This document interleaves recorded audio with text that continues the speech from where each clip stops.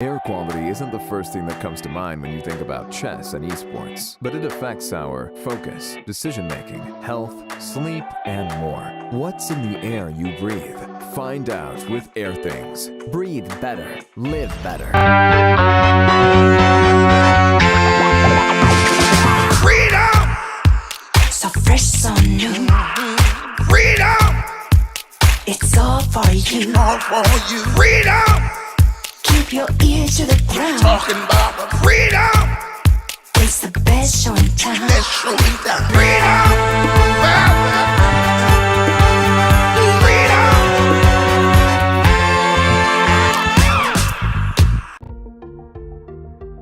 So this is the broadcast tool here, ladies and gentlemen, as you can see in all its glory. You can see the notation.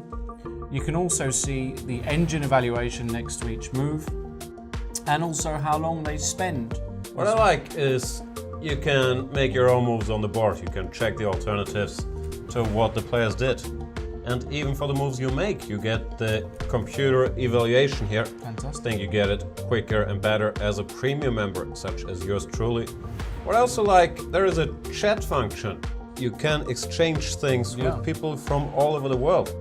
If you want to see something else, let's say you're watching a tournament and you want to see all the games at once, no problem displaying. I have no idea how many games there are, like 128 games at the same time. You can do even more. This is a team competition. You click on multi-board. That's beautiful. You can see all the 8 games going on at once.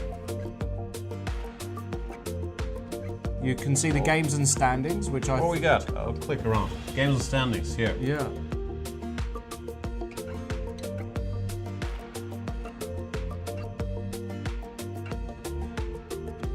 Analysis, if we click on that tab, that's Let's a nice click on it. You can see that it's a great little graphical illustration. The red line is 0, that is the absolute even mark. And if the white bars go up, the further up they go, the bigger the advantage. And the black bars show a black advantage. Then there is a database, and here we get the alternatives. And if we click on a move in the database, bam, it gets played on the board. Fantastic. And then the PGN can even be downloaded. I like that feature. Yeah. Whatever tournament or game you're following, you click it and you open it in the program of your choice. Yeah, and one of the great things I like to see as well is when we get a video from the playing hall. I like to see them in their seats, nervous, you feel the tension, you feel like you're there, don't you? Chess is really becoming a spectator's internet sport. Great that we can see that. I also love to see the fact that we can get in some of our friends to join us during the broadcast. And it's all interactive, that's what we love. And a lot of overview functions there. a lot of great functions there, ladies and gentlemen. Make sure you take advantage of all of them. Let's get back to the commentary. Keep tweeting us, hashtag C24Live. We love to hear from you. Ask us anything, mainly about Lawrence life, but if you have other questions, they're also welcome. Also send us anything you like about Jan. Hashtag C24Live. Absolutely. And queen takes f3. Oh! What is going on? Oh, this is going to be a fortress. I just don't see any hopes at all. This is very easy. Just rook back and forth. Taking chess to the next level. Wow. Wow. Wow, yeah. Nothing else to say. Wow. Creating the future of the sport. Introducing the Champions Chess Tour. 10 months, 10 tournaments. The world's best players online and on TV.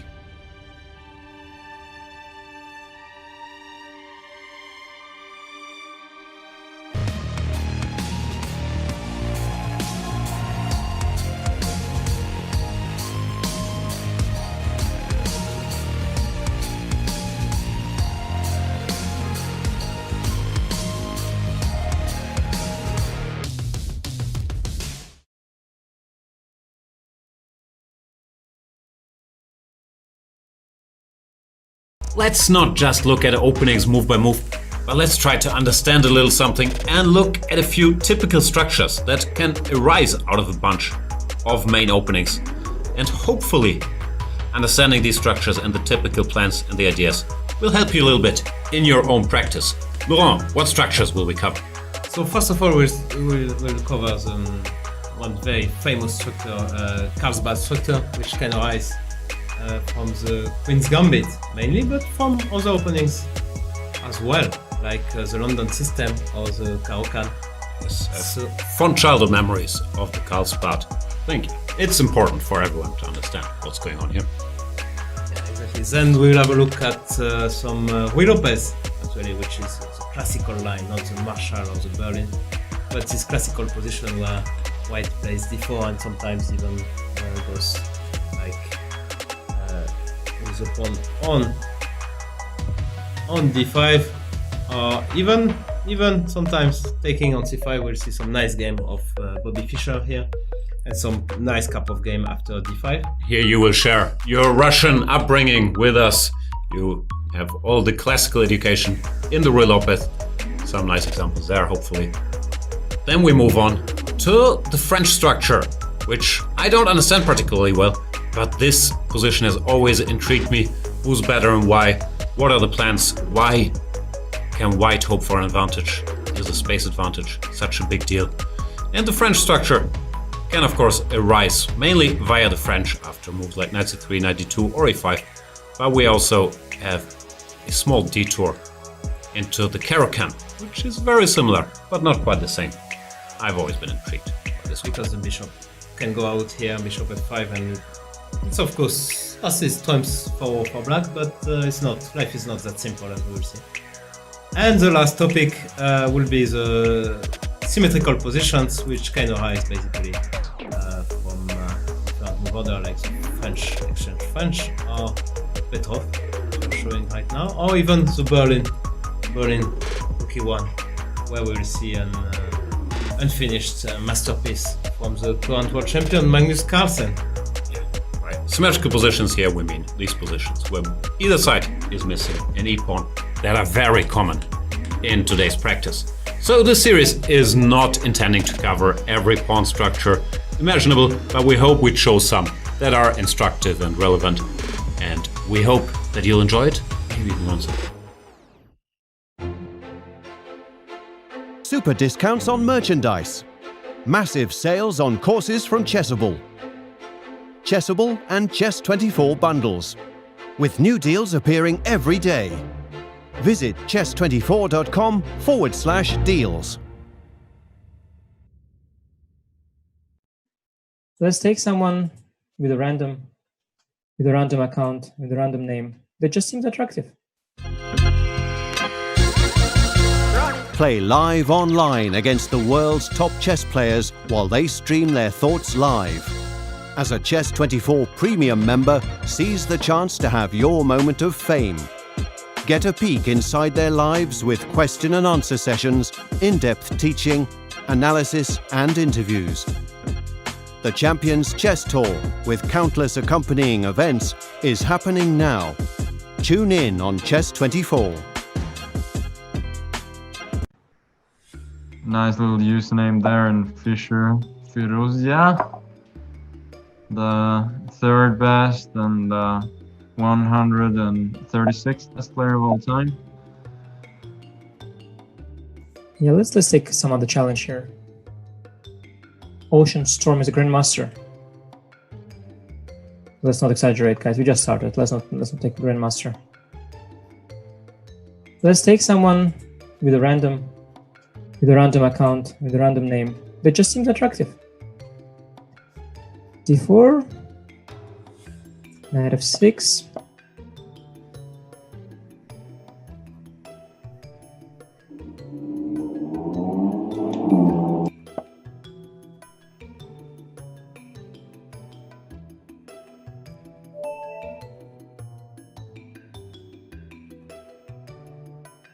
Yeah, stop playing with my rating, guys. That's becoming a bit embarrassing.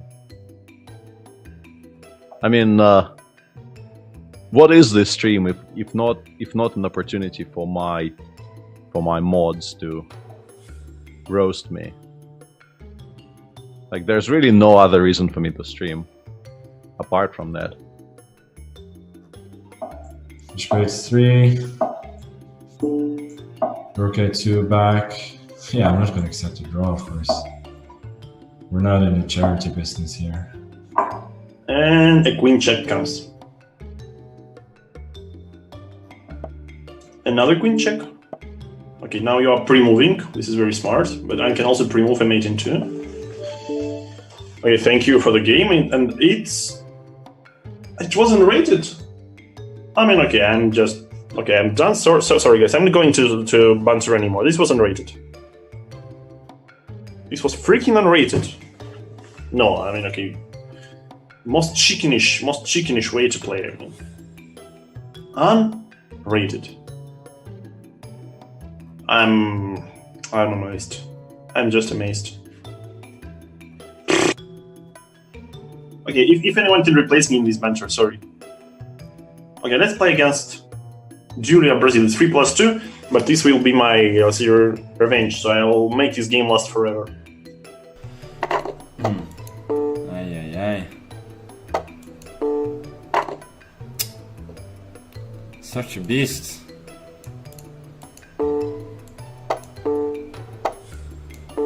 Yeah, okay, this is pointless. Okay. Good game. What were we saying? There. Okay.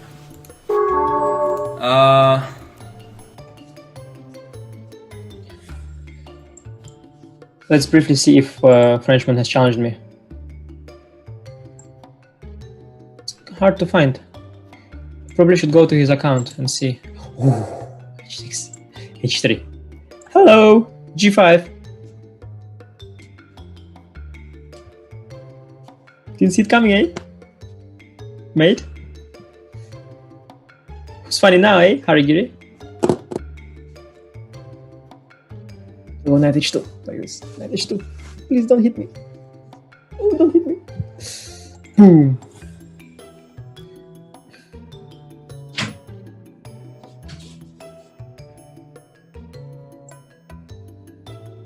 You don't accept my challenge. Ah, okay, I'll accept. Oh, I didn't see a challenge. You're too afraid. I'm not afraid. I didn't see your challenge. I'm sorry. Okay. Can you go, please? I'm shy. I'm can you gonna please sit next to you. No, can you while please you're go? playing. No, please. Can you go somewhere else?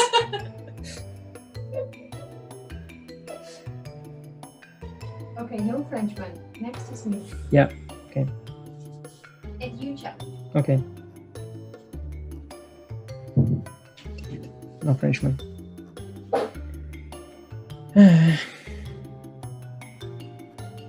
Being tossed around here by my wife. Hello, Miss Tactics. Hello there.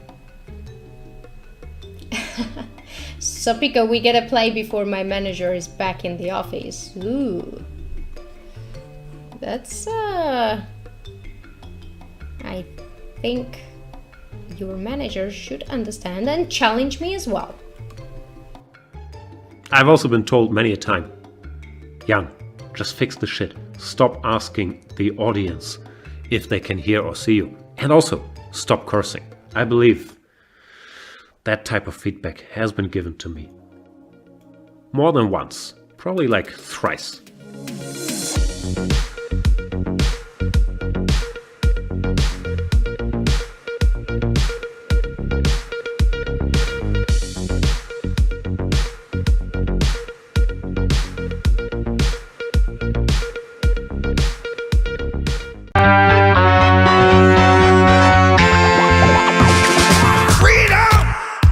So fresh, so new. Freedom! It's all for you. All for you. Freedom!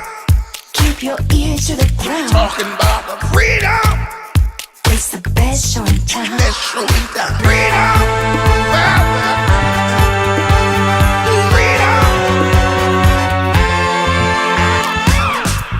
Air quality isn't the first thing that comes to mind when you think about chess and esports, but it affects our focus, decision-making, health, sleep, and more. What's in the air you breathe? Find out with Air Things. Breathe better. Live better.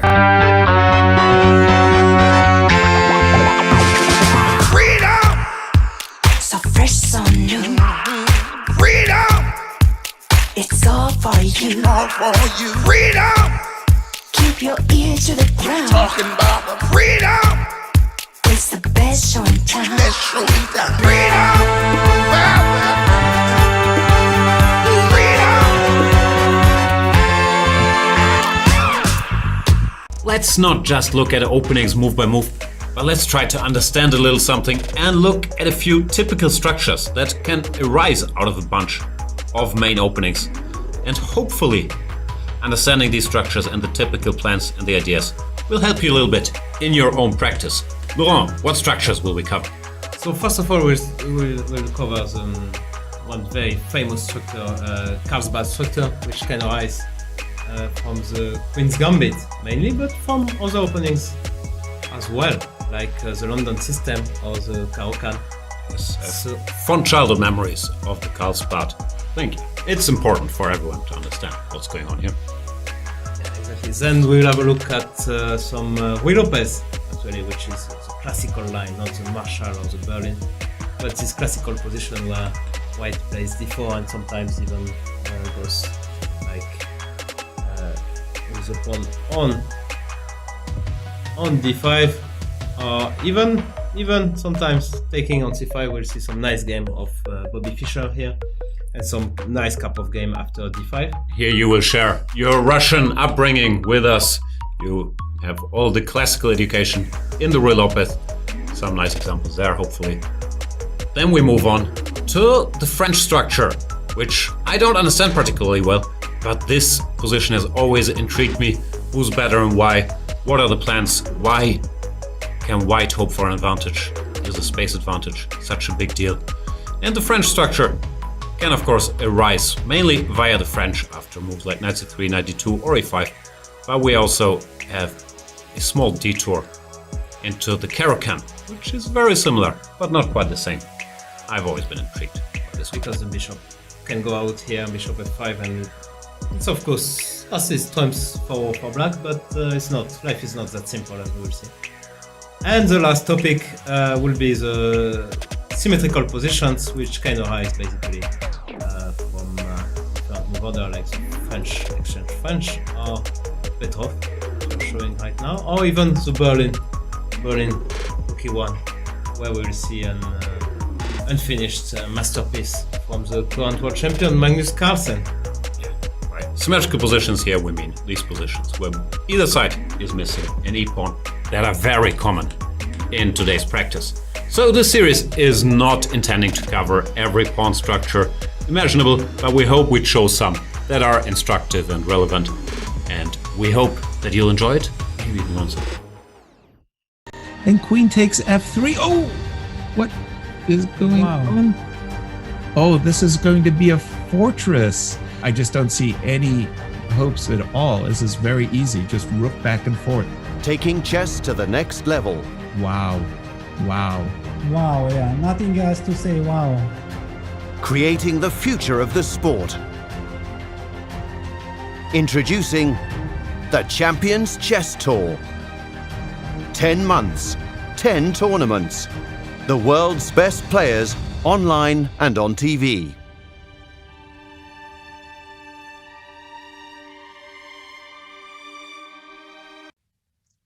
Welcome to the quarterfinals of the Magnus Carlsen Invitational. We've had 3 incredible days of fighting chess, most of which was seen leading by Anish Giri, the preliminaries, but at the end of it, it was Magnus Carlsen who finished as seed number 1 going into the quarters. Let's take a look at how our preliminaries ended. Let's bring the standings up. Magnus Carlsen finished the table with 10.5, Anish Giri at 10, Wesley So 9.5, a half-point gap between these players, Hikaru at 9, Jan Nepomniachtchi. I think this was the most spectacular performance for day 3. Day 1 and day 2 had been very forgettable for Jan. He scored a heavy 4 out of 5 on the final day. He started day 3 being on the 10th spot. He was in the dropout zone and managed to climb out of it into the top 8. A stunning performance by Jan. Also, the only player who beat Anish in the qualifiers. The other player we are very excited to have with us in the quarterfinals is Alireza Firouzja. Now, if you look at our top 8, Alireza is a debutant in the quarterfinals. We've seen the other 7 names before. We've seen them fight it out in the Champions Chess Tour as well as the first edition of the tour, the Magnus Carlsen Chess Tour. I think the entire chess world is very excited to see Alireza in action. He was very, very convincing. He narrowly missed qualification in the Skilling Open, but this time he was ready for the task, as he mentioned in his interview that he had learned from the past how to do it, and that's exactly what happened. Maxime Vachier-Lagrave finished at 7, and Levon just edged out Sergei Karyakin in the tie breaks because he was the one who beat Sergei in round 3 of the preliminaries, which meant that he made it into the quarterfinals while it was the end of the road for 8 of the other players. And just take a look at the star cast that did not make it. I mean, this just shows what an incredible field it was. Sergei Karyakin, Daniel Dubov, Temur Rajabov, Shakhriyar Mamedyarov, big heavyweights in the event all find themselves out of the tournament. And this means the quarterfinals is about to begin. Now, while the action on the chessboard was intense, big fights, but there was one particular moment that stole the show. After 14 incredibly difficult rounds, lots of drama, lots of action, hits and misses, Magnus Carlsen and Hikaru Nakamura decided to take it a little easy and gave us a bit of fun. Ending their day with the Bomb Cloud. And I could not have put it better than how Chessbay did, saying that historical, also hysterical. We saw a double Bomb Cloud there. Only happens in chess and space. Take a look at this video. This is how it ended.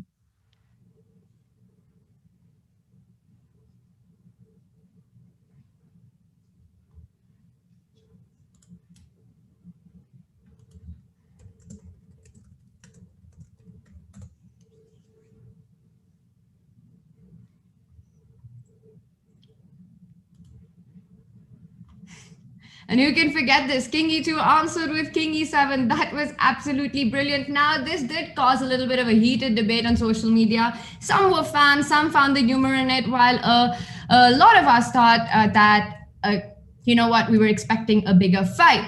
But whether you love it or hate it, I have to say that that gave us some very rare footage of 2 incredible rivals, just monstrous rivals in this format, sharing a light-hearted moment. And I have to say, I love that. As Chessbay said it, historical and hysterical. Now it's all time. The fun and games have stopped. It's time for the knockout portion of the Magnus Carlsen Invitational. And there is very little margin for error. There's very little margin for anything, because take a look at our knockout format. Each of the matches will be played over the course of 2 days. We're going to have 2 sets. Each set consists of 4 games. A 4-game mini match. And if it is a tie after set 2 on day 2, that's when we will see a playoff with 2 blitz games, 5 minutes with a 3-second increment. And if that's a tie as well, then we go into an Armageddon. And this is why it's so crucial and critical for the players to actually finish as high as they can in the qualifiers, because the player who does that gets the right to choose colors throughout the knockout format. And that really does matter if it comes down to the Armageddon. We've seen Magnus Carlsen, Anish Giri at the top of the table. So these 2 players will have the right to choose colors, and they are getting ready. We will have liftoff in just a couple, setting up their Opera browser. Mine is already set up, and I have to say that I have been using it throughout the tour, and I am absolutely loving it. There are some very cool features which have inbuilt social media, and I can see mine already. There's Instagram, there's already WhatsApp and Messenger installed. Plus, there is an inbuilt VPN as well. Check it out for yourself. I think it's mega cool. Besides that, it's also Airthings that is taking care of the environment from where our players are playing by monitoring their air quality. And we see there Magnus Carlsen with his Airthings device. We do know that the air that we breathe has a direct effect on our cognitive abilities, our decision-making, how focused we are. And if we look at this field that we have at the Magnus Carlsen Invitational, focus, nerves, complete concentration is going to be absolutely key. Let's also quickly take a look at what is going on Twitter before the 8 quarterfinalists start the action.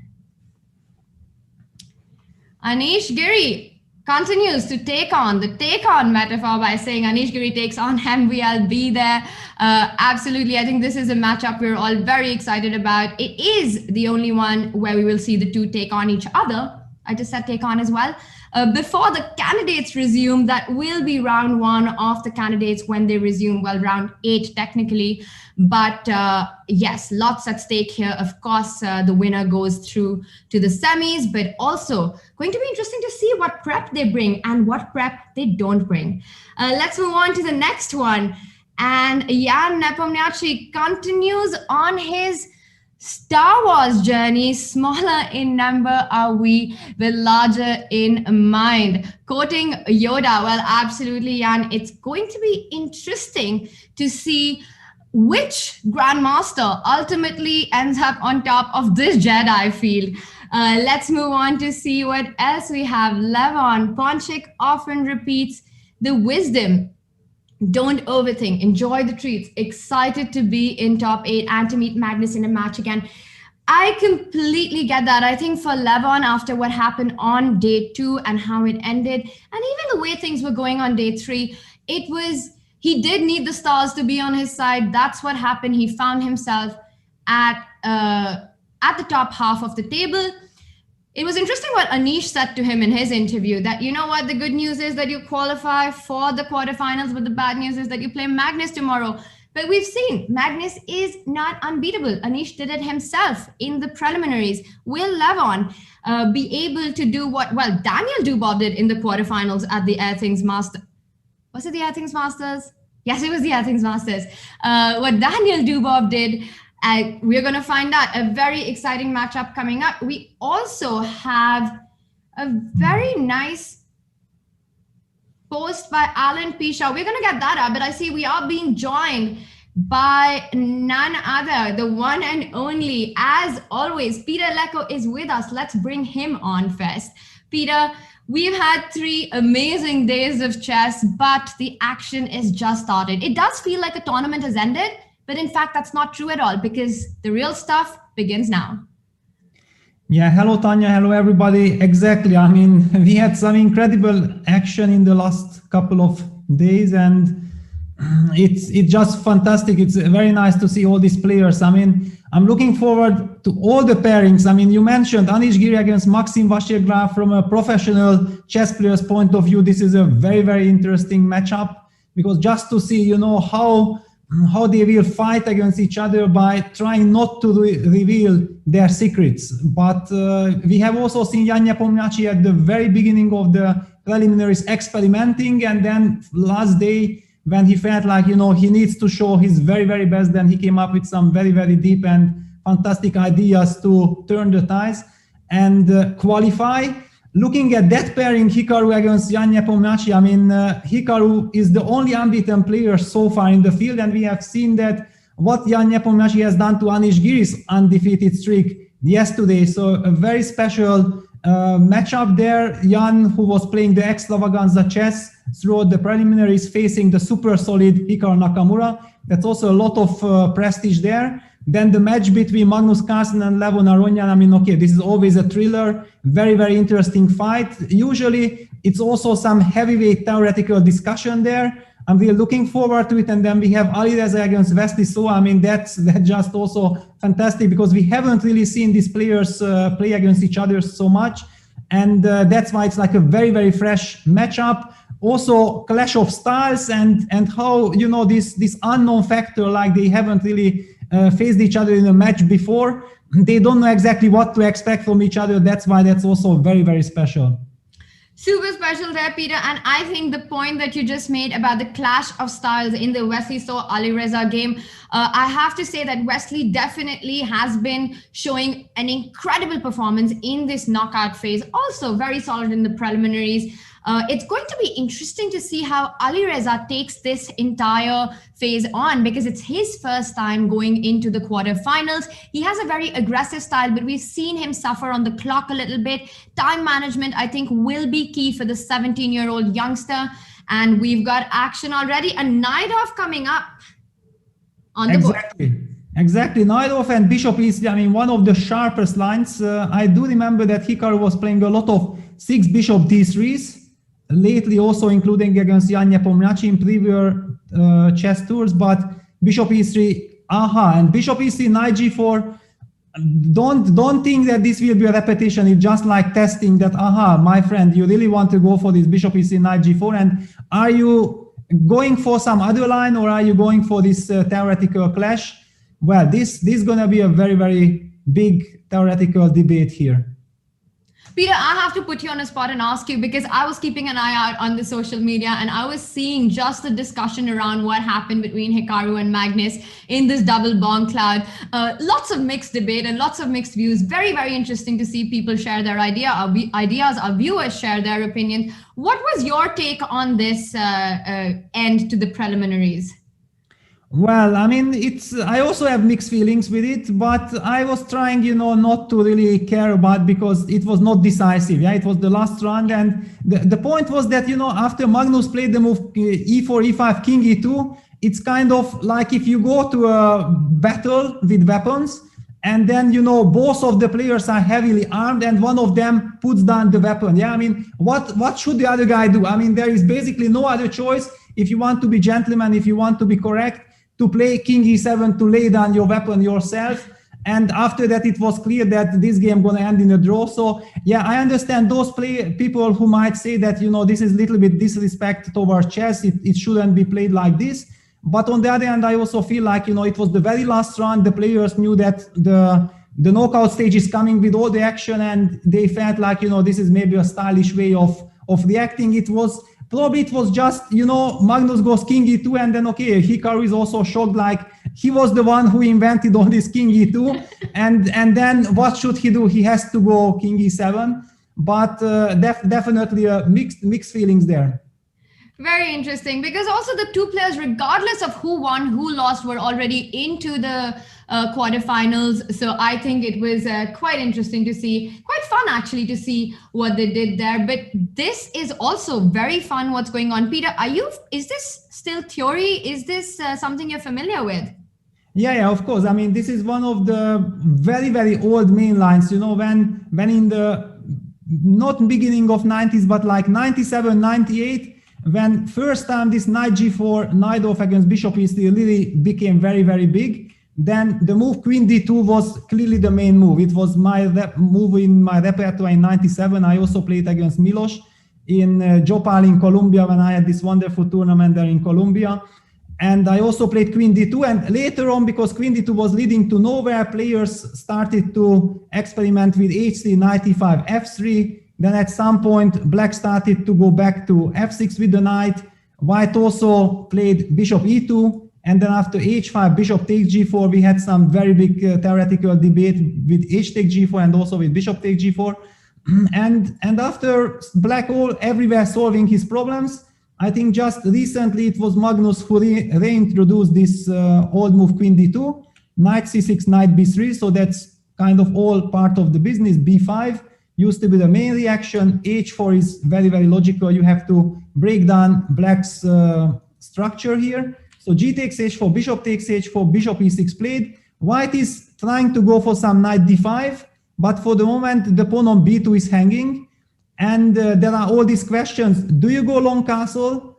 Do you castle into this direction, which is one of the most logical moves, and then planning to go for knight d5? Or are you trying to break the structure? I mean, there are all kinds of move orders. Now, I'm not entirely sure if this bishop e6, because we see that Hikaru suddenly starts to think.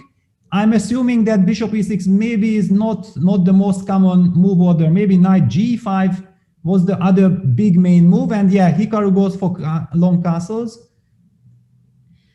I think for Hikaru to choose long castle is something that still makes a lot of sense. I like rook c8. You want to start eyeing that c3 knight. Sometimes you might even sacrifice an exchange there. Big questions for Jan as well. What does he want to do with his king? Would he rather feel it's safe on e8, or will he eventually go for short castling?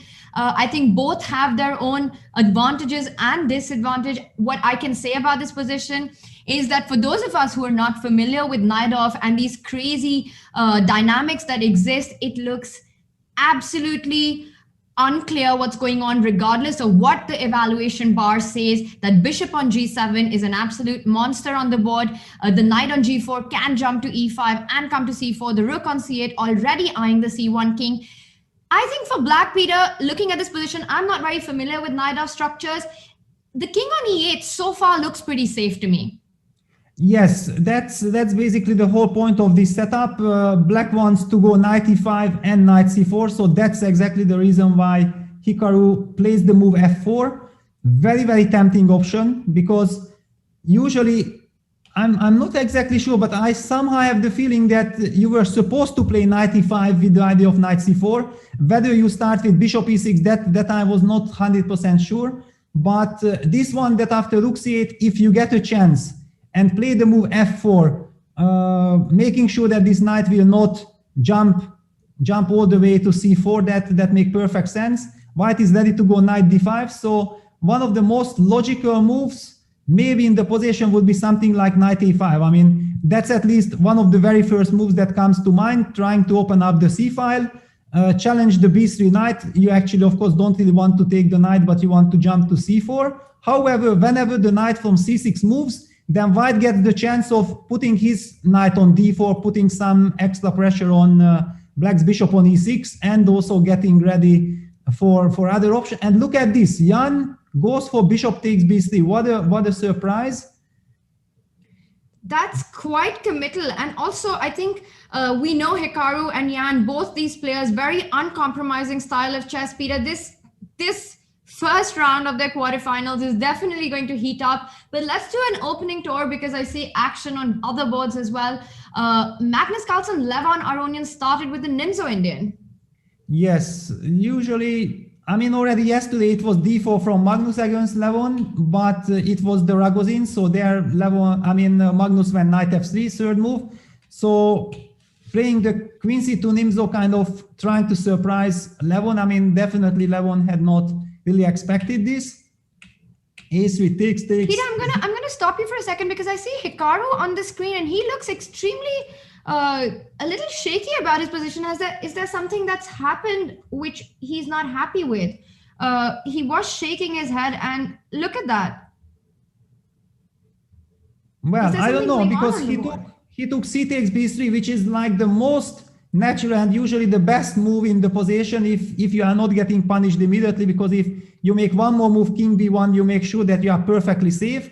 Contrary, if you take with the a pawn, then you run into all kinds of issues with queen a5, starting queen a1 check, and after king b1, black goes knight b4. So in this regard, I feel like, c takes b3 is the most natural move. There is no reason to shake your head unless you spot something, or you just play with the audience. Yeah, that's another possibility. You remember, Peter, when Hari was on our broadcast, he did mention, do not trust Hikaru's expressions at all. It could mean anything. He is one of the most expressive players on the circuit. It's always interesting to watch him on camera. Now, before we go back to the Magnus game, Peter, you mentioned that taking CB3 is the most natural decision. And I have to ask you about this, because what we normally think is taking with the side pawn, bringing it towards the center, and also not opening up your own king on the c file feels very counterintuitive. So why is that justified in this position, and why do you think that's the right way to go? Yeah, I mean, it just secures your king much more, because if right now you get one more move to go king b1, and I don't really see the reason why you shouldn't be able to get that possibility. Okay, the only question is, if black plays the immediate b4, but it gives up the c4 square. So after b4, I'm expecting something like knight d5, and the only real question and the head shake basically could only be connected with something like knight d4 check and king b1, rook c2. However, since you have the move bishop c4 at your disposal, then I don't really see the big danger, the big deal. Because in fact, if you really get bishop to c4, then it's resigned. So black cannot, unless he's winning on the spot, he should never play the move b5, b4 in this structure. And otherwise, white just goes king b1, then we'll be ready to play knight d5. And white's king is very, very safe, because compared to a takes b3, yeah, because you would like to play a b3, but it runs into immediate issue with queen a5 threatening queen a1 check, and after king b1, you're gonna play the move knight b4, threatening to take on c3 and then give queen a2 check and probably checkmate in the next move on a1. So basically, it's also like a forcing move. C takes b3. That's why not really a surprise value there for me. All right, well, it looks very natural, and especially after you explain the dangers on the A file. Hikaru continues to look not very happy about his position. We'll just have to wait and find out what he was worried about. Peter, let's get back to the Magnus game. Yeah, so the Magnus game, yeah, it's a queen c2 Nimzo. Takes d5, and Magnus goes for bishop g5. A quite provocatory move, because usually the very main line is like knight f3 and then d takes c4, queen takes c4, b6, and white goes bishop g5. That's kind of the usual move order, how they are getting these main positions. But by playing the move bishop g5, actually black can go d takes c4, queen takes c4, b6, but then white has extra possibilities here, like putting the rook first to d1. Sometimes you put the rook to c1. I mean, all these things have their own theory. Usually it's supposed to be fine for black, but if it's a surprise value, then basically one can understand also the desire from Levon to try to counter surprise Magnus.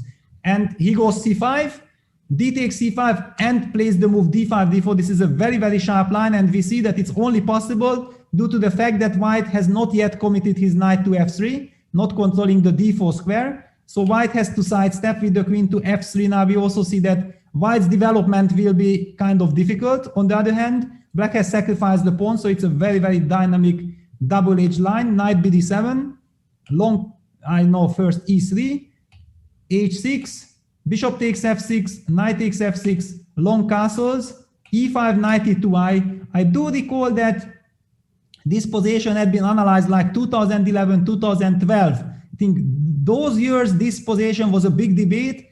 Ever since, I only recall one game by Vidit recently from the white side, which he managed to win against somebody. I'm already not entirely sure against whom.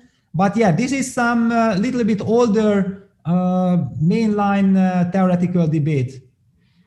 Peter, I'm looking at this position and what am I missing after d3, bishop g4? What's going on there? Isn't white losing material? But I see the evaluation bar says it's totally fine, but what's the point here? d3 hits the knight on e2. de2 is a threat because rook d8 can be met by e1 queen. And if you move the knight to g3 or to c3, I simply want to go bishop g4 with a skewer. Yes, but okay, now then let's just continue. So after d3, I go knight c3, and if you play the move bishop g4, I probably take on d3. Yeah? I take rook d3. You just sacrifice an exchange and say you've got a lot of pawns. So bishop f3, you take on d8, and rook d8, you take gf3. And how should one evaluate this position? Yeah, I have 2 pawns. Okay, they are double pawns, but if you are not able to target this pawn, and I might be able nicely to protect with b4. All right, it's very, very sharp. I mean, I don't think that rook a8 is the good move, because then I'm going to play b4, and I'm usually worried in such positions if you are breaking up with a5 and then you need the rook on the a file. But what I feel that the knight on f6 is a little bit far away, and my knight on c3 is lovely. So if I get some time to just develop, I believe that in long terms white is better here. I don't really dare to say exactly what's happening, but seeing that the players blitzed their moves out more or less, I'm assuming that, or at least Magnus, it should be some part of a preparation for him.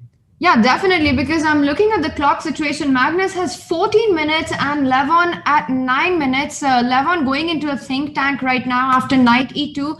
Knight e2 also hits the d4 pawn. So black really does need to take a decision on how he wants to react. The only 2 moves that come to my mind to react to this is this idea with d3 that we saw, or to go e4 d3. But I have to say that committing the move e4 just leaves this d4 square for the knight after the queen moves away. And I'm not loving that.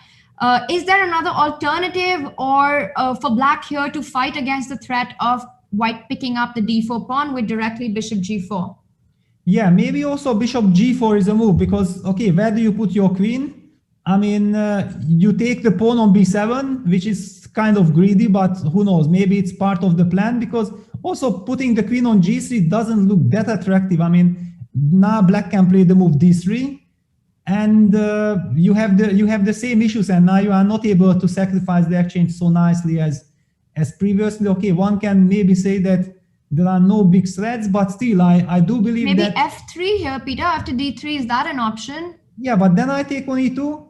Bishop e2. And then you take on d8. Wow, this is very tricky. Yeah, this we have to show. Yeah, d takes e2, and after rook takes d8, the queen from g3 covers the e1 square, so I have to take basically e takes f1, check queen, rook takes f1, you take back on d8, and then I have f take g4. Yeah, that's a wonderful line. So that's kind of probably the justification. Yeah, that queen. That's actually a very nice line, Peter. And I just want to point out that f3, d takes e2. Initially, what I had in mind was white can perhaps go bishop e2, where he has a double attack on the black bishop and the queen. But actually, black would have the option to fall back with the bishop, taking care of both these pieces. But the line that you were just mentioning felt very strong. Yeah, and it was a big surprise for me because I was kind of expecting bishop e2, bishop d7, and I'm perfectly fine. I felt like, this is not working. And then you asked me why not f3, and then I realized to my horror that, hang on, yeah, now the queen on g3 and discovering back the e1 square. I mean, it shows why Levon is thinking. I mean, the position is super tricky, super sharp, and maybe already your decision here will determine how the game will end. Definitely, it does look like a very, very critical moment for black to decide between these options of bishop g4 directly, d3, or playing e4. And also, I think that moment that we were just discussing with f3, why it was so difficult, I think this happens in chess a lot because the queen on g3 was actually not defending the e1 square previously. But then you make this one move with a different idea, but what you don't realize is that it also has this other effect of opening up the queen on g3 to defend the e1 square. And these are things that we see very often happen in chess, these kind of misses. Yeah, exactly. And also because the queen is still on f3, yeah? So when you first calculate all these lines, it's probably connected with the move d3 that, I'm threatening actually to take, and I have this e1 queen idea. So it's already stored in your head that, okay, always d takes e2 and e1 queen will be a threat. So you calculate your lines, everything, then suddenly later you switch to bishop g4 just to clarify, and then your brain already kind of storage this motive that, okay, so after queen g3, d3, I'm settling d2, and you are not even thinking about that, hang on, with f3, things have changed because now the queen is already on g3, and so on. Yeah, very, very easy to miss. And yeah, goes for bishop g4. Queen g3 immediately played is what we just discussed. Are we going to see that on the board? He goes knight e4 instead and going for this position. Also a very direct line, but he's burnt a lot of time on his clock. He's down to 6 minutes while taking this decision. Yeah, and to be honest, I'm not exactly sure because I was thinking about this. Taking on h1 doesn't feel right. And if you take on d1, I probably have the move e takes d4 first. Yeah, this is kind of why important. Can you not? So king takes d1. You don't like de3, even though there's queen d5. Then black, let's just show that line. After de3, you can go queen d5 though. Yeah, but then I sidestep with my queen, and your queen is a little bit awkward. Yeah, I'm gonna get a very big tempo with rook d8. All right, so you have to go e takes d4 instead of taking the knight first. Also because the knight really isn't running away anywhere. Yeah, exactly. So this is kind of trapped. Yeah, knight takes d1 on the board. So I'm expecting e d4, and you might be able to, you can take on b2, and then I'm going to take king b2. You take e takes d4, and then I felt like, something like knight c1 is probably the move. I just want to very quickly develop with bishop to, but okay, you have some rook e8, rook e3 ideas. I don't know. This is looking super sharp. You can also go with the knight to f4, trying to get knight to d5 and bishop d3. Maybe this is the construction. Yeah, maybe this is knight f4, because then against all kinds of rook e8, rook e3 ideas, I will have knight d5. And if I get bishop d3, knight d5 combo, then it might look like my king is weak, but in fact, maybe black's king can be also targeted. So very, very sharp position. Finally, Magnus taking his time. I am not only worried about Levon's position on the board, but more so on his clock situation, because handling this with just 5 minutes on the clock is going to be very challenging. And Peter, both these Jan Nepomniachtchi Hikaru and the Magnus Levon game are extremely wild, but that's not where it stops, because take a look at all that's happened on the Anish Maxim board. Also completely crazy. No, Anish Maxim, unfortunately, we are not having yet, or at least I think it's been fixed. Unfortunately, I'm not having it yet. I don't know what, maybe I have to do something. We are getting the message that it is being fixed shortly.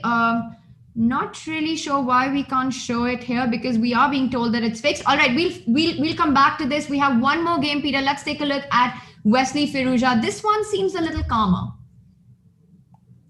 Yes, just a second. I was told that I should unclick something. Now let me click back. Is the Maxim game appearing? Still, it does not appear. I don't know exactly what's happening. Okay, for the moment, let's stick to the Wesley game against Firouzja, because this is a strategical battle. I mean, it's a really strategical battle. We see that Wesley So is using an anti-Alireza strategy. I mean, he just doesn't want to go for some very complicated sharp line. He just wants to play chess.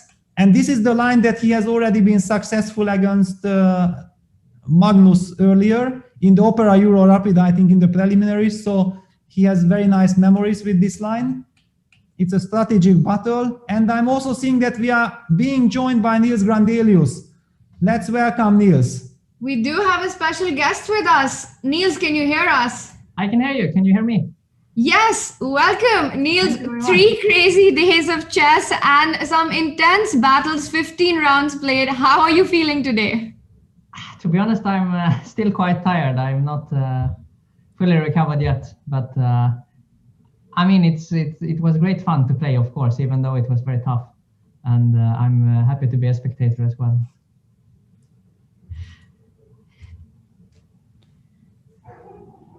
Yeah, I think sorry, go on, Peter.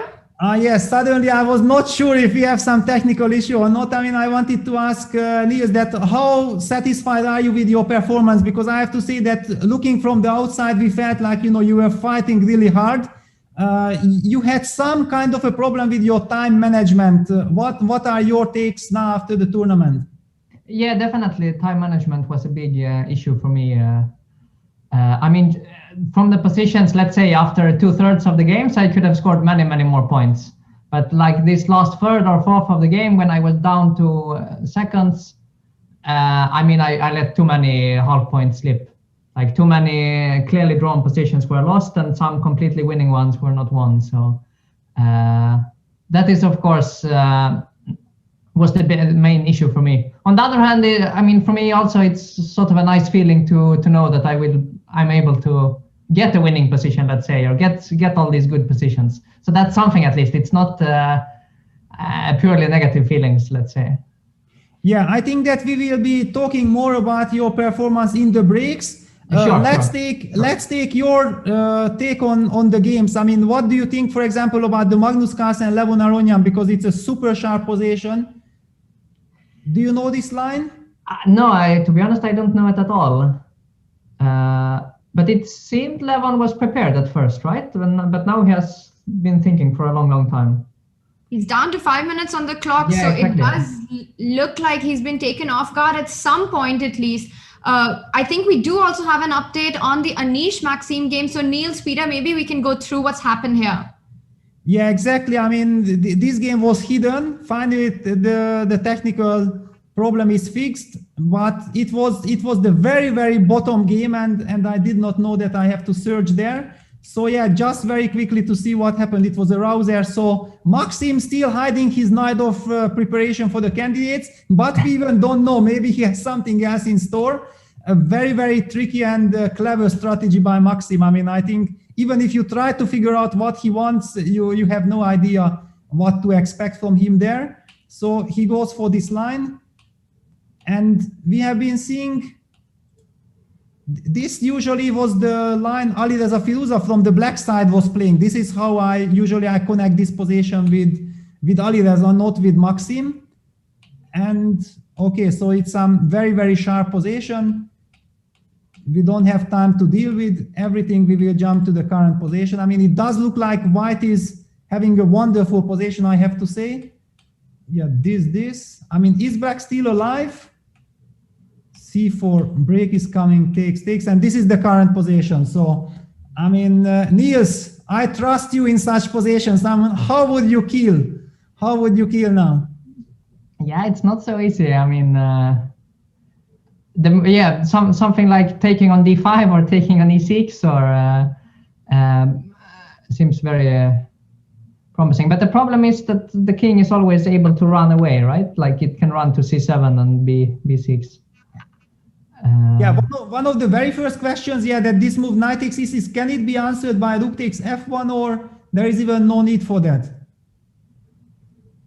Probably it can, yeah, but I mean, worst case, you can also maybe take it with the queen, right? And just rook f7 and play one pawn down.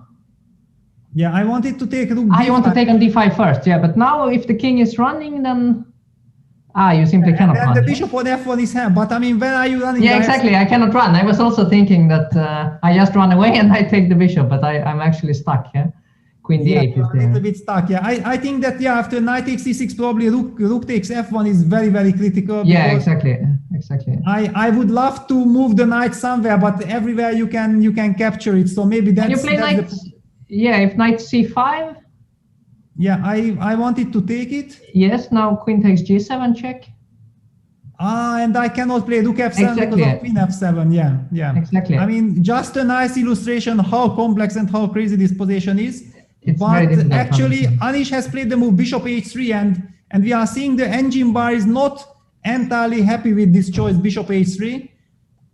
I mean, certainly Anish is down to 4 minutes 42 seconds, so he must have really calculated this knight takes e6, but maybe it was just way too complicated over the board to figure it out.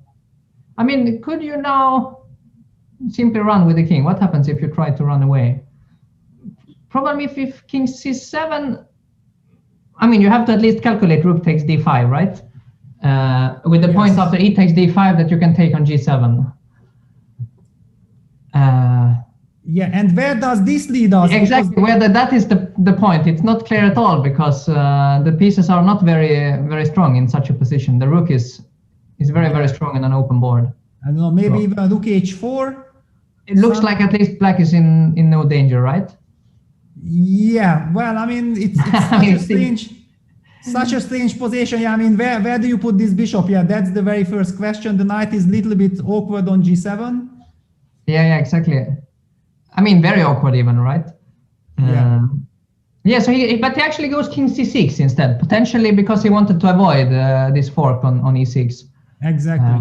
So this does allow queen c8 instead, but it's probably not dangerous at all. Yeah, it seems like black anyway believes that he has to run with the king to b6, then it's no matter if he's coming from c7 or from c6. Just run. I mean, as a neither player, defending and structure player, I mean, it's so natural to just run towards a7 with the king. Like it's the first thing that crosses your mind always. And it's funny how in Naidov you're never thinking about short castling or long castling. It's always running with the king one step at a time. Exactly. I have to ask you, in this position, the knight on g5 is attacked as well. Would it make sense for white to try and reroute this knight to f6 from knight h7, knight f6? Does white have that much time in this position? Yeah, maybe, but also on f6, it's quite far away from the king because the king just ran away. You don't care, you just continue with the plan of king b6. Yeah, probably. I mean, it might still be sensible to do it because, as you said, the knight is hanging, so you need to do something. But to me, I mean, it looks like black is about to take over completely. Oh, wow. In the position. I would much rather play black here.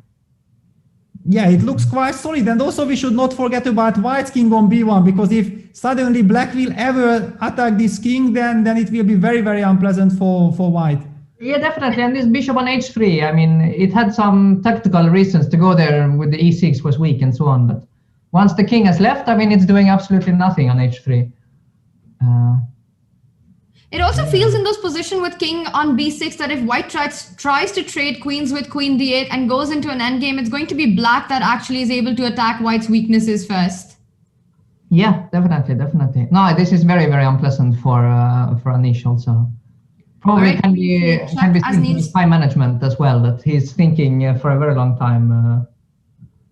Yeah, because actually, I have to say that I'm really not happy with this bishop h3 move. I mean, he did spend a lot of time, and there was this direct way of knight xe6. I don't know, maybe we are missing something, but I mean, it looks like such a practical choice. Like, you make sure that you destroy black's very stable construction, and bishop h3 giving the chance for black's king to run. I mean, it looks practically like, you know, black is finally very, very happy. Yeah, and also all the moves for black are very easy to make. Yeah, I mean, this is like 3-4 moves that you can make just by hand, yeah, more or less. And with white, you have to make sure that you're not. But now, wow. And look at this. Yeah, he goes for this sacrifice, but rook d6, queen d6. I mean, what is so? He wants to take on e6 first with the bishop. So bishop e6. Bishop e6. So okay, black will recapture.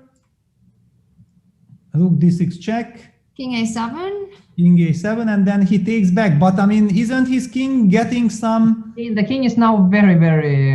Yeah, because I cannot take with the queen, because then you give check and you give queen c7 check, and this should be checkmate. White's king is not able to escape, and if you have to take with the rook, I mean, that's then the rook is trapped, kind of. Yeah. Yeah, it's also very, very dangerous. No, yes. You might give a check and then jump queen b4. I mean, this. Yeah. This might be just Very lost. scary. Yeah, I mean, most probably just over, right? Yeah, this is what we have been talking about. Yeah, that if black eventually will get to, yeah, and Anish takes rook e6, if black will get the chance to attack white's king, then in fact white's king will be in a lot of trouble. And the thing is here that, like, even if it isn't a mate by force, you will never survive it in a practical game with 2 minutes. It's just impossible to defend when your opponent has a safe king, like the king on a7. Like, if you don't miss anything here, you will miss on the next move or the move after that, and I mean, it will never get better. That's actually a very, very important point, that practically this position with the exposed king on c2 is just so hard to play, and Anish is down to 2.5 minutes on the clock. Rook c1 check, rook f1 check, king c2 on the board, just has to get the queen out into the game.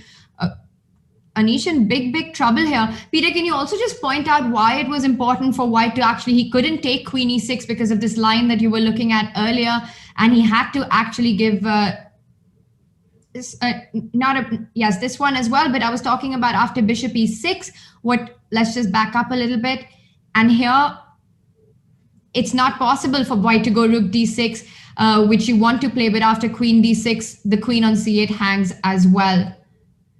Exactly, yeah. This is the big problem, because otherwise, at least after rook d6 check, you know that you are probably getting some queen c5 check. Maybe it's nothing, but at least there are some hopes. But yeah, like the only question, you know that we all know, Niels maybe is not entirely familiar with this, that usually Maxim is blitzing out all his moves, and now for a moment, now ready for a minute, he's hesitating about queen b4.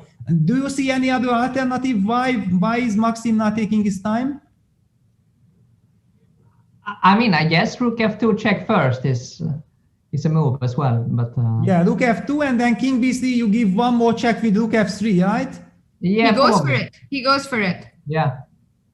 Yeah, and then king c2 and then queen b4, even stopping any kind of queen c3 retreats, or exactly. The rook might be slightly more active on f3. And there is some defense based on rook f6, but I mean. This is but you are very scary. I mean, I don't believe in such defense. Yeah, but after rook f2, Niels, what if white falls back with the king to b1? Yeah, then I simply wanted to play Peter's idea then again with queen b4. And queen c1, trying to keep the back rank under check. Yeah, I did not calculate further, to be honest. I just assumed that something like rook e2. Rook e2, rook e1, or rook e1, rook e2. You still have rook d6. It's not over yet, because then you are just in time to return. But okay, it's very shaky. He goes for king b3 and rook f3 check. Rook f3 check, yeah. Yeah, king c2, and I'm expecting queen b4 now. Most probably. I mean, you want to go always to b4 to cover the c5 square, and this is the key. Exactly. Yeah, I want to Otherwise, cover the counterplay. c5 square. Yeah. I feel like whoever gives the first check will win the game. Yeah. So I want to make sure. Black. Looks like it's going to be black. Yeah. Yeah. And now Anish is taking his time. Basically, the other move is like king a4. But then b5 check looks very strong. b5 right? is checkmate. Then rook a3. No. You should probably go it. Yeah. That's beautiful. I mean, that is just a direct checkmate immediately. I mean, but Anish is taking his time. I mean, what else? King c4. Is he trying to make king c4 work? Probably. Yeah, Queen h4. Yeah. You have a check. Yeah. Then this is bad news. Okay, I have to keep my poker face. Run king c5. There's just queen f2. That's the, or maybe even, I don't know about b6. It looks really weird, but maybe just queen f2 check. And king c4 on the board. King c4, yeah. On king the c4, board, okay. yeah. But I have a feeling Maxim. We have king c5 as well. Yeah, I mean, okay, king c5 was already only move because king d5, rook d3 was immediate checkmate, so I had to. It was not such a brave move. It was the only move. Yeah, king c5. Okay, so what white wants to do is go king d6 after queen f2 check. Probably. Yes. I mean, if white is to move, then rook takes a6. He wants, but black will keep checking forever, of course. Yeah, because here it seems to me like I'm more or less safe, but maybe even this is not safe because, but I mean, I was much more worried with the king on c2 than with the king on e7. Yeah, exactly. No, I mean, it's a funny thing that pieces are generally not as good at going backwards as forwards. Yeah, so it's like very often it's a good idea to. I remember once in Vachier-Lagrave actually, I mated Alexander Ipatov by running with my king in the same opening. I was running to e8, and then I was giving some mate on the king on g8, just in a very similar fashion. And Niels and Peter, we are being told that the only move that wins in this position is going for b6 check directly here, taking advantage that white can't pick up the pawn on b6 after rook b6. Amongst other things, queen f2 looks like the simplest move that you win the rook. Let's just try and calculate what's the winning line after b6. What happens after king d6? Yeah, now you have rook d3 check, queen on h4 covering the e7 square, I believe. Yeah, this is very important. And if I keep my journey, you know, it finally ends with queen f7 check. Yeah, just when I'm close to my reinforcement, I'm getting checkmated. Yeah, this is. That's actually a beautiful position with white's king getting checkmated on c7. You don't get to see that every day. Absolutely, but then after b6, it's game over or what? Looks like that, no? I mean, it's a forcing line. What you got king b6 on the board. On the board. Maxime finds it. Maxime doesn't miss these things. Yeah, never. Yeah, king c6 only move. But queen a4. Very important point, Peter. Sorry, Niels. Go on. Yeah, I was just suggesting queen a4 check as a move. But now just rook f7 wins. Rook f7 check and it's over. Yeah. Yeah, that's it. The queen is lost. Wow. This is quite a game, and that's it. He picks up the queen. Anish continues to play. Yeah, but now queen c4 probably just pinning this rook is very, very unpleasant. If it was white's move here, white's actually winning with rook e7, rook e8. Yes, but I mean, just pin this rook and then you will have to make some very ugly move and then probably black's king is just approaching. Yeah, queen c4 on the board. This is a very clean solution. Yeah, the king is simply coming very, very fast to stop the pawn. Yeah, b3, queen d5. Queen f4. Okay, yeah, because anyway you provoke the king to e7. That's kind of the key, and then you are coming with the king. King take g6. You can take, but I don't care. I'm just coming with my king. King b7, king c7, making sure that the e-pawn, and then I will collect everything later. Not an issue. Wow, what a game by Maxime, yeah? Absolutely. And Peter, I think we can call this as Maxime taking the early lead in their first set. A lot of action has happened on the other boards. Should we just quickly jump to Hikaru, because it looks like he's got 3 pieces for a rook? Yeah, I think Hikaru is just completely winning. There is no intrigue here, so let's continue our journey. So Hikaru is winning the first game. And what about Magnus against Levon? These are also 2 pieces. but at least it's only 2, not 3. Yeah? That's already a big achievement for black. But still, the position very, very unpleasant because the rook on c5 is kind of trapped. Yeah, white has wonderful knight on c3, setting to go bishop c6, locking down the rook on c5. I mean, and very nice choice by Magnus. Yeah, rook f3. This we have been hearing Magnus when he was commenting the game Anish Giri against Shakriya Mamedyarov, and I think it was very instructive when he said that when you have 2 pieces and rook versus 2 rooks, then usually keeping the rooks on the board is beneficial for the side who has the 2 pieces, because in this case black's rooks are limited, and I feel like this is exactly the same case. All right, we do have our first result. Hikaru Nakamura has won game 1 in his match against Jan Nepomniachtchi. Peter, on the other board, I think Firouzja also does look like he's in a bit of a trouble. I'm looking at the position. Wesley's got these 2 G and H pawns, which look way stronger than black's pawns. He does have an extra pawn. Is this, Niels, what do you think about this endgame? Is it more winning or is it more draw? It's somewhere in between, but yeah, probably more winning because you have 2 rooks. Yeah, so yeah, exactly. I also feel like difficult to get counterplay with one rook.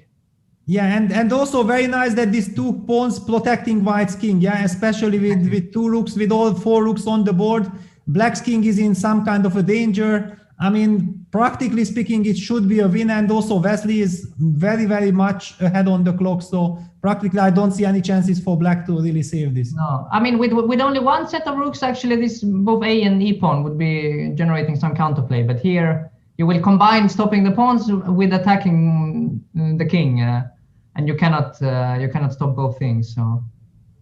That's an interesting insight, Anil. So I want to ask you, based on that, a lot of us might get tempted to make a move like rook c6, trying to protect, but actually then black would just trade the rooks and not even bother picking up the c4 pawn. And you think even if he doesn't win that pawn, white needs to maintain the 2 rooks and not think about the c4 pawn? I don't know. I mean, it could also be good afterwards, but for sure you should not allow it. Yeah. All right. So king f7 played. Is he going to go rook h6 now? Probably even just going to b6 and then next move pick up the a5 pawn should be good enough. All right, so Firouzja needs to find a way to try and save this. Looks like it's going to be a tough task. Meanwhile, Peter, let's go back to the Magnus Levon game. Magnus has a pawn on d7. We did look at it briefly.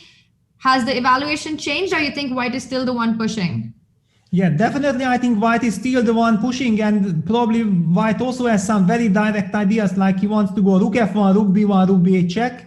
And it's a very simple, primitive idea, but not so easy to meet. So basically, after rook f1, probably black will have to play the move rook e6 in order to meet rook b1 with rook b6. That's kind of the only. But then I would switch back to rook e1. So actually, this defensive idea does not work. But then how does black react to rook f1?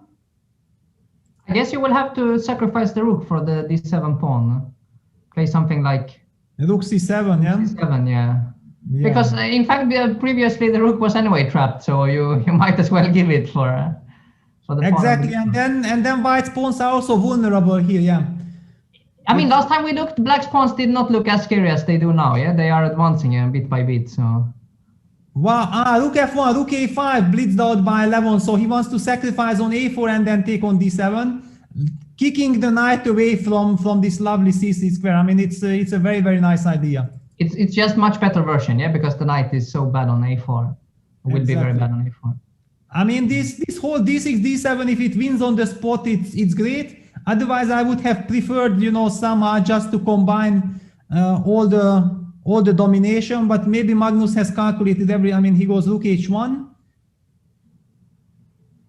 It could be that he has calculated something very, very precise here, but now takes rook e2 check first, maybe. Maybe it doesn't matter, but rook e2 and. You want to start with rook e2, yeah? I know, probably it will be the same. Yeah, rook h5. Yeah, this is what we are seeing. Yeah, so takes, rook e2 check on the board. King fb1 has to be played. Now black has to take because otherwise white protects the pawn with knight c5. So yeah, king d7 on the board. Takes. Rook e3 wants to get the a-pawn. He's going for the a-pawn, but... But these I'm not believing. I mean, rook takes g5, and then some knight b2. I mean, knight b2 is very nice, because if c3, then knight d3, and your rook is out of the game, and I'm targeting the c4 pawn. I mean...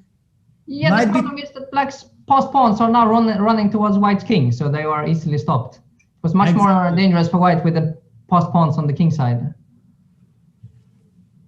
Exactly. Okay, so knight b2, yeah? Let's just go knight b2. Yeah. And probably you have to play the very, very ugly move, rook c3. I don't see any other move.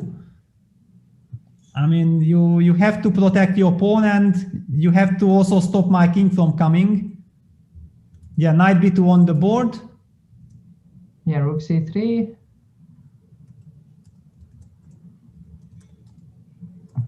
I mean, even g4 or rook takes f5. Yeah, takes, rook f2.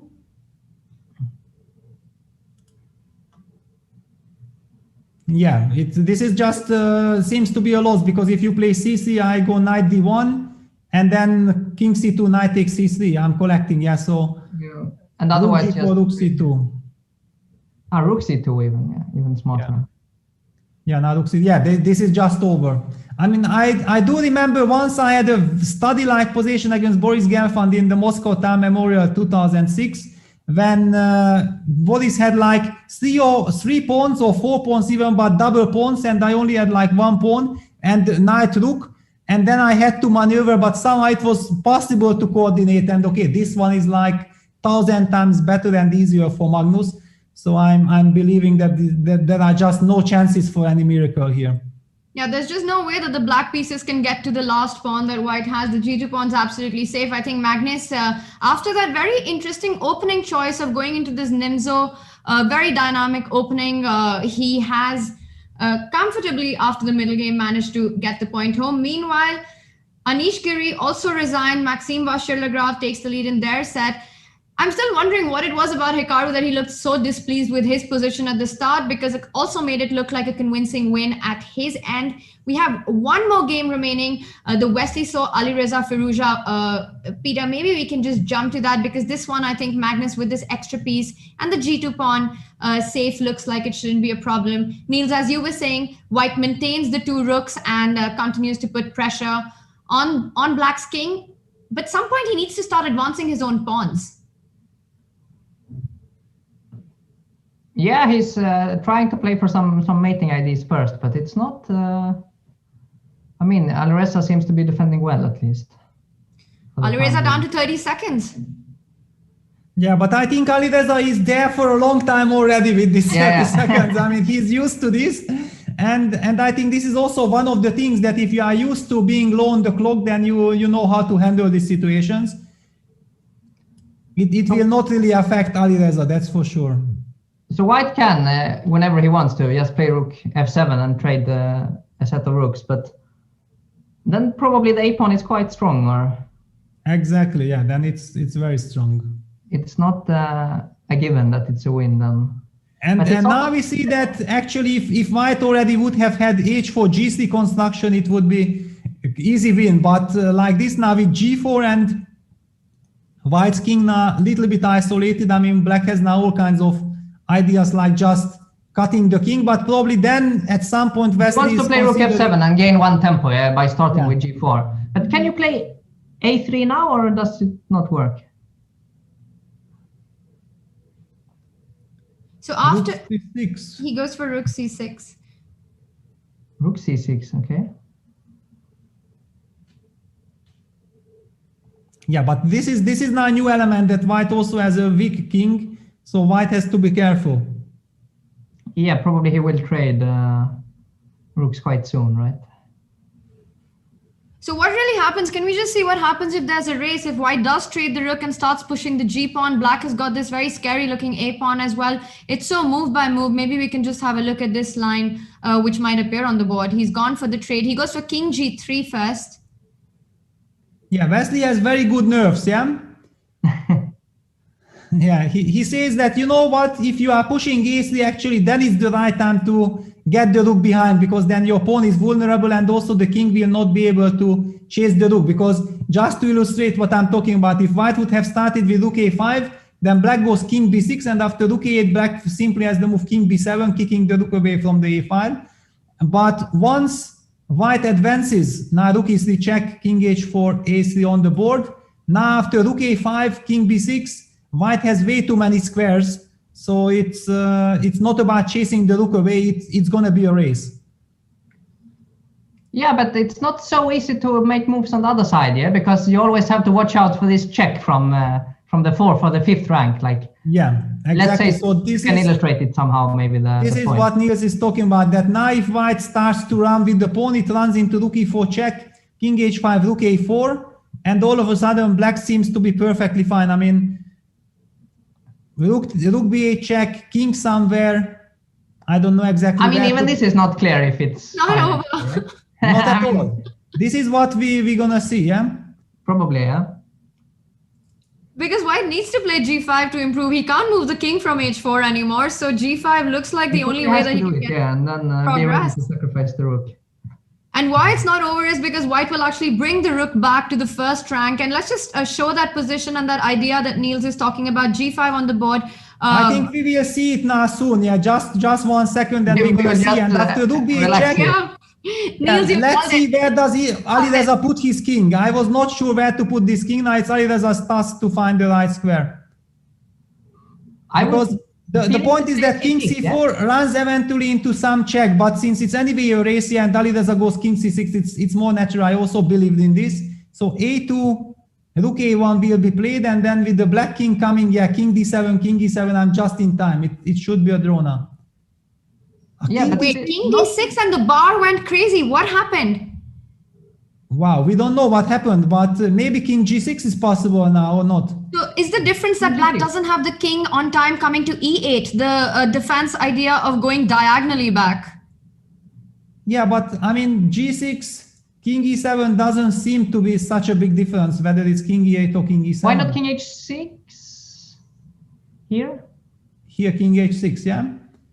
Ah, but king f8, yeah? King f8, king h7, there's still a check. Actually, a mate on h4. Exactly. But otherwise you come to g8. So you have to start with king h6 then. Yeah, so Wesley starts with king h6.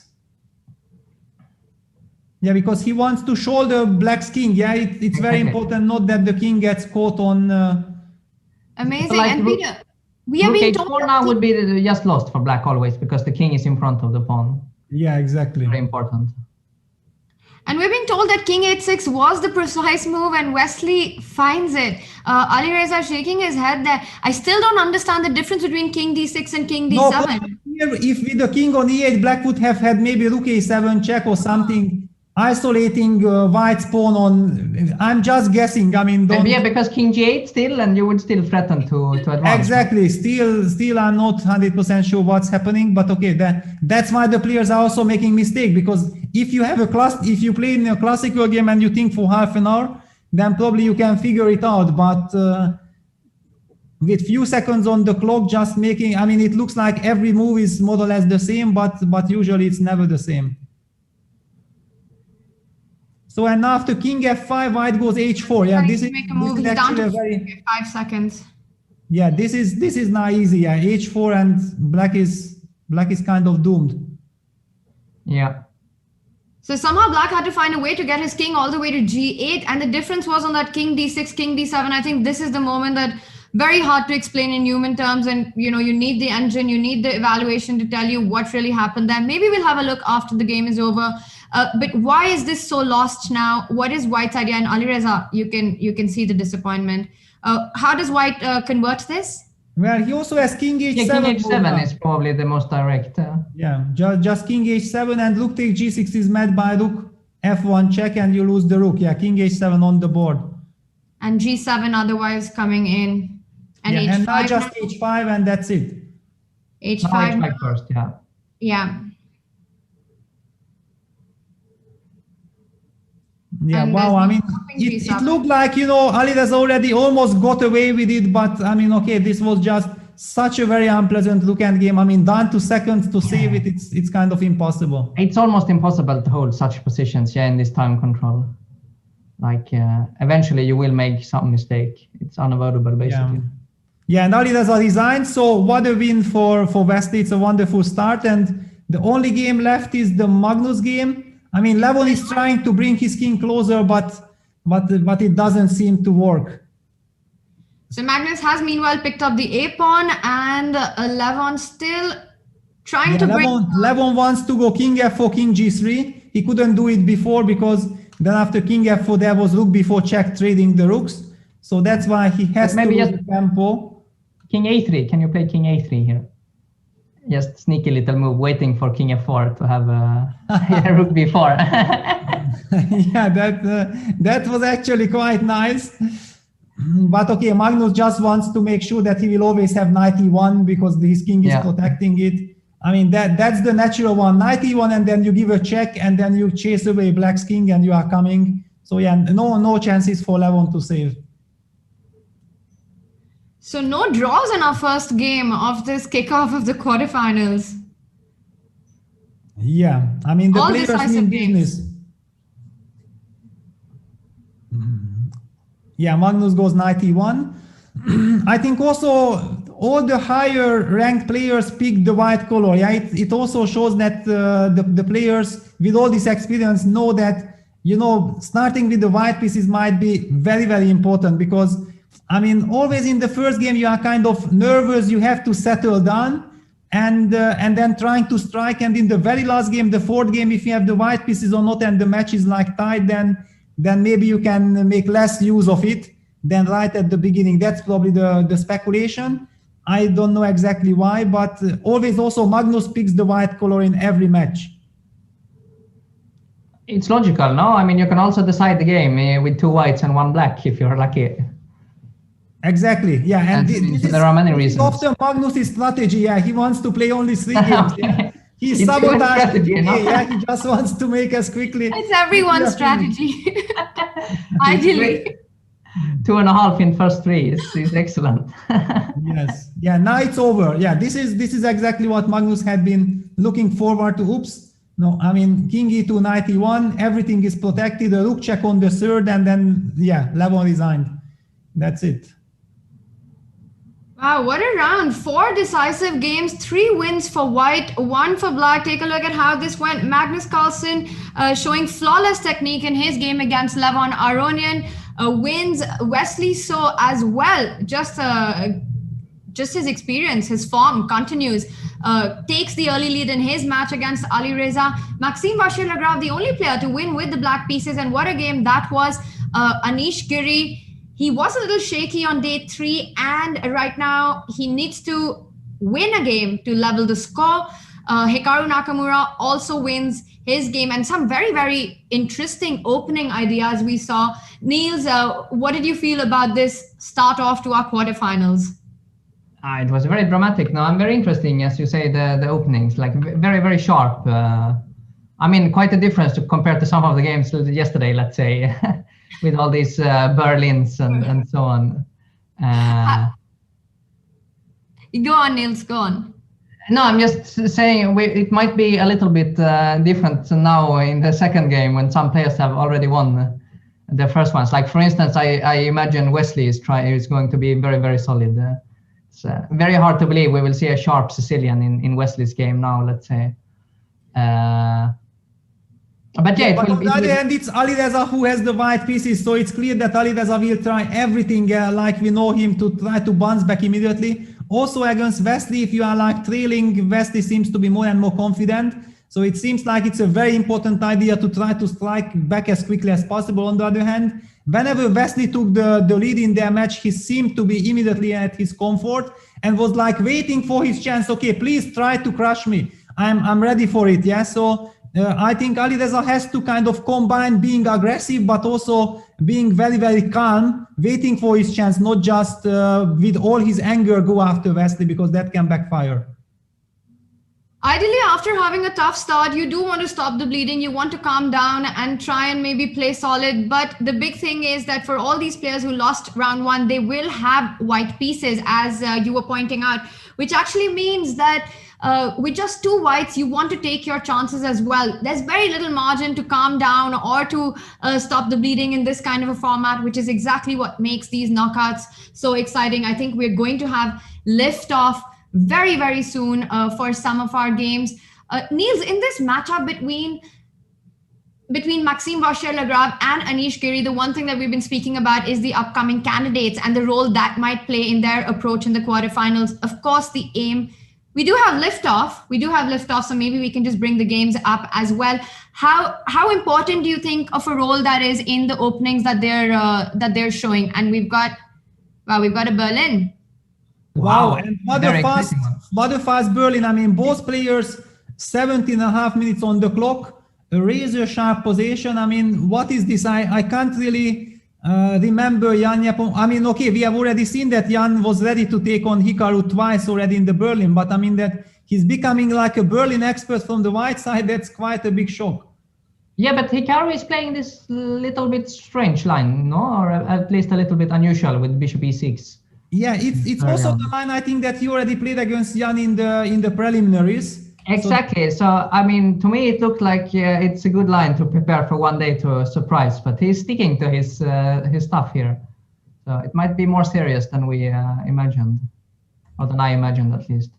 Definitely more serious, because take a look at the clock situation. Jan has got almost 18 minutes, while Hikaru almost 2 minutes more from the time that they started in. So they've been playing this opening on bullet mode.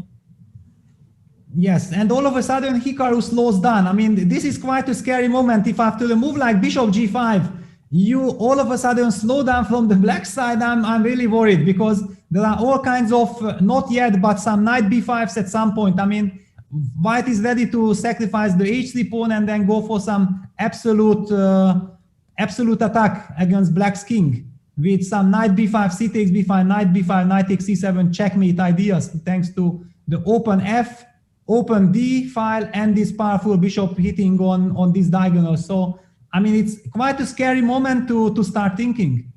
It feels a little bit too early to start, especially knowing Jan. Like, he's incredibly good at preparing these kind of positions as white, like something where your opponent has to show like incredible accuracy just to survive. And the computer will surely say that it's equal, but it doesn't matter when you are on 15 minutes in such a sharp and unclear position. Exactly, and also like those are the moments that, okay, one move might be equal and everything else loses. Yeah, it's then exactly. And I mean, it's not equal at all. I mean, practically speaking, not. I mean, if you know everything, then it might be. Otherwise, it's a completely different game over the board without engine than with the engines on. Sometimes you even only need like 5 seconds to know that, what is the first line of the engine? That's the direction. Then your brain starts to work on that direction. But now for the moment, it's very difficult to understand how is black supposed to get out, or how does he take care of this knight b5 ideas? Does he move the knight? Does he have time to take the almost impossible to know what moves. Like, what are the candidate moves? Yeah, it's not like, can you actually take on h3 is my question. Yeah, but take with what, the rook? No, I want to take with the pawn in order to have rook h5. Like, I take with the pawn, you make some rook a d1, I play rook h5. Just I have to kick away the most active of the pieces. Yeah, exactly. So that's why you want to take, in order not to let me play h4 defending exactly. my Like, bishop. if I play rook h5, then h4, and I think, I mean, could be just very, very bad. Yeah, exactly. So gh3, and we are also told by our producer Sotiris that g takes h3 is probably the only move according to the engine. But I mean, you need really good nerves. Yeah, if your opponent is blitzing everything out and then grabbing this pawn, you have to be like greedy. I mean, definitely a super GM doesn't want to be greedy in such positions. That's why it's so difficult psychologically to take it. Yeah, but it's not so much the pawn. Yeah, it's the stability of the bishop on g5. This is really the key thing, because once the bishop has to move, then already you can feel that you have some stability with black. But once it's allowed, yes. Yeah, so I mean, once it's kicked away. I mean, I do have some knight e4 after rook h5. So yeah, but then you don't have knight b5 at least, so it's like some progress. I know. But I'm sure that that Jan will play his next move a tempo, and it will be a very scary looking move. Yeah, exactly. Those are the things that, you play G takes H3 after like 10 minutes of thinking, and then your opponent blitzes out his move and you say, oh my God, of course, yeah, that's why I should have not taken, but in fact it was the right move, yeah? But that's just the psychological effect also when your opponent is blitzing everything out. Yeah, it's very, very unpleasant. Yeah, just, I mean, something like rook ad1, knight e4, rook h5 is just knight e4, as you were saying. And yeah, just like this. Yeah, and we still have to sort of come up with a move for black. Yeah. And black just tries to continue development with a move like knight d5. What is the problem? Wow, I mean, c4 is coming. Where are you running? I was wondering if there are ideas like rook g5, knight e3. Yeah, that's definitely a possibility. I mean, in general, what you would like to do as black is to give up the rook and to get the pawn on e6. Just give an exchange. But here you're even winning it back immediately. But I'm really scared about rook f8 and king f8, rook e1, e7 coming up, but don't see a follow-up like rook e1 and maybe even take on c4, e7, king e8. Yeah. It's just a completely crazy line. Yeah, but you can also start with the knight f5 before e7. Also looks quite scary. Yeah, exactly. I mean, okay, this king on f8 is looking very, very dangerous. I mean, I felt like, somehow black should try to bring back the knight, but yeah, knight f5 is a direct problem. G8 on the board. King H2, just king H2. It's incredibly unpleasant for black, I mean, here. And this is that point that you were saying that Hikaru took his time. He made the move GH3, which we're being told by our producer is the top move of the computer. But then Jan just blitzes out king H2, and then you suddenly get the feeling that, wait a minute, have I walked into something? Yeah, because hang on, actually, the point is that we have to point out here that black actually has this idea of pushing H2 check, and after king H1, maybe some B6, bishop B7 ideas will appear. So that's quite scary from the white side. This actually explains why, if white believes that he's anyway dominating the position and rook h5 can be met by some knight e4s, and then also some rook takes f8 ideas followed by rook f1, then just a nice little move king h2. I was worried to run into some bishop d6 check somewhere, but maybe that's not an issue because white's knight anyway coming to e4.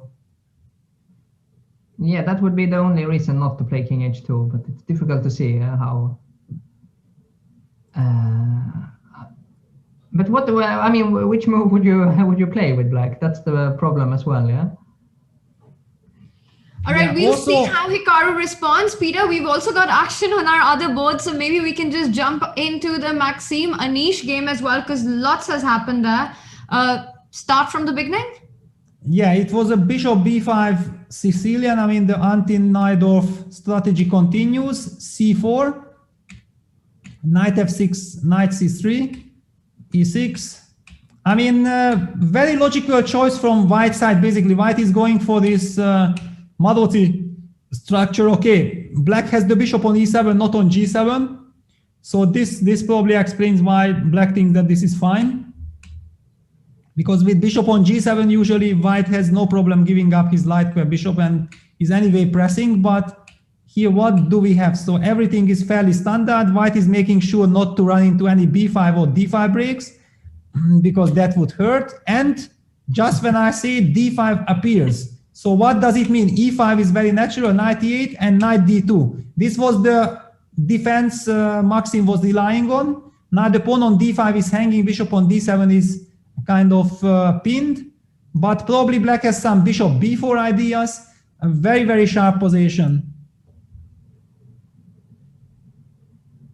Niels, I was going to ask you before the games kicked off about the dynamics of these opening choices, and especially with the candidates coming up. Of course, the players are thinking about the qualification into the semifinals, but it's also a psychological point that right when it resumes, the two of them are playing each other. Do you think that changes their approach in any way or extra motivation? Yeah, but I'm not sure it changes so much that they play specifically against each other. I think, like, if Maxim wants to hide his prep, he will hide his prep against everyone in the field, and the same goes for Anish.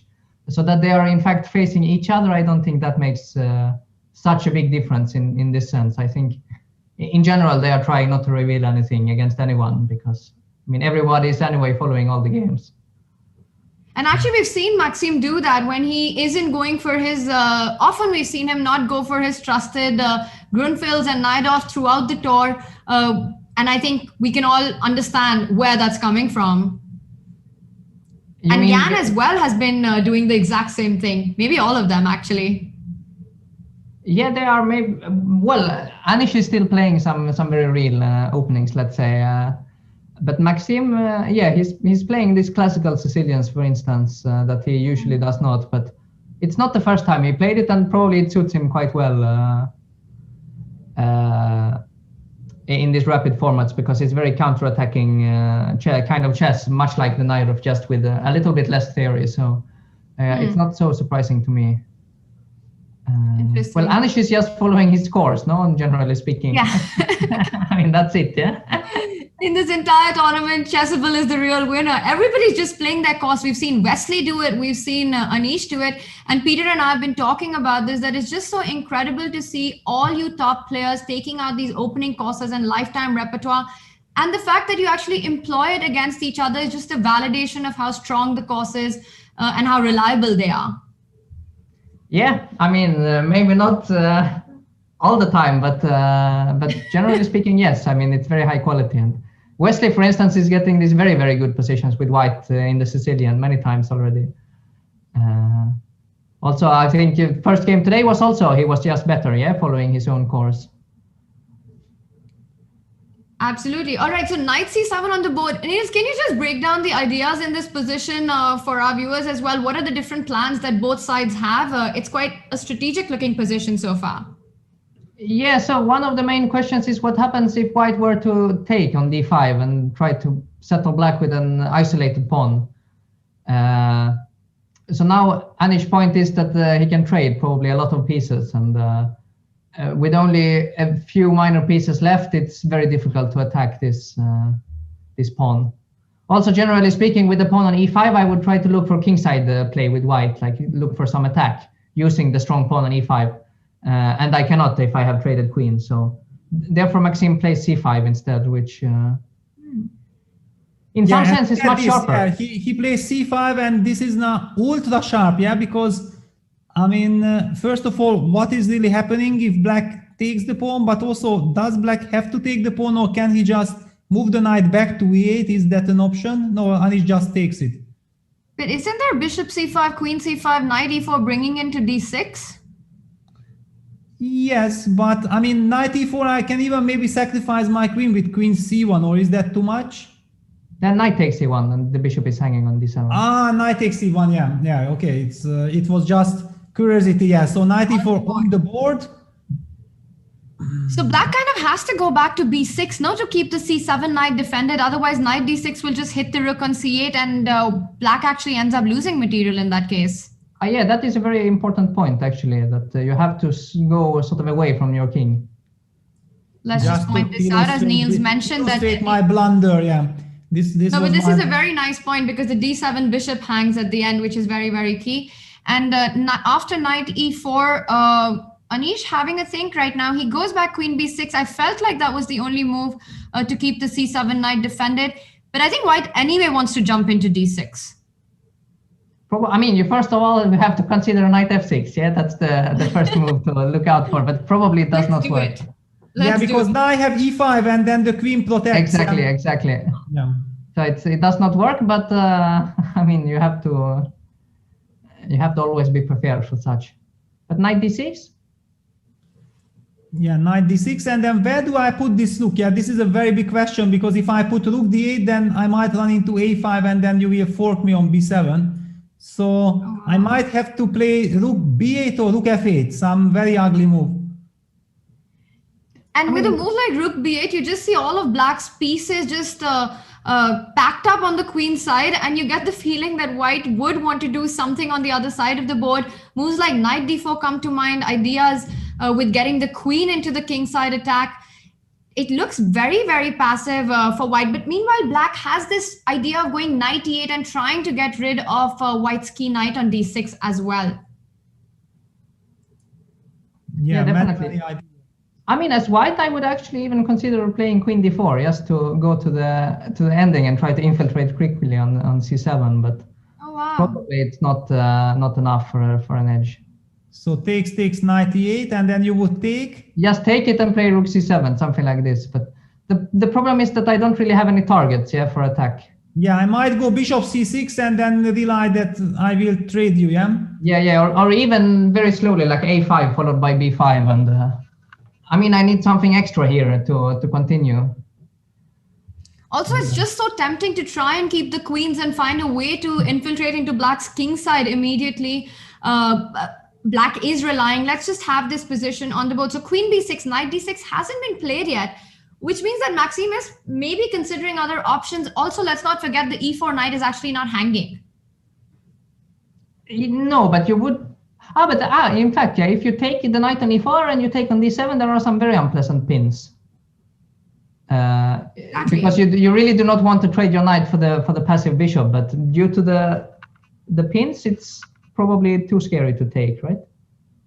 Yeah, but on the other hand, okay, black might be starting to go knight e8, covering both the d6 and the f6 squares, yeah? That could be a valid point. But guys, let me just jump to the Magnus game, because this is my favorite position from black side in the Italian. I mean, whenever white goes bishop g5, I feel like it has to be punished.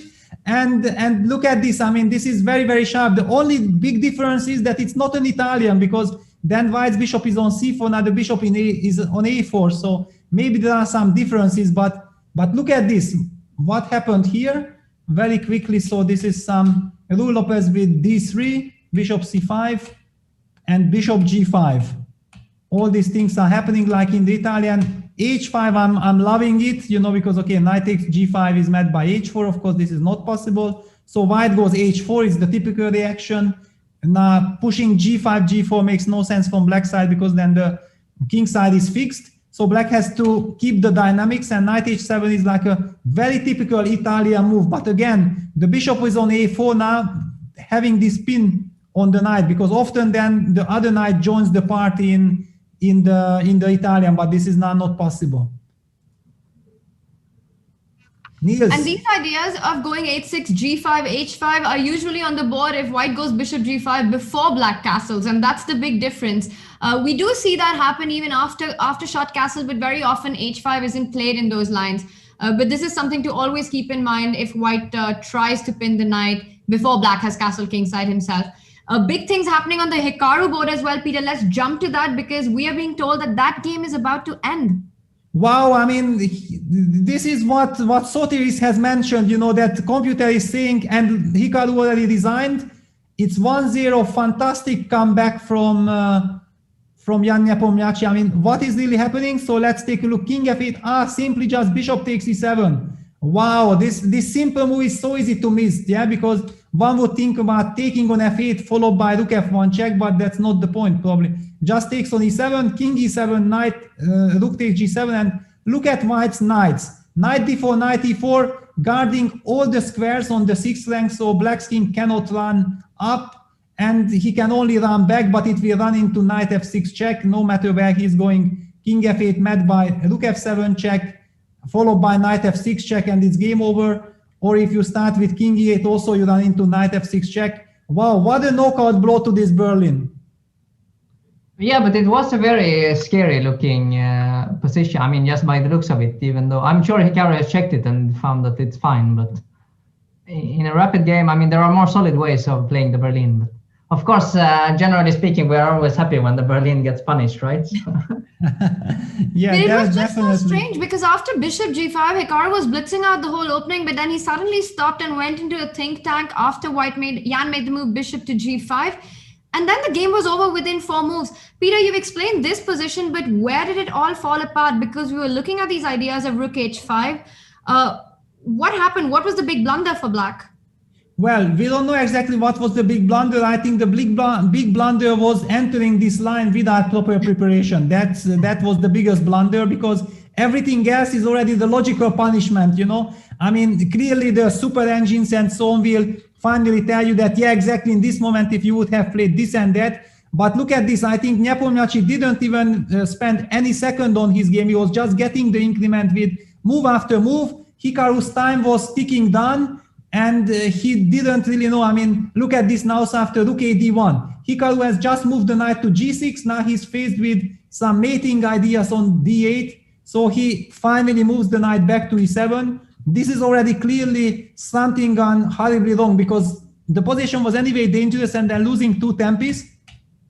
Rook df1, and now already all these rook takes f8 ideas are there. So clearly the move c5 had been a blunder, but I don't dare to judge whether black is still able to defend this position. I mean, it looks just way too scary. I mean, probably every other move was better than losing on the spot, but saving this position looks already quite unhuman. Amazing. So Jan Nepomniachtchi bouncing right back into the match, losing the first game, winning the second one, leveling the score. Lots of action on the other boards as well. Peter, I do see that Maxime Vachier-Lagrave has gone for the idea with knight f4, knight h5. He has planted that knight on d6. And as we were discussing, black challenging that knight.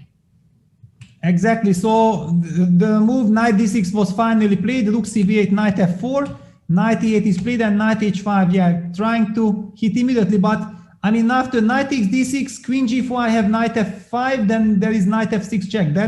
But hang on, there is knight e2 check at the end. Okay, let me just show you would have what to show I'm talking about. If white plays queen g4, then black plays the move knight f5, protecting the mate. So white has to continue with knight f6 check. Black plays the move king h8.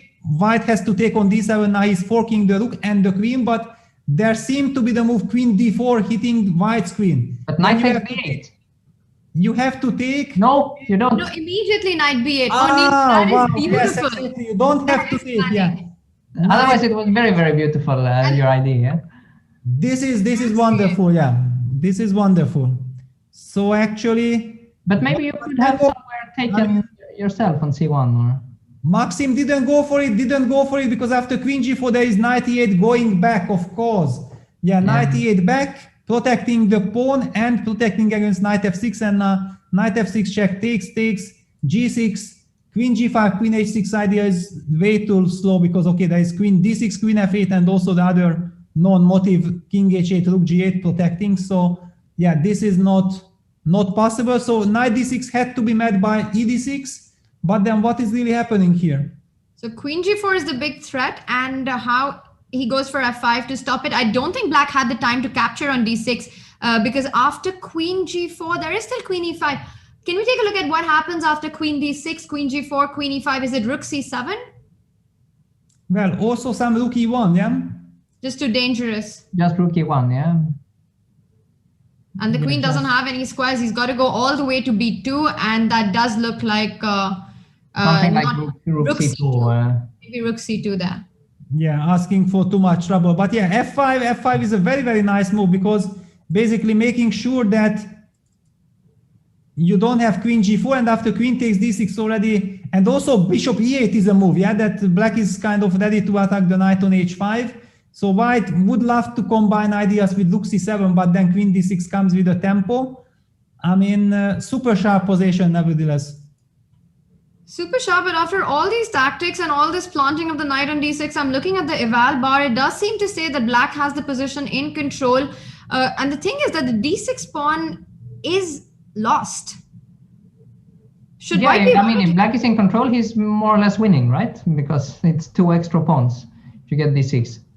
Yeah, and one of these lines like rook c7, queen takes d6, very important now that with queen on d6, any moves like queen d4 attacking the pawn on g7 can be met by e5. This is a very nice resource which just wins the game. So will be very interesting to see how Maxim is trying to keep his poker face going and come up with a really nice idea. Exactly. I mean, you could consider a move like, you know, rook c4, but it's only a trap, yeah, because you're not really threatening anything. If you were to take it, then queen a1. Oh my god. But the problem is that I'm not threatening anything with rook c4. And I had to put it on c4 because otherwise there is d4. D4. It's very important because otherwise something like rook c8 check would be winning. This is insane. Okay, Peter, can you just point this out as well, that why rook c4? Because as you're saying, Niels, rook c8 is more forcing, but the idea of rook c4 is to move that d5 pawn away from getting d4 and intercepting the diagonal. Rook c4 is just such a creative idea, but yeah, unfortunately, Niels, black isn't. That doesn't threaten. I just take on d6 and there is nothing. Yeah. It's still very beautiful. Still very beautiful. After d takes c4, queen a1 is actually game over. That's incredible. Yeah, but I mean, there is one other idea, like trying to play queen d2 and then queen takes, this is queen g5. I mean, how would you react to that? So is there queen e5 in that position? I mean, queen e5, I'm always worried of some rook e1. But look at this, Maxim goes rook c3, so very, very nice because he's trying to shift it to g3. He keeps some ideas of queen a1. Okay, queen a1 is not that effective because of d4, we already discussed, but yeah, he wants to get the rook to c3. I mean, rook to g3. So that's a nice rook lift. Go on, Niels. One key question is what happens if black tries bishop e8? Will he be hit with some sacrifice or will I be in? Because if black is in time to eliminate the knight on h5, then it looks quite solid. But yeah, but if I sacrifice, then I will have to go for rook c7 check, yeah, because otherwise you put bishop on. So let's check it out. Knight g7, yes. You take. You cannot give this check because then I have bishop g6, so I'm expecting you to give the rook c7 check. And where do we go now? Yeah, now it's tough. Yeah, I mean, it's super tough. Okay, maybe to g8, yeah? Maybe to g8? Because you want to keep control of the f7 square, so you have bishop f7. Yeah, I want also bishop g6 and I want queen d6. And since you already mentioned that this d4 is quite effective against all exactly. I will use your idea against you, Niels. Yeah, you're That's welcome. how nice I am, you know? Yeah, probably it's not quite enough, yeah? Yeah, I don't see the follow-up yet, yeah, because this queen d6 is protecting me very nicely. I'm failing to see, but then what's in store for us after bishop rook c7 first is a move, of course, can be considered. Rook c7, yeah, because now you have no time to grab the pawn, and if you take on h5, queen h5, then queen f7 check is a threat. Yeah. This is very, very nice, yeah. At first luring the bishop to e8 so that the 7th rank is cleared so that black will not have time to pick up the d6 pawn against rook c7. And how bad is this after rook f8? Well, but you know that we are very happy when we hear this, how bad it is. I mean, it's already very nice. Yeah, it's a good sign for white because it's a good sign. The question gives a lot of confidence. Yeah, exactly. I mean, queen g5, it's clear that I'm already the hunter, yeah, and that's what all matters here. Yeah. Yeah, and look at this, both players down to 5 minutes. We might be seeing some incredible thriller here because rook c3, very creative idea. Bishop e8 looks very natural, but it runs into rook c7 and it's not clear. So, I mean, otherwise you have to take on d6 and then go for this rook g3. Yeah, rook f8 is a move as well. Yeah, he wants to go rook f7 next. Exactly. Just put the rook on f7 and try to hold on to everything. But like this. Wow. I mean, this is very good nerves. Yeah. Yeah, exactly. It doesn't look like a move you want to play. It looks too passive, but it's on the board. Yeah. Yeah. It's on the board. Okay. I missed out that rook f8 had been played. Super creative defense. But it's also nice because you get your, the rooks on b8 and a8 look so ugly in the position that you actually get one of them to the defense and you open up the space for the other one to come into the game. Meanwhile, the bishop on d7, make sure that the d6 pawn is not going there. Once you see the move rook f8, it's the move you want to make, but it's hard to find it. Yeah, and again, I mean, white is close to being just outright lost. Yeah, if black is in time to pick up the pawn on d6, there is no compensation at all. So, I mean, you really actually have to do maybe from distance, Maxim had missed this f5 rook f8 idea. Maybe that he was just because knowing how good Maxim is calculating and he sees the dangers, he might have spotted, this extra hidden possibilities for white, but he might have missed one extra defense from black, and this is this rook f8. Yeah, maybe. I mean, it's also possible that he simply missed the move f5, right? Yes, because I mean, it's so especially natural f5 and rook f8 together. You simply take queen takes d6 automatically in your head when you calculate. All right, it does look like Anish Giri has managed to create big troubles for Maxime. The d6 pawn hangs, and if Maxime isn't able to create the initiative, Anish is the one in the driving seat, picking up 2 extra pawns. Peter, the excitement has been so much that we've ignored the other games. So let's jump back and see what are the developments on the Magnus board. Yeah, Magnus board, I mean, this is like a dream endgame for black. Yeah, this is what I'm always talking about. I mean, what is this bishop g5 nonsense? I mean, bishop g5, bishop h4, bishop g3. Now, the attack finally led nowhere. I mean, it's never even clear who is attacking whom in this bishop g5 business. And look at this. Black has the 2 bishops. White has a terrible knight on h2, a very bad bishop on g3. If someone, then only black can be better here. Niels, would you agree with that evaluation? Yeah, I mean, it's very hard to say, like, what is the positive things in white's position. I simply cannot really name anyone, yeah? I mean, this pawn structure is not even worse for black on the queen side, because, as Peter shows, you can just push the a-pawn, for instance. And the light squared bishop is simply super strong, whereas white's bishop is so bad. Yeah. Actually, Levon is running a risk of the match being decided, I mean, set 1 in the second game, because if Levon is losing this and he will be trailing 2-0 and has to play with the black pieces, then I don't think there are any chances to come back today against You have to try Magnus. knight f1, knight e3, try to get at least some pieces to some squares, but... Yeah, but I mean, we all know that, yeah, even this is not... But okay, you have to play something, yeah? You have to try to activate your position, probably. Yeah, knight f1. But actually, maybe a5, yeah? Yeah, just a5, and after knight e3, a4. And if you go back, I might even just take this. Exactly, because my big point was, if you give up your bishop, I get my knight to the c5 square. Exactly. And then I'm sort of a bit active. But when you include this a4 first, I have to go backwards. And yeah, knight f1 on the board. Yeah, and then this a5. Knight e3, a4 stuff is almost kind of lost. Maybe you have to go knight c1 so that you will have some knight d3 ideas, yeah? Go like this, a4. And try to come the long way, yeah? Maybe knight c1. I mean, what an ugly move, but at least you know that if I'm giving up my bishop, you have your route anyway, yeah?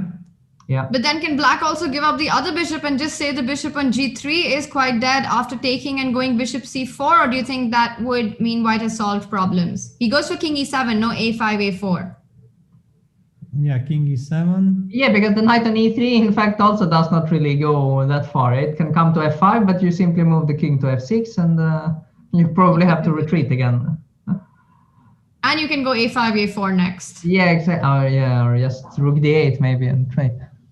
Yeah, and also the problem is that practically speaking, this position is very bad for white. I mean, you don't have any clear move. Black's moves are coming automatically. You know that every move that stabilizes and improves your position is just wonderful because time is on your side. Very ugly position from white side.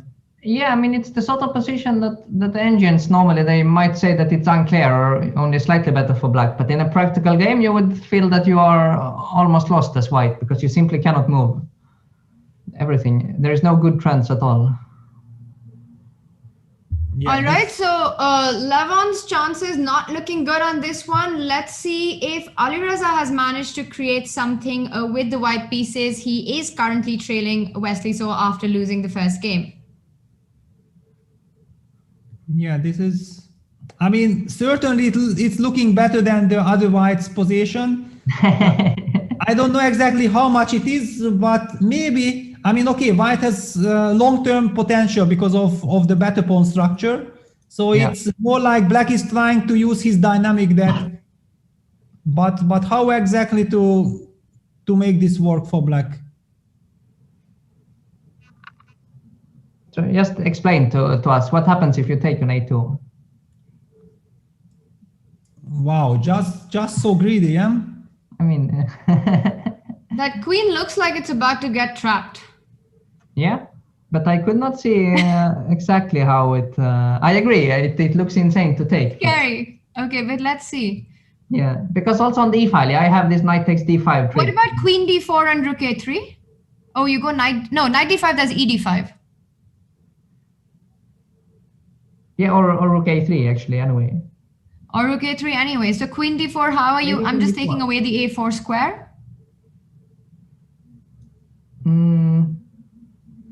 Threatening rook a3. Yeah. So let's okay. say, yeah, but if I have to play c5, then I'm not so. What But happens how after do I c5? respond to a move like c5 actually? Do you just take it? I was thinking to take on c6, but And then take on d6? but then at least b2 is hanging, and it should not be so bad for black.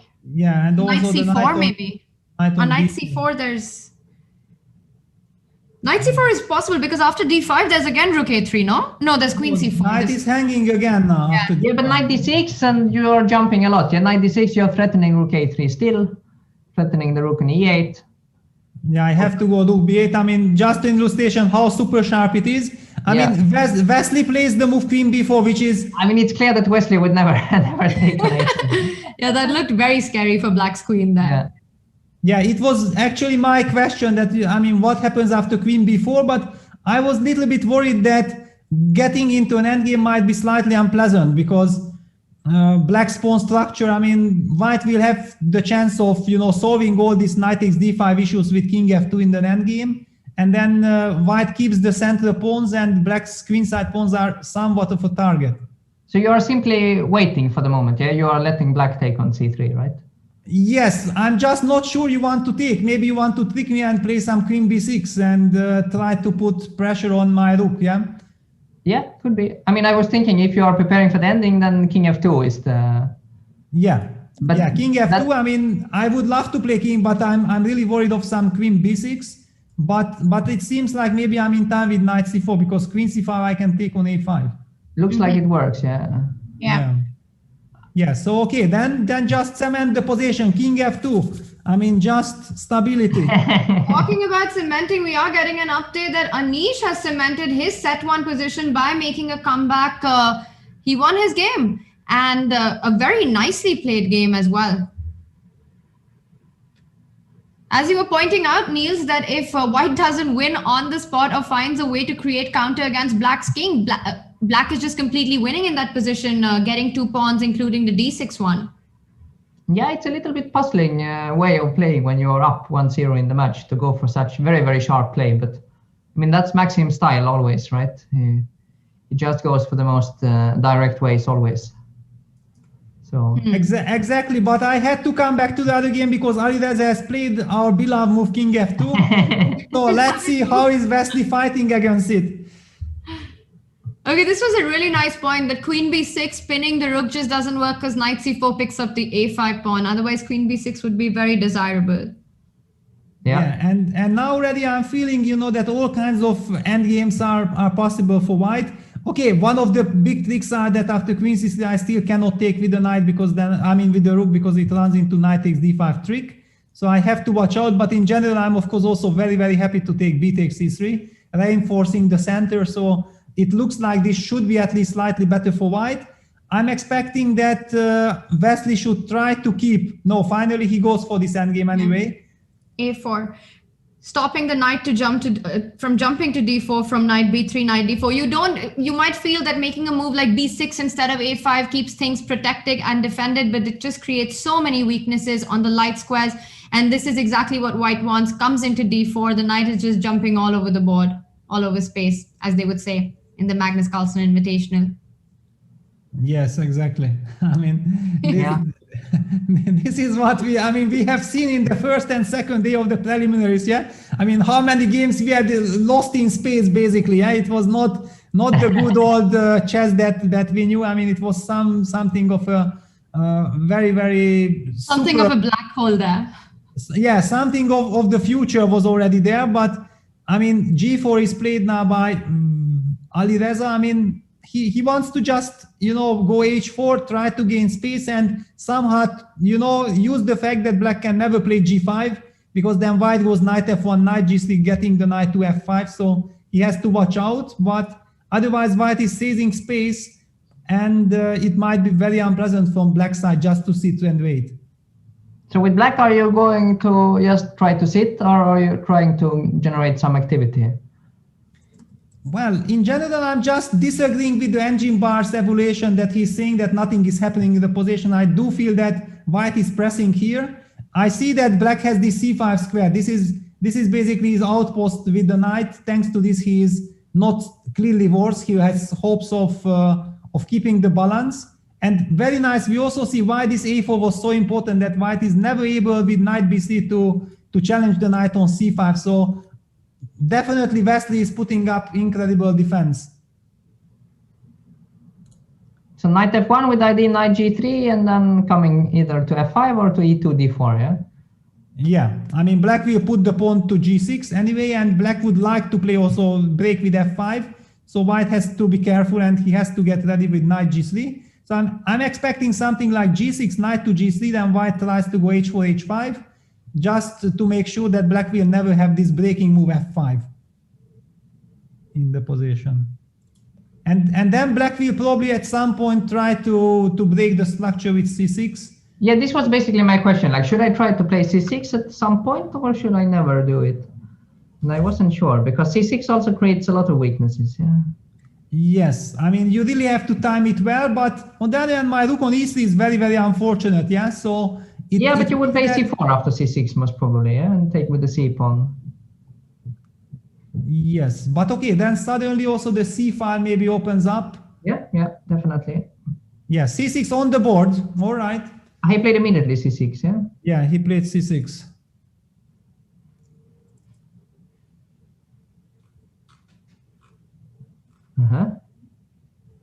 Yeah, I mean, most probably you have to play c4, right? So what happens if white actually takes, he's gone for c6, if white was to take on c6 and go rook b6, that's met by rook c7 anyway? Probably rook c7, but also... Yeah, I mean, you would give up the center and you are not really having any big benefits. So yeah, just keeping the structures logical. But look at this, rook c7, super smart, because he wants to get the c file after cd, and Alireza goes bishop a3, making sure that the knight from c5 should not really move, and white wants to get his knight to e3.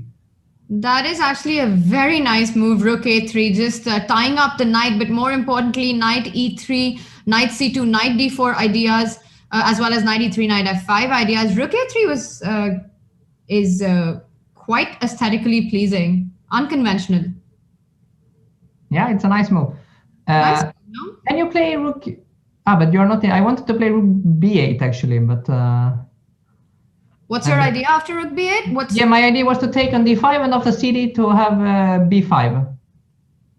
But I'm a bit slow because the knight is coming to e3 too fast. Yeah, g6 played just one. If talking about nice moves, look at this aesthetically pleasing move by Magnus. Knight g6 to h8. This is what we love in this, because white has this terrible weakness, e4, e3, bishop on g3 is dead, and black just wants to activate his knight via f7 to d6, putting pressure on the e4 pawn. So Levon has to start jumping with knight before creating some counterplay. Rook b6. Peter, whenever I see knight h8 on the board, I'm always reminded of that Dubov game from the previous tour where we had this. It was knight h8, right? Yeah, but it was white knight g6 to h8 move that could have saved the game. Yeah, yeah. Always think about that. Levon is using the fact that you might be able to go knight f7, but it's very sharp. Knight f7, rook f2, knight d6. Maybe white is in time to sacrifice something. Knight takes e4. And then how does it continue? Bishop takes e5, knight takes f6, bishop f6, and this is maybe a bit tricky with black's king. It looks unnecessary for black at least, yeah? Yeah, exactly. It was just some very forced line, which Levon probably has in mind with rook f1. And down to 26 seconds, he also needs something, that changes the character. Black can also play just rook g8, making sure that he defends the pawn with rook g6. Not allowing any tactics, and anyway, then slowly go knight f7, knight d6. That's a really nice rerouting. You see the knight on g6 has done its job. The f4 square isn't available anymore, and you find the right square for the knight on d6, and then you maneuver it there. making a move like knight h8 is absolute class. I think Magnus is just so good at this stuff. I think all the elite players, they just find the right squares for the pieces and are able to do that so quickly and make these kind of moves which wouldn't come so naturally to a lot of us.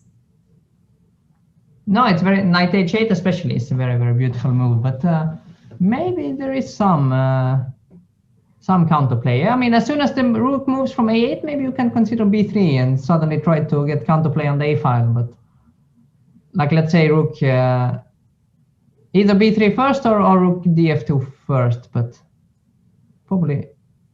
Yeah, you want to lure my rook to g6, yeah? Exactly, and now b3. If you were to take twice, I play rook a1. Yeah, Can black actually continue on the path of knight f7, knight d6 and just ignore the a-pawn? But sorry guys, Magnus has gone for c5, some very interesting move, c5, yeah? He wants to pin, yeah, rook d6, rook d8, or rook d8, rook d6. Some very nasty double pin. White will have to play rook fd1 and bishop e1 protecting the rook. Okay, that's the defense. Yeah, but it's not a very nice defense. it's a terrible defense, but if c5 it's effective, is hanging. Yeah, it's called for because the pawn on c5 is hanging now, yeah? So if it's not so easy to defend also the pawn. Because rook c6, there is knight takes e5, quite important. That's very nice. Maybe we can just show that, Peter. Which move? If rook c6, then knight takes e5. Yeah, this always works, yeah. And rook d8, there's knight c6 check. Rook d2, there's knight c6 check. Fe rook d8, and if I take rook d2, then knight c6 is a check. So yeah, that's why black actually cannot defend like this. I'm not liking Magnus's choice from practical point, yeah, because Levon was done to his seconds, and now after this knight d3, rook fd1, bishop e1 position is getting very forced, but Magnus goes g3. I mean, he has some very, very deep ideas here. And knight c5, maybe bishop g4, rook d6, cd6. Exactly, some incredible brilliancy. This is amazing. And cd6 just attacks the knight on a c5 and the bishop from g4 hits the rook on d1. That's just unbelievable. That's very impressive. Yeah, so basically white has to play knight c1. Yeah, probably white has to go knight c1 not to lose, but this is a catastrophical move. I mean, knight c1. You cannot play knight c1, yeah, and then you're just lost. Because, okay, but at least the pawn on g3 is falling, yeah? So if after knight c1 you play bishop g4 and you force me to take rook d6 and you take cd6, I can go rook d2 and I'm collecting at least on g3. But Levon goes knight c5, bishop g4. What is happening? Did Levon miss something? He's down to 8 seconds. I mean, this, and just to inform our viewers, do not go by the evaluation bar. It is currently frozen. It does look like Levon is in big trouble here. Just lost, yeah? Yeah, just lost, no Niels, because the knight is attacked, the rook on d1 is attacked. Yeah, that's it. Levon resigns. Yeah, he fell into this trap. Yeah. Oh wow. No, g3 was very beautiful. Very tricky and very beautiful.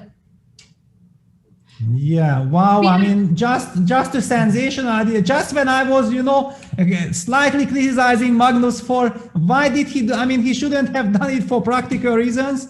And then he wins in 2 moves, just proving that he knows what he's doing. All right, we're going to come back to this and we'll ask you for a breakdown, but we do have action on the Ali Reza board still on. So Peter, let's go to that. Both players down to just a couple of minutes on the clock. Niels, what is your evaluation of this position? It has gotten a little bit sharper because White has created a weakness himself on g5, which can be attacked with rook h5 or rook e5 next. Exactly, because White can never really play f4 because then the pawn on e4 is hanging. I'm feeling as if Black created, I mean, rook h5, rook e5 can be a very nice idea against rook g1, and then how do you protect this pawn? Exactly. And for instance, d takes c6. White will always have d takes c6, b takes c6, taking on d6. So but then knight e6 is very important, I think. And you're hitting all the pawns. If you take on c6, let's say here. If I take here. Yeah, most logical move. You want knight e6, yeah? Yeah, or take first. I'm not sure, but it will be the same probably. I mean, I take on d6. B takes c6, take back. And after rook c6, you've got knight d4. Okay. Knight d4 check, yeah. Otherwise, I'm threatening g5, but also knight f4 and take the pawn on h3. Could also be quite weak. Yeah, it's very tricky, especially with little time on the clock. So king f2 had been played, rook h5 on the board as well. So now rook g1 is necessary, I guess. Yeah, and rook e5, continuing the attack. Yeah, then it's time to take on c6. So rook e5 played, and d takes c6, and then you want to take on d6. He goes for knight g4. Knight g4 is wow, what a nice move. Yeah, knight g4. Very nice, yeah. So the point is that after rook g5, f4, the rook was trapped? Yep. Yeah, exactly. Amazing. Very amazing. Nice. What are these end games that we are witnessing? Yeah, but now also white gets a chance to go knight f6, so it's not like he needs to repeat or something. But, yeah, the knight must be much better on f6, right? Yeah, at least there are no more issues with rook h5. I mean, what a tricky guy this Aridaza is, yeah? Because amazing. Also now, in worst case, you can defend with f4 because the pawn on e4 is safely guarded. Exactly. Now also f4 is, black will try to maybe trade with knight d7, but then b7 pawn is vulnerable. And Aridaza goes for the pawn, d takes c6. But he will give some counterplay on the b file, yeah? He will give. This is a little bit I mean, with knight on f6, it seemed like he had reached stability. So, like, going back rook b1, for instance, was very tempting. Yes, exactly. I mean, but if he has calculated this, then we should trust him, maybe. And also, black has to be really careful of not allowing white's rook on the 8th rank with rook d1, rook d8 anymore. Yeah. I mean, knight e6 is still the most natural move in my eyes. But. And then can white try and go king e3, f4? Yes, if he can, then he is probably winning if he manages to get f4. Looks like maybe he can, yeah? f4 looks like the dream here now for white. Yeah, if you can get it, then you're basically just winning. What else? Looked like maybe he tricked him here. Yeah? Yeah, I think that this knight g4 was simply missed by Wesley. All right, but still some technical questions here, because after rook b7, now if you go rook d1, then there is knight e6, Niels, as you were pointing out, because the g5 pawn is... Yeah, that idea works, because g5 is hanging. Yeah, that's a good point. Of course, white plays the move king e3. It's clear that you get out of rook b2. Yeah, rook b2 is coming anyway. You need to eliminate this pawn in order to also give a check for white, because white king is so nicely placed on e3. We have to give the check. Rook d1, but does black have time to pick up the a2 pawn? Rook a2, rook d8, there's still knight e6, no? Huh? Rook a2, rook d8, there's still knight to e6. There is, but what happens after? I mean, you just want to put it on f8 and defend everything. No, but also g5 is about to fall. Ah, yeah, that's true. No, he goes rook c6 because after knight e6 you want to take rook e6. Yeah, so that's, now black needs to give a check. Yeah, rook a3 check. In order to have knight d3 check or what? Yes, that's why. I mean, I feel I need to give this check. Okay, slow down, Peter, because I'm a little confused. Rook c6, knight e6. You're mentioning that white would have taken on e6. Taken on e6. Just rook e6 and I'm winning on the spot. f6, rook d7, king f8? Yeah, and then you are just completely tied and I just queen my c pawn, yeah? Okay, so the point is that you're not getting mated or anything, but the c pawn and that rook on h8. C pawn or even just like bringing the king f4, king e5. And I mean, it's complete combination. You're gonna checkmate, Very nice. Very nice. But yeah, in the game it happened, of course, rook a3 check. This is the problem. These guys never give you the chance to make something nice, yeah? They play the party spoiler, yeah? Rook a3 check. King e2, rook a2 check, and now if you play rook d2, then already trade, knight b3 is a different story. Also, the a pawn is rushing, so I'm not sure that white can play the move rook d2 at all. Yeah, exactly. If you rook d2, maybe just taking rook a8, just giving the knight. Yeah, it's very, very scary. Peter, can you quickly just show that line? Okay, he's got king f1. No time to show anything. I mean, Aridaza goes king f1, but I mean, king f1, this is, I mean, there was also something like this. Insane. Yeah, exactly. And then the pawn is running. So very, very dangerous things. But king f1, playing for a win with a move like king f1. Wow, this is, first of all, can I just force a draw if I want with rook b8, rook takes c5, rook bb2, and then no, then you have knight g4 back. Knight okay, g4 is there? Yeah. So okay, no need to sacrifice the knight. So knight b3, threatening some knight d2 check. I mean, and if white goes rook d6 now? Yeah, white has to go rook d6, but not only stopping knight d2, but also maybe at some point you want to get in this idea of rook d8 and start threatening mate yourself.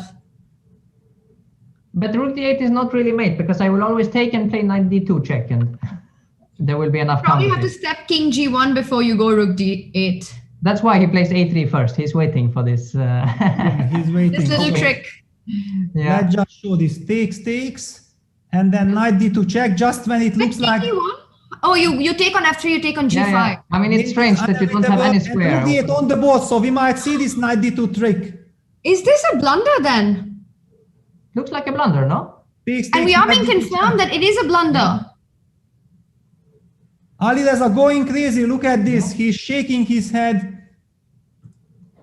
Wow. Now, can he still make a draw? He might just lose now, and then it's going to be 2-0 for Wesley.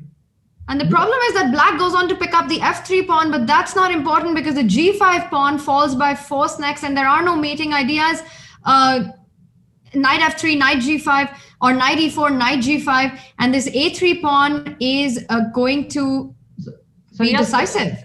Just finish the line, like king f1, knight takes g5, I play e5 with white. But already my king is running. And now you will run away with king h6, knight you will simply collect. Yeah. And so king h6, king g5. Yeah, so he's trying his luck in the rook ending, but... No, but I can even just take on g5. You still take on g5, yeah. Oh, look at Alireza. He's just so disappointed. Yeah, it looks lost now. He was so... he was dominating this entire game with white, and this is heartbreaking for the 17-year-old Alireza. Yeah, but still, you know, the whole point is that this move king f1, I mean, with 1 minute on the clock to play the move king f1, it's a lot of courage, but also I don't know exactly. I mean, I'm pretty sure that this is a very scary move. I mean, coming back and okay, Wesley goes for the rook endgame, but even rook endgame looks very, very bad. And Wesley looks completely composed and calm on the camera. He just has no expressions ever, whether he's in trouble or he's managed to sort out all the problems, just completely, complete control over nerves here. Yeah, actually, he's also settling with rook a1, a2, because white will have to play king f2, king g2 in order not to run into any of these tricks, yeah, that white will remove the rook. But king f2, king g2 looks completely lost, and black just marshes with the king. You can just enter with the king, yeah, and you will pick up something. This is just... It very often feels that Alireza is just so close and he gets all these positions, but it's always in these time scrambles and playing in seconds. And I think that's just the biggest challenge of these formats, complicated positions and actually converting them when you're down to seconds. Of course. I mean, okay, but it's always when the position is tricky, and some against these guys, you can never get a position where they don't have counter chances. Yeah, that's kind of the trickiest part, that even if you are supposedly winning or you are better, the position is still so full of life and so many tricks, so many possibilities to go wrong. It's that's why it's such a dangerous thing to be low on the clock. And what is happening? I mean, we haven't had a single draw so far in our quarterfinals. That's another 4 decisive games. Niels, where is this bloodthirsty action coming from after this crazy preliminaries that we saw? The players look like they're really in for the fight from the word go. Well, I mean, if all 4 games are decisive in the first round, then they will be more likely to be decisive in the second one as well, yeah, because someone That's a fair point. But yeah, it's really incredible. There is not going to be a single draw even after 2 games, yeah? Very well might not be, because that would mean if Wesley... But okay, what is our evaluation of this position? Is Wesley going to be able to convert this, or they're just repeating now? Yeah, well, I mean, actually the chances of saving are quite serious, because you have to go king d7 to try to win. but then white will have the c-pawn advancing, so it's not so easy to get this winning construction. Yeah, king d7 has to be played. Yeah, it's not actually clear if you are managing Zugzwang, because with the king on g2, you can always go to h2, right? Yes, I mean the only problem is I'm not getting that setup, you know, because okay, you go king c7 now, you push the pawn to c5, I'm gonna go king b7. Okay, but I play rook a5 and I stay there instead. Yeah, then I go king c6. I mean, I want king d5, king c4, king b4. I know that when I go king c4, you have c6, king d4, you will have rook c5. I know this idea, but I mean, still it looks a bit scary. Looks a bit scary, but He played a2 first. Okay, now he's definitely going to play king c7, right? To gain time. Yes. If the pawn comes to c6, you cannot do anything, right?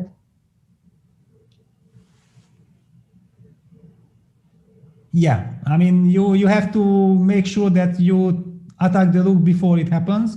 But what if white gets the pawn, because he can't get it to c5 and get the same construction with c5, rook a5? How would black break that one? Wow, actually both games, no, even 3 games has already started. I mean, So we king do see d7 a on the repetition board. of Anish Giri, Maxim Vachier-Lagrave in this rouser. We also see Levon Aronian playing a Najdorf, or trying to play a Najdorf against Magnus, but Magnus said no, thank you very much. And we see Jan Nepomniachtchi using that Pausen line that he used yesterday against Anish Giri. So a lot of excitement there. We will go to those games really quickly, but maybe Niels, or you could just explain to us that you were mentioning if c6, rook a6 can be held, why can't this be? What is the problem that white has here? Well, the pawn is far away, yeah, because okay, black will have this idea of king d5 and then going king c4. After king c4 is threatening king b4. So basically here, okay, white has to play the move king g2 and then king c4, c6, king b4, c7. You go c7. That's why this is kind of the defensive setup from. Exactly, like with the pawn one step further back, you would not be in time to queen, basically. So. Yeah, so it's a big question whether white can, I mean, black can win this position. Of course, it's not clear that you will hold if I simply play rook f1 either, right? Yeah, this is actually probably the winning move. Yeah, just rook f1, give the a2 pawn, and then takes on f3. And with this f6, g5, h4 pawn structure, it should be a win. Should be, but you still have the c pawn. He plays king c4. He plays king c4. I mean, so he will go for this queen endgame, or no, king b3 he wants to play, most probably here. He wants to play king b3 and after c7 play rook c1. c1. Yeah. And is that just over then after king b3? Because he's gone for king b3. Does rook b5 check help? You go king a4 then? You go king a4 and then you're threatening rook h1 check. Yeah. Yeah, rook b2, there's rook h1 check, queening. Yeah, that's it. Then black is just winning now. Yeah. Yeah, c7 and rook c1. And black keeps the a pawn, picks up the c pawn, and with that, Wesley will go on to win the second game. You can see it in Ali Reza's camera as well, that he realizes that it is all over. What a turnaround this game has been, Peter. Should we jump to the opening action in the games that have started up? Yeah, because here I don't see, I mean, basically Ali Reza has to resign. There is just no way of putting any resistance. So, I mean, this one was very interesting because, okay, yesterday we have already seen Jan Nepomniachtchi using this Pausen line. We don't know if he's preparing it for the candidates and he's revealing it because he feels that it's so important, or is he hiding his, I mean, we don't know exactly what is really happening. But it would be a little bit surprising if he was intending to play this, especially the next move in the candidates, let's say. Yeah, but I mean, you haven't seen what happened in their game against Anish. Against Anish, he played the move d4, knight b1, h5, also a tempo. I mean, also this, yeah. Seeing that if you are not prepared and he's not playing this opening, then how does he come up with all these ideas? Yeah, I mean, at least he had to think about it. Maybe he's not planning to use it, but he had to, no? I mean, Yeah, so f5, what a stunner. I mean, I'm playing from the white side this structure. Okay, I'm never playing the queen move. I first go bishop d3 and only later this, but I mean, it's quite shocking that there are so many dynamic ideas here. So takes, queen e3, takes, knight f6. I mean, this should be perfectly okay for black, no? Looks okay for black, right? Yeah, I mean, okay, the king is even not castled. King can come to d6. Looking very comfortable for black. All right, so this we have seen. What is Levon's experience with the Najdorf, which is unfortunately not a Najdorf. So Magnus declines the offer and goes for this ultra solid line. Yeah, this is kind of a nightmare when with black you are supposed to try to win. I mean, how do you play for a win in this position? Bishop c6 castles, bishop e7. I think this was also the line that Magnus used against Vachier-Lagrave in Chennai in the World Championship match in the final game, when actually draw was enough for Magnus and he just put this ultra solid setup on the board, and then okay, just good luck. I mean, how do you destabilize Magnus in this position? I don't know. Yeah, it's very, very solid for white. Yeah, I predict black will not win. Yeah, it's actually okay. If Magnus black doesn't win, draw. that means that actually Magnus takes the set in just 3 games, Peter, as you were talking about, that's what Magnus is aiming for. Meanwhile, Wesley So has won his game. Let's just quickly get the scorecard up after round 2 of day 1 of the quarterfinals. Magnus Carlsen leads the set with 2 games, which means Levon Aronian has to win on demand. Neil's predicting that black will not win in that position. That's bad news for Levon fans. Wesley So also taking a 2-game lead in his match. Ali Reza must win the next one. Meanwhile, Anish Giri and Jan Nepomniachtchi have managed to level the score.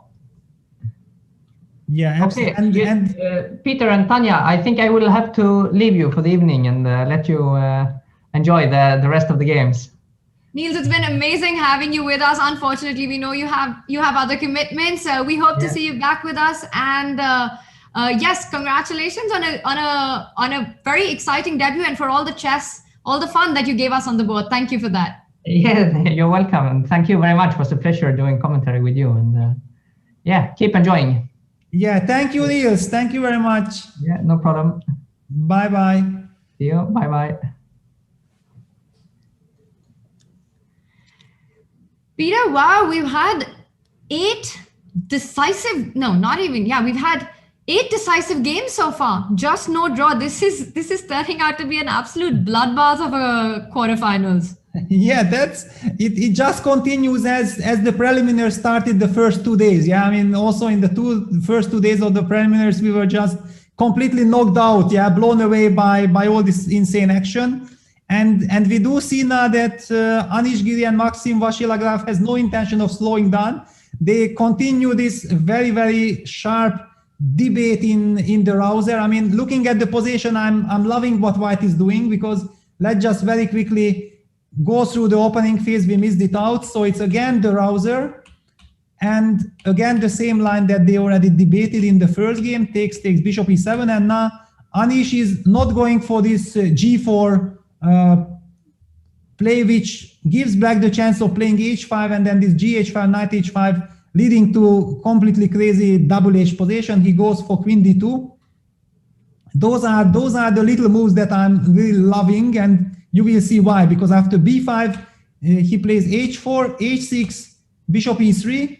Now he wants to go g4, so it's logical that black plays the move h5, and whenever black plays h5, this is my dream scenario. White plays now the move bishop d3, b4, knight e2, and after e5 goes for bishop g5. I mean, my lovely structure. So of course black actually made sure that before he pushes e5 he kicks the knight away. This was very, very important, because the knight on c3 would otherwise go to d5. So if you make this weakening move, you have to make sure that the white knight is kicked away from c3. And now we see that after a5, Anish is fighting for the d5 square with c3. So it might look like his king is on the queen side, so he shouldn't be playing on the queen side, but actually breaking down the structure, because like b takes c3, knight takes c3 would almost be game over. Then the d5 square is just too vulnerable. But if he is not taking b takes c3, then what should he do? He played the move bishop e6. Now Anish immediately used the moment to give bishop b5 check, knight d7, and now again, I'm loving what he's doing. He's not taking on d7 because it might look like, you have a chance of stopping black from castling, but this king e7 and then queen g5 check can be even answered by knight f6 back, and black's king on e7 is just perfect, and black will get very quick counterplay with rook hb8, so it's not white's idea. After knight d7, he goes c4. Now changes the tactics because he got a lovely bishop on b5, making sure that he locks down the queen side. Black cannot really capture on g5 with the king on e8, so he goes f6, bishop e3, king f7, and we got this ultra sharp position, but somehow my gut feeling tells me that white should be better here. However, black's position should not be underestimated. This bishop on e6 plus the c5 square still gives him plenty of counterplay. Besides, maybe even somewhere some exchange sacrifice like rook b8, and then rook takes b5, and then going for the b5 pawn, and then this bishop on e6 will be a monster in that structure. So a lot to play for. It definitely does look like black has got his own trumps in this position, especially because the white knight still doesn't have a direct route to that d5 square that, Peter, you've been pointing out. I really like that black kept that pawn on b4. The key fight in all these structures is always making sure that white isn't able to get control or a piece on that square. It makes me feel that white somewhere has to try and go for a break, either with g4 or with f4, to try and create something on the king side. Yes, I mean, basically f4, f5 would be very, very natural, desirable, but f4 move, f4 on the board weakens the e4 square, so everything is based on perfect timing. If black plays the move like queen b7, targeting the e4 pawn, then probably white just defends it. I don't know exactly how. Does he play queen c2? Does he play knight g3?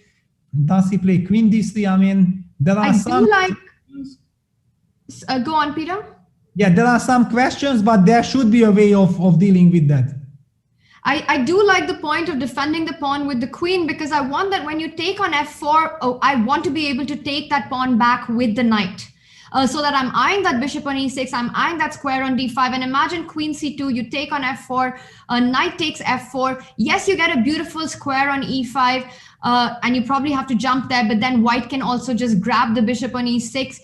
Which is why I don't want to defend the e4 pawn with the knight. I kind of like this move f4, asking a direct question to Maxime. How does he want to fight against the threat of trapping that bishop on e6 with f5? Can black just try and ignore it, go knight c5? My first feeling is it's too dangerous, because let's just try it on the board, Peter.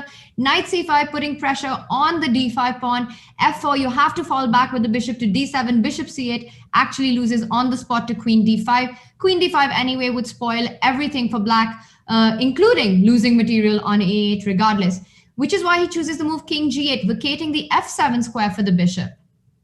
Yeah, I mean, this is what I'm loving. I mean, I don't know exactly how good it is, whatever, I mean, but these guys are just super creative. I mean, okay, king g8, I understand if you spot after like 10 or 15 minutes of thinking, but they are making these moves like after 1 minute, like if it's the most natural thing, that you are faced with such a difficult choice, and then all of a sudden they come up with a very interesting way of dealing with the problem. I mean, king g8, super creative. Definitely after king g8, however, I feel that white has wonderful position. I mean, okay, this is now clearly a clear advantage for white. Unfortunately, our engine bar is not working yet. We had no time to even have a little break to fix the engine. And I already know that if I start fixing without the break, then we're going to have a total crash. So I just don't dare to do it. We don't need the engine, Peter, when we've got you with us. And I think this just reminds me, moves like king g8 is just, it's just proof, the kind of understanding that Maxime and Anish both, but Maxime has in these kind of Sicilians, in these kind of Najdorf structures. This is a point that even Niels was making earlier, that very often Black chooses to not castle on the either side, but actually just simply walk step by step to king safety because it's so move by move. Sometimes the king is better on e8, sometimes on f7. And king g8, absolute a class move by Maxime, fighting against f5 because you don't want to trade that e pawn for the f pawn. You don't want to allow the knight to come into play. If now white goes f5, it's very desirable. Black, of course, can't pick up the pawn on c4. Let's just show that line one time. That after f5, bishop c4 runs into rook c1. But the point is to just simply fall back with the bishop to f7. And now black has taken care of all troubles and can continue, probably stepping further down, king h7, and bringing the rook finally into the game. Yeah, but I mean, okay, white has all these rook g1, g4 ideas. I mean, objectively speaking, the position looks really overwhelming for white. I believe if we would have our engine bar here running, it would be going really wild, you know, like, okay, white is clearly better, but simply the idea of king g8, you know, it would have not even crossed my mind at all. I mean, I was thinking like, how do I somehow make sure that after queen b7, queen c2, do I have to put the bishop on g4 to make sure that after f5 at least my bishop is not tapped? But I mean, I was not happy with leaving the e6 square because the e6 square is like the soul of the position and the bishop has to stay on this diagonal. That's why I was like completely euphoric about this king g8 because, okay, it's just a stunner move, but I'm pretty sure that white is clearly better here. So a very creative idea, but Peter, you feel that maybe not the best way for black to handle the position. And we are being confirmed by Sotris, in fact, that you are bang on with that evaluation, that in fact, white now, king g8, it is very beautiful. It is a very creative way to solve problems, but not the best way. White, in fact, is doing very well in this position. Peter, we'll see what Anish decides and how he continues the pressure that he's built. Let's move to the Jan Nepomniachtchi game because it looks like he's doing well. Yeah, I mean, that endgame which arose, it was obvious to us. Also, Niels was, I think, very, very critical of white's handling of the opening because right here in this endgame, it's clear that if someone, only black can be better, and it's only move 13. And everything that happened in the game basically kind of illustrates this. Hikaru is playing very nicely. I think this is exactly what you have to do with the white pieces. You try to set up a blockade on the dark squares, but black's king on d6 is just wonderful. The rook is coming, and the weakness on e3, that's kind of the big problem. So we have seen, okay, two creative players, so even an endgame becomes very, very sharp and exciting. However, the pawn on e3 is not really running away, and finally Jan grabs the pawn, but rook g3, knight g4, rook a1. White is having some play because let's not forget that this bishop on b7 is now completely tied down. However, okay, white's idea of rook a7 can always be met by king b8, and Jan goes back knight e5. He's probably also planning to play f4. He also has somewhere knight d7, but I'm not even sure if he really wants to trade these knights immediately. Definitely. And he also has 14 minutes on his clock. Yeah, that's kind of his trademark. This is his trademark. Yeah, I mean, we are not even surprised anymore. No, I mean, if he has more time on the clock than he started the game, that's just usual business for Jan. But this looks quite incredible, no? I mean, he started the day with a loss against Hikaru, equalized the score in the next one, and now he's the one who's pushing it again with the black pieces, has an extra pawn. Could be difficult for Hikaru. Yes, it does look like the knight on b6 on this a-file control gives him some play, but I don't think it's enough. It doesn't feel enough compensation. No, it doesn't look enough at all. It's clear that black is clearly better. The only question is like, I mean, okay, how do you continue? Because this bishop on f1 taking care that any invasion of black rooks on the e-file is very nicely covered.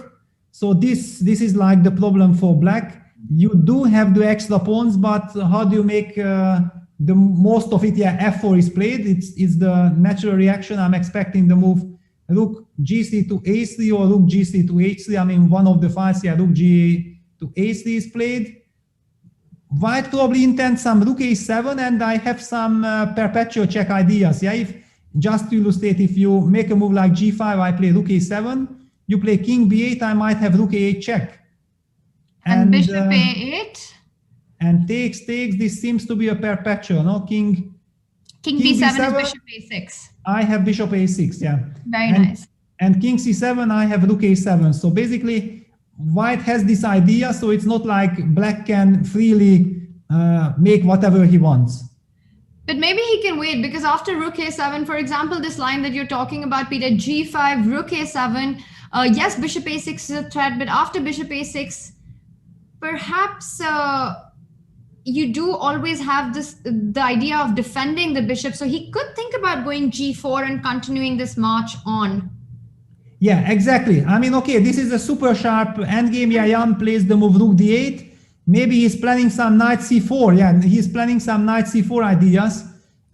Suddenly going after white's king. Yeah, if white plays rook a7, black plays knight c4 check maybe, and if bishop takes c4, d takes c4, he tries to hunt down white's king. Very interesting idea, because all of a sudden his rooks are very, very open. But very quickly, let's go back to the Anish's game, because I see something really shocking. I feel like, you know, this king g8 had such a devastating effect on Anish that he felt like he has to do something, and he goes for something which I definitely don't like. I mean, giving up the light square bishop with bishop d7, queen d7, f takes e5. I mean, this is not the way to go. I don't know exactly what he has in mind. He wants to play for the g5 square, but I don't think that this is the right way. So you feel that this king g8 creative idea just disbalanced Anish so much that he's taken this direct call. But Peter, I want to ask you, okay, he goes for bishop c4. He doesn't even wait to take the e5 pawn. But what happens after e takes d6 here? Yeah, that's now, of course, a big question, because I was expecting f takes e5, but after e d6, I just trust Maxim. I mean, the worst case scenario, you can simply take on d6. And the knight on e2 is hanging, so he's not risking anything. But I mean, Peter, do you feel that if instead of bishop c4, Maxim would have taken the e5 pawn with fe5, it would have actually caused some trouble to Anish? I mean, I felt like, you know, at least black cannot be worse. I mean, that's kind of my feeling. And after king g8, I was pretty sure that white is simply better if he just pushes this f5.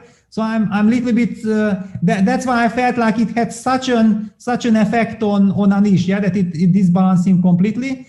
Now after bishop takes e4, however, after e takes d6, I'm expecting queen takes d6, and I don't really believe that white has anything better than to go for this line, which looks very, very drawish, opposite colored bishop. And I think one of the things I realized when you were talking about that position with fe5, those structures, is that this idea, let's just bring that up, that white always wanted to play g4 to create chances on black's king side, some things that we were looking at with Niels as well and earlier. But the problem is that once all these trades are done, you get rid of the light squared bishop. Now it just is very clear that white will never be able to get any attack against the king side going.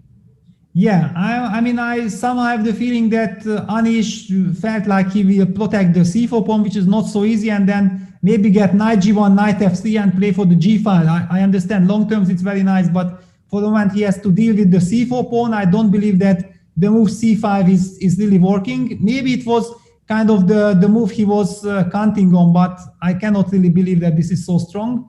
Meanwhile, e6 on the board. So Peter, we might be seeing that endgame that you were talking about. Yeah, I'm pretty sure that we're gonna see an endgame now arising, and that's quite drawish.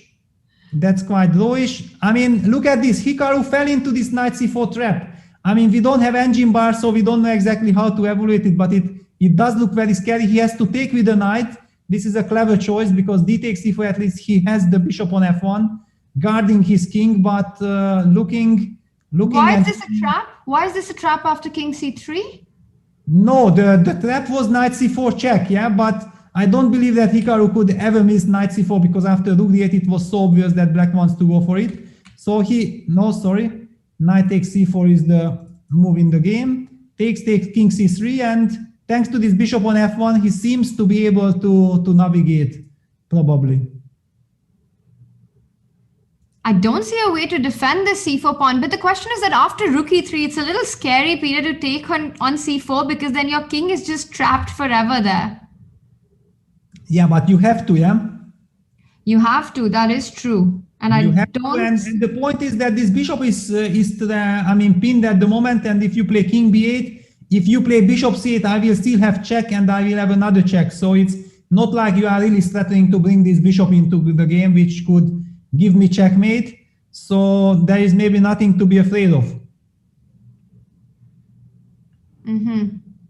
I mean, certainly, you know, because it felt like this knight c4 is a trap, and this is what Jan with rook d8 prepared. So it's very nice, very stylish, but Hikaru, taking his time, realized that, you know, it might look very, very dangerous, but actually, how do you plan to refute my king on c4? And if you don't, then I just return the pawn, and there are not so many extra options in the position, because...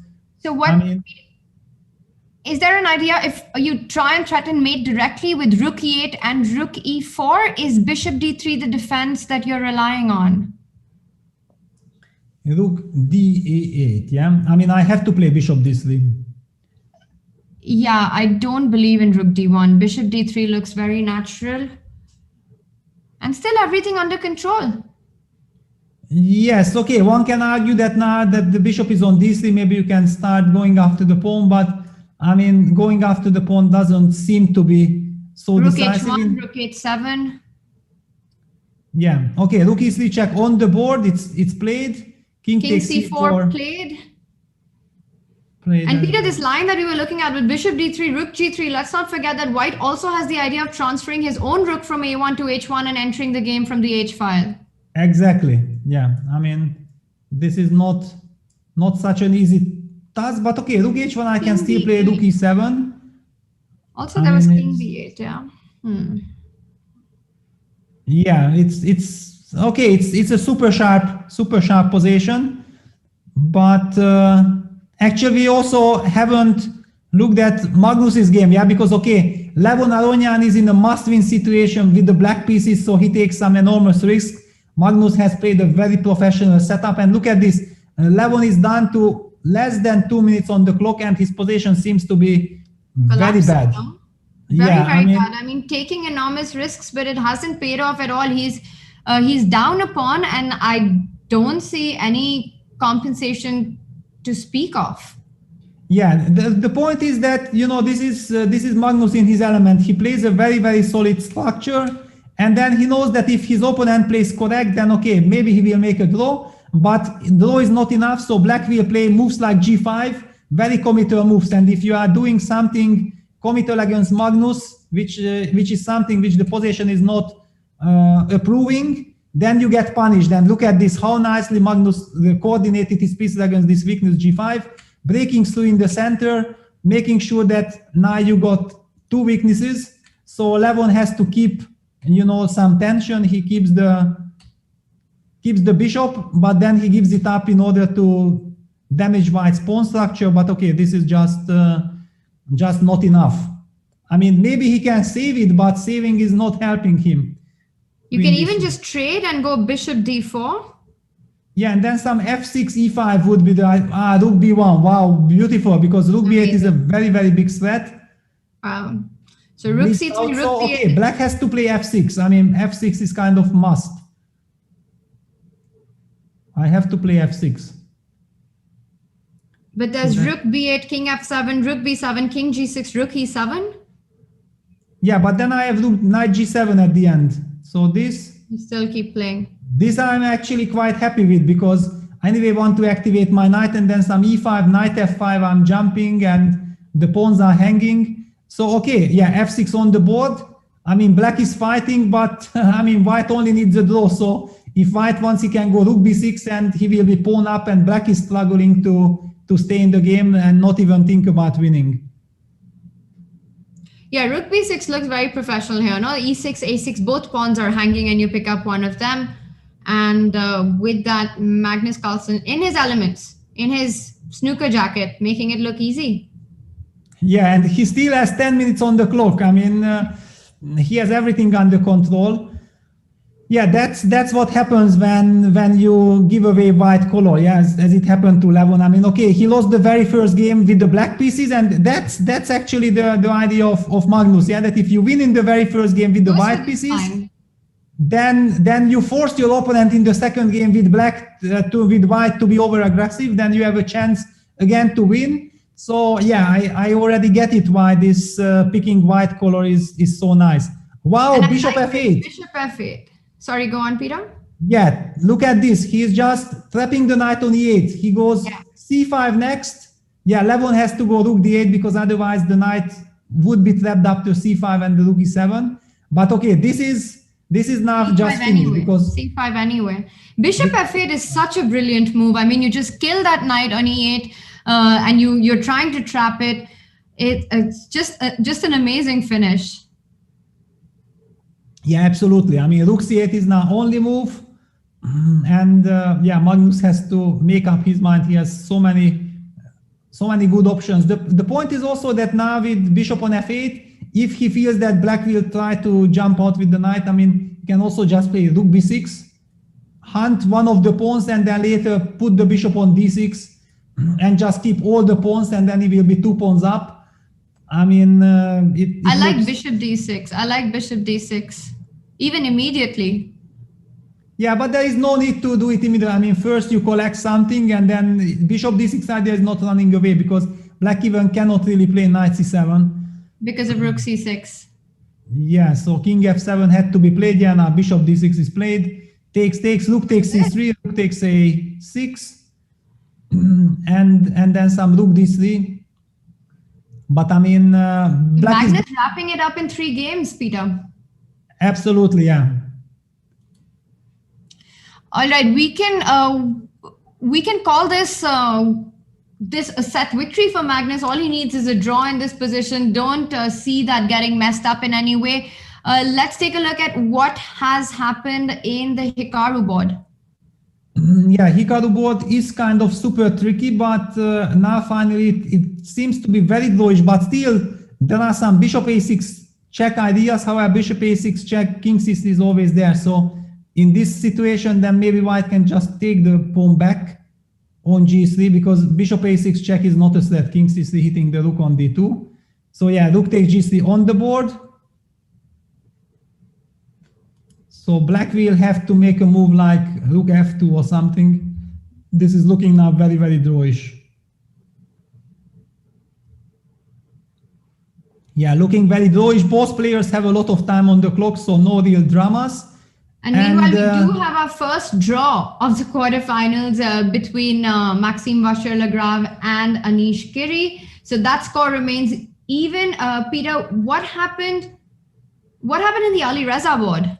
Yeah, I think this is the most intriguing position at the moment because Ali Reza is in a must-win situation. He has also lost both of his games. We have seen that the second game was, of course, tragical for him because he had everything under control, and then just one mistake cost him the game. This devilish trap, he fell into a devilish trap, and he goes for this typical Caro-Kann setup when basically you are just playing this h6, g5. I mean, those type of crazy positions suits the demand of the position because basically that's what you have to do in order to try to create some mess and some chances. But objectively speaking, I'm pretty happy what white has got here. Okay, black has to go some h5, h4, so not to give white the chance of breaking the position up with f3, because if white gets the chance of breaking with f3, then the king on f7 might be a target. But if black is in time to go h5, h4, then any kind of f3s will be very, very dangerous with the king on g1. So ultra sharp position. And look at this. Look at this. Magnus Carlsen just says it's enough. I mean, I know that it's probably almost winning technically, but I just don't care. Sealing the match is more important. Draw was agreed, but clear that white is probably technically winning here. But you're absolutely right. It is a professional decision. You need the draw to wrap up the set, and that's what he does. And with that, Magnus Carlsen takes set 1 against Levon Aronian in their quarterfinal matchup, which means that Levon has to win on demand tomorrow to take it to the tie breaks. Otherwise, it will be the end of the road for the Armenian Grandmaster. 2.5 half, taking the white pieces, and this is what Magnus spoke about. It's also finishing higher up on the in the qualifier so that you can get the chance to pick the colors. Picks white, 2 whites, 1 black, and he finishes it up in that. Alireza, Firouzja, Peter, I have to say, whatever the evaluation, we can't really see the bar right now, but whatever it is, Alireza has managed to create dynamics in the position, which is exactly what you want when you're in a win-on-demand situation. Yeah, however, I think, I have this feeling that there is just no way of stopping Alireza from his creativity. And that's kind of, it's not like, suddenly he managed. Almost always, yeah, he creates chances for himself. And this is wonderful to see, because this is exactly also the reason why many people see him as the upcoming potentially eventual future world champion, because of this incredible quality of creating something in all these positions. Like with the black pieces, how do you play for a win against Wesley So? I mean, how do you create at least a chance, a scenario where you can fight for something? And here is the point. Yeah, it's always finding these ideas just very quickly, because I think now Wesley will take some time to understand how to deal with this. Let's take a look. How did this happen? So Caro-Kann, one of the most stable openings. Yeah, but knowing that Wesley is the one who plays e5, this is actually quite a tempting choice, because you know exactly that it's a very fighting position. He goes for this h6 line, a4, g5, leading, guaranteeing super sharp play. This a5 plan is very thematic. Meanwhile, also the Hikaru Nakamura Jan Nepomniachtchi game ended in a draw. So we are not missing out anything. All eyes on Wesley So versus Alireza Firouzja. Black plays f6, a very timely f6, because usually one would say that after committing g5, you first go bishop g7, right? But no, Alireza says, I want to have my chance of bringing my bishop to d6, and this will be a very crucial moment in the game. Look at this, black king is not castling, it's not even important. Much more important getting the bishop to d6, to this diagonal. And now we can speed up and get to this position, which is the current position, h5. On the board, rook a to h4. I mean, this is looking extremely scary for white. I mean, black has all kinds of rook h7 or rook h5 followed by rook a8 to h8 ideas. I mean, yeah, white goes knight c5. He has to go for it. But this is looking super sharp. What is your take, Tanya? You very also... scary. And I completely agree that it's. I think what is most impressive is just Alireza's ability to create these dynamics in against a player like Wesley, playing with the black pieces. Never an easy task. Now knight c5 on the board, Peter, and I'm trying to think what really happens if black decides to double up anyway. You mentioned knight c5 had to be played. Is it so that white can create counter chances against the e6 pawn by trading on f5? How is white continuing if black plays a move like rook h5 here? Yeah, but before that, we do have the world champion with us in Oslo. Let's hear what he has to say. In the last round, a draw and a win is absolutely equivalent, and there's also no rating on stake, so didn't make any sense really to to torture him there. It's been a pretty consistent theme, I feel, at least in the last tournament and this, that I play well on the first day. I mean, I think my win rate as white in the first game must be pretty high, and that sort of sets the tone for the rest of the day. Obviously, he didn't have his best day, and what he did in the opening in the second game was white. It was ambitious, but it didn't really work at all. So I don't expect again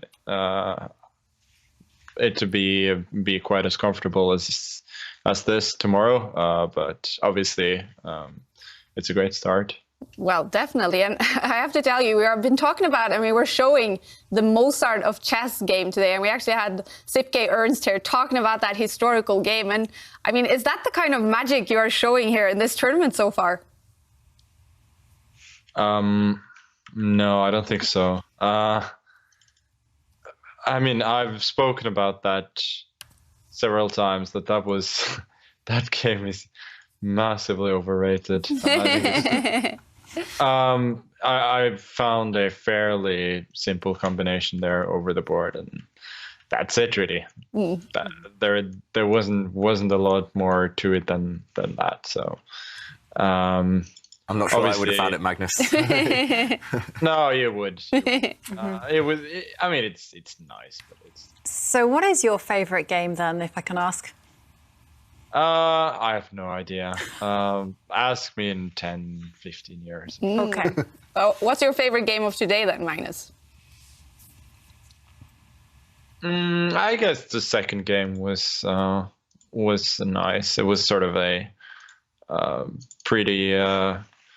It was pretty straightforward in a sense, but it's always nice to play games where you follow a plan and then everything goes as it sort of should. And Magnus, a bit later today, we're going to see the debut of the Celebrity Chess Challenge, where Sal Khan took on Magnus, age 10. Do you have any tips for future celebrities? I won't spoil how that one went. Yeah, take your time and look out for tactics. I was a tricky devil back then. Yeah, definitely. Do you have any prediction? How do you think? I know you talked a little bit with the Sal Khan is an incredible scientist, mathematician. Do you have any prediction? How do you think he's going to do against Magnus 10? I think he will lose, frankly, but I think it will be an interesting game for sure, and probably quite close. So finally, Magnus, day 2 quarterfinals coming up tomorrow. How will you now make sure and avoid that you don't have a bad second day that you sometimes had in these knockout stages? I guess it's about being fresh, and then I think preparation for the first black game will be very, very important to set the tone for the rest of the day. That's really been my problem. All right. In this other day. Well, Magnus, we wish you the best of luck tomorrow. Thank you for joining us.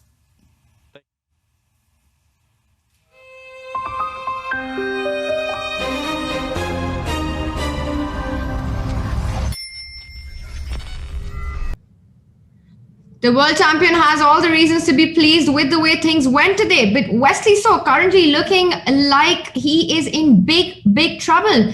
Alireza has managed to break through into the king side with h5, h4. Lots has happened. Peter, can you take us through the last couple of moves? Yeah, so the move was rook h5. When we left, I mean, we were speculating what to do after rook h5. Alireza did play the move rook h5, and Wesley tried the move rook e2, eyeing the e6 pawn. I mean, not just the pawn, because he cannot get the pawn, but in any case, getting ready for counterplay. Actually, he might be threatening knight e6, because bishop e6, bishop g6, finally, the bishop on e6 is hanging. But anyway, this all does not matter, because all eyes are on the fact, does black sacrifices the piece? And yes, the answer is yes. Bishop takes g3, h takes g3, queen takes g3, check played. Now the only move in the position is rook g2. It's a tempo move, attacking the queen. And the big question is, I do see that the position looks very, very scary. On the other hand, we all know that Wesley has some amazing nerves defending very, very risky looking positions. So black has to make sure that he is very, very energetic here, not that he gives white the chance to somehow survive. I mean, how is black supposed to win? Is he playing, or is he not winning just pressing? I mean, queen h3 or queen h4, where you would like to put your queen, Tania? A very difficult question, but I think intuitively I would want to put it to h3 so that I have the h4 square for my knight if I ever need it. Yeah, this is a nice point. And Yeah, after queen g3, how So do the direct, sorry Peter, the direct threat here is to go g3 and queen h1 mate, as well as ideas of knight h4. Yes. I mean, okay, somehow I feel like if I'm not doing something immediately, you're going to checkmate me. So one of the moves that comes to mind is, can I try to play something like knight takes e6? Can I do something like this? Wow, okay.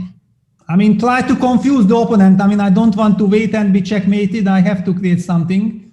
So it's clear that I don't have time for g3 because you've got knight g5, and then you want to just simply take that rook. Rook h8, does the line still continue? Or do exactly, you just it continues, and maybe I'm getting checkmated anyway. This is insane, Peter. Yeah, it's pretty insane, because I was hoping that at least after I got rid of one of your rooks and open fires and everything, but we see that thanks to this knight on f6, I cannot capture yet. Yeah, queen h3 on the board, so let's see how Wesley is planning to defend this. I mean, there's a very, very strong threat of g3. You don't want to go queen h1 before that. King f2. f2 is the only square. Can white actually start running then already with king f2? Is that an option? Yeah, king f2 or bishop f4. I mean, if bishop f4 would be possible, maybe actually I would prefer first to develop this bishop to f4. Can I try that? Bishop f4 before running. So there is no option to go g3 anymore. And if knight f4, rook f4, queen h1, king f2, it's hard to see a follow-up there. Yeah, so basically takes g3 looks very, very natural, but then I felt like it's the time to run, because thanks to this knight on e1, it's covering my rook. I mean, it's looking much more safe than before, I believe. All right, so queen h3 on the board. Big question to Wesley. He's gone for knight e6, and I see that he has gone for knight e6. Yeah, it was the humor. I mean, also here, queen h1 check, king e2, rook h2. Just when I was feeling safe, I might have ended up with this rook takes h2, g takes h2, like against Kramnik, how I lost in the Legends tournament. It was not about checkmate. It was about black's pawn queening. So yeah, a lot of danger. So Wesley goes for knight e6. Knight e6, and we were looking at the line with g3. Can we try and see if there's a way for white to fight this now after g3? After g3, I take queen takes h5. Yeah, that's my move. So you can't take knight h5 because knight g5 would fork and win the queen. And if you take queen takes h5, the idea is to take on f5. Yeah, I want to take this. I cannot take with the rook probably because of queen d1. So maybe I have to take with the bishop. And that's a lot of pieces. There's knight g5 coming in and the g3 pawn is falling. This looks like it's two pieces and a rook for a queen. If I'm not mating with black, what happens after rook h8? I mean, I have this knight g5 and then blocking on h3 actually. I have this defense, but the problem is that after knight e6, it was my desperate idea, knight e6, but I didn't see a follow-up after bishop takes e6, and now it's on the board by Alireza. He just takes the piece. Now it basically means that he's attacking for free. He's pawn up and has the attack, so white has to make sure that he hits the f6 knight somehow, but how do I hit it? What happens after a move like bishop g6, king g6, queen d3, trading off the queen? You at least don't get checkmated, but you've got this extra pawn on g4, knight e4. You have knight e4, yeah. And after queen h3, rook h3, you just keep all the trumps in the position. The other rook is coming to h8. It might be the endgame, but also the endgame for the white king. Because rook h8, because actually these endgames I think are very tricky if white gets the chance of activating his knight with knight d3, because then knight f4 check or knight e5 check would be very unpleasant. But rook h3 just puts an end to knight d3, and okay, I do have this knight f3 idea with knight e5 check, but actually I was looking for knight d3, knight f4, because knight e5 check doesn't look so serious. Simply rook h8 here and knight e5, king g7, knight g4. There was mate on h1.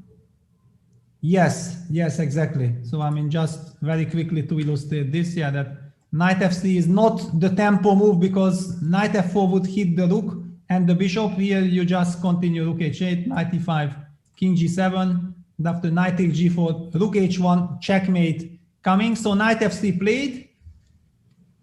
And it's black to move. Look at the engine bar. I mean, engine bar says it's game over, it's finished. But how exactly? I mean, white wants to finish. White wants some defense. I mean, knight g5 check is in the air. So one of the main questions. But if you take on f3, I also have something hitting on g6. But still, maybe you can just take gf. Bishop g6 check and queen f3. Is that an option? Then you go queen f3, and yeah, because now you can run with the king to f2. So this isn't the simple win. So okay, Wesley shaking his head slightly. Yeah, but then it's tricky. All right, so knight f3. What? Because clearly there is something very direct here. The bar has dropped all the way down. What is the winning line here? If black goes g3, then you go knight g5 check. Can we just check that line? Yeah, g3 is very similar to our previous line. Yeah, that you can just play this. I mean, knight g5 takes. Knight's slightly different because after rook h8, I have rook takes f3 check, and I'm gonna take a lot of things, and I might be able to run. So this isn't so obvious. What else do you have? I mean, do you have some queen sacrifice somewhere? Peter, queen g2, queen 8. Okay, maybe it doesn't matter. Queen g2, king g2. You take on f3. Whatever you take f3 with, there's a fork on h4.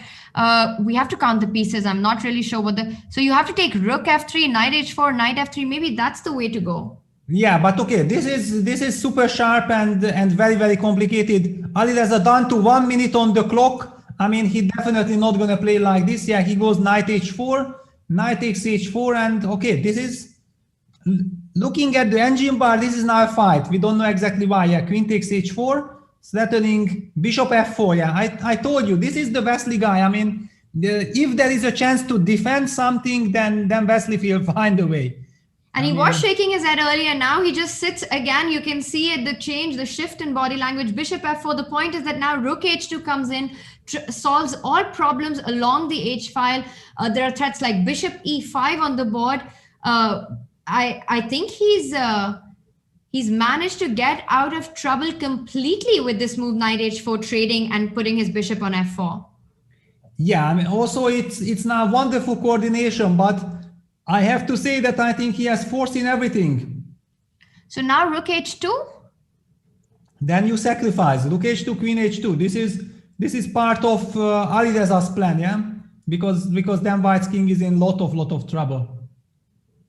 That's right. It's not only in trouble, even the material, 2 rooks and a piece for a queen. So you don't want to make that move. But after rook h8, then is it just saying that there is no direct mate threat? What do? Do you go bishop g3, idea queen h1, king f2? Exactly. Maybe I just go bishop g3 because I'm very, very happy already that my king is perfectly safe. I will always have the f2 square. And I mean, what a stunner move this knight f3 by Wesley. I mean, this queen takes g2 is apparently, because we are also told by our producer Sotiris that queen g2 is apparently very, very strong according to computer, but with very little time on the clock to figure it out, it's very counterintuitive also to give up the queen, the queen, which is the piece supposed to be checkmating white's king. So I cannot put any blame on Alireza that he didn't find that.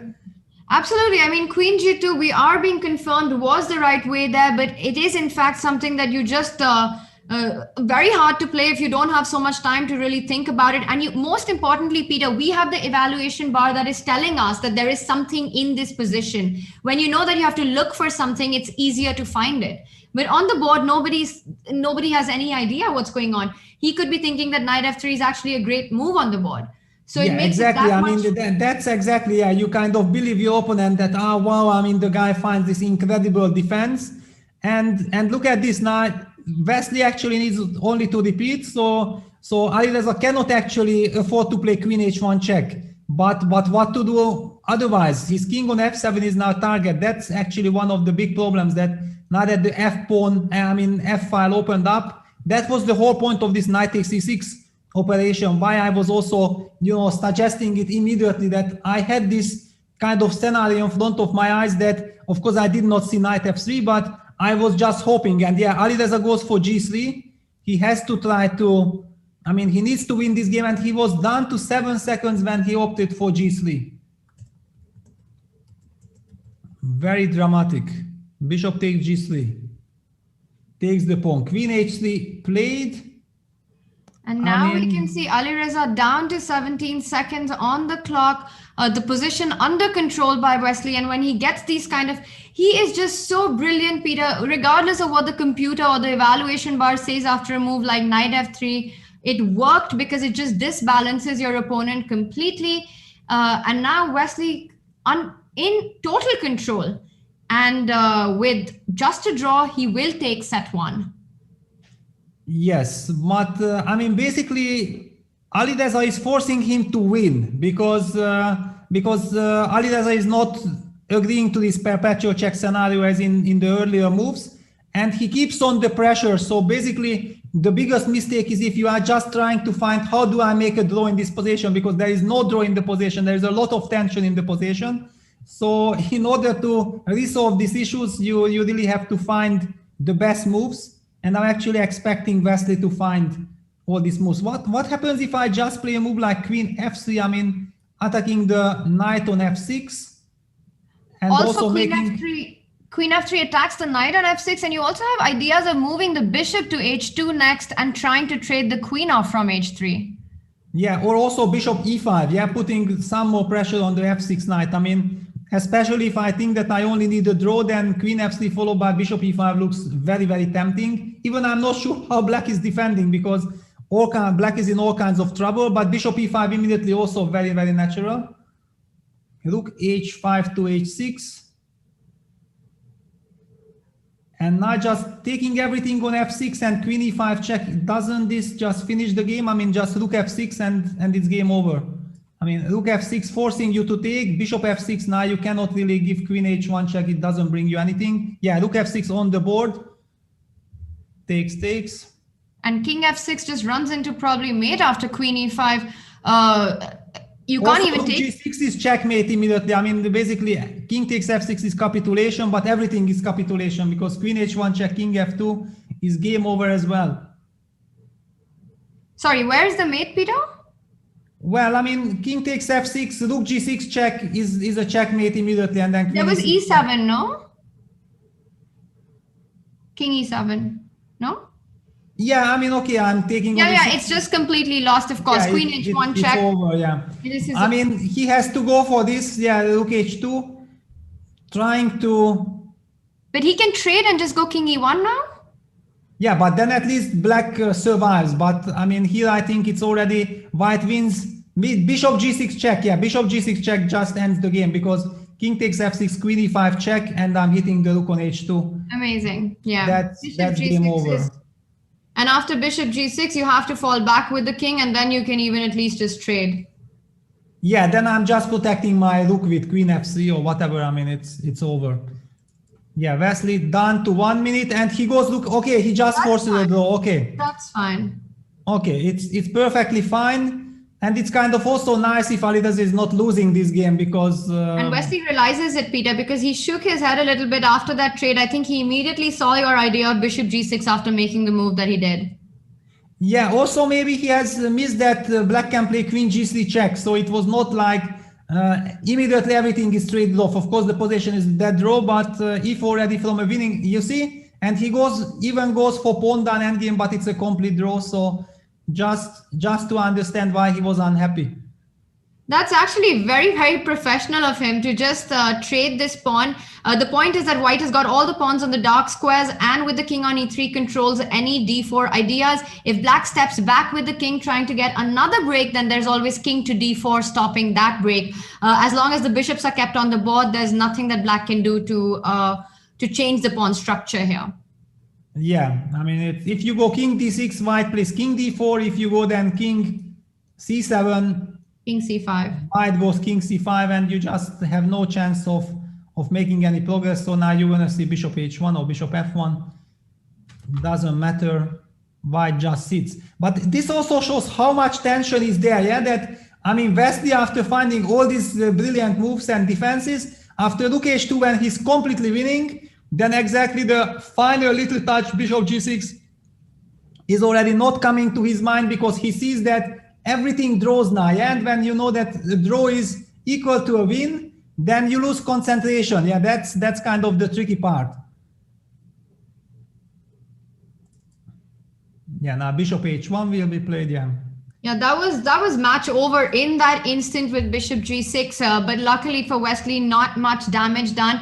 I have to still say that really finding this immediate way, a very professional idea of actually making sure that you go for an endgame. You sacrifice, you sacrifice a pawn, but you trade your queens, get out of any danger, and you just have confidence that this endgame, there's nothing that black can do. Yeah, I mean, okay, it's quite obvious because, I mean, Wesley was first very upset that he went for this endgame thinking that black will have to trade the queens, yeah? And then when the queens remained on the board, then it's first like a shock that, okay, I don't want to play with the queens because maybe there is a chance of losing. And then you immediately spot that, hang on, I can give the pawn because it's a fortress position. And the desire of getting rid of the queens is just anyway so tempting that you are very happy and then you just go for it. I mean, now he can really close his eyes and just play, and there is just nothing to worry about. We're also being told that just in about 30 seconds, the other games are going to lift off. So really no rest at all, Peter. The action is ongoing, and we do have liftoff in the Anish Giri, Maxime Vachier-Lagrave match going into the last round. And yeah, I will very quickly run to this Janja Pomaci game because knowing how quickly they are playing, I feel like if we are not running immediately to this game, we are missing out on something. So Hikaru plays his super solid h3, h5 line with king e8, no more fancy business with provoking white to go g4. We have seen in the previous game that it heavily backfired. And now he kind of plays the move bishop e7. Bishop e7, so what is this? Yeah, rook a d1.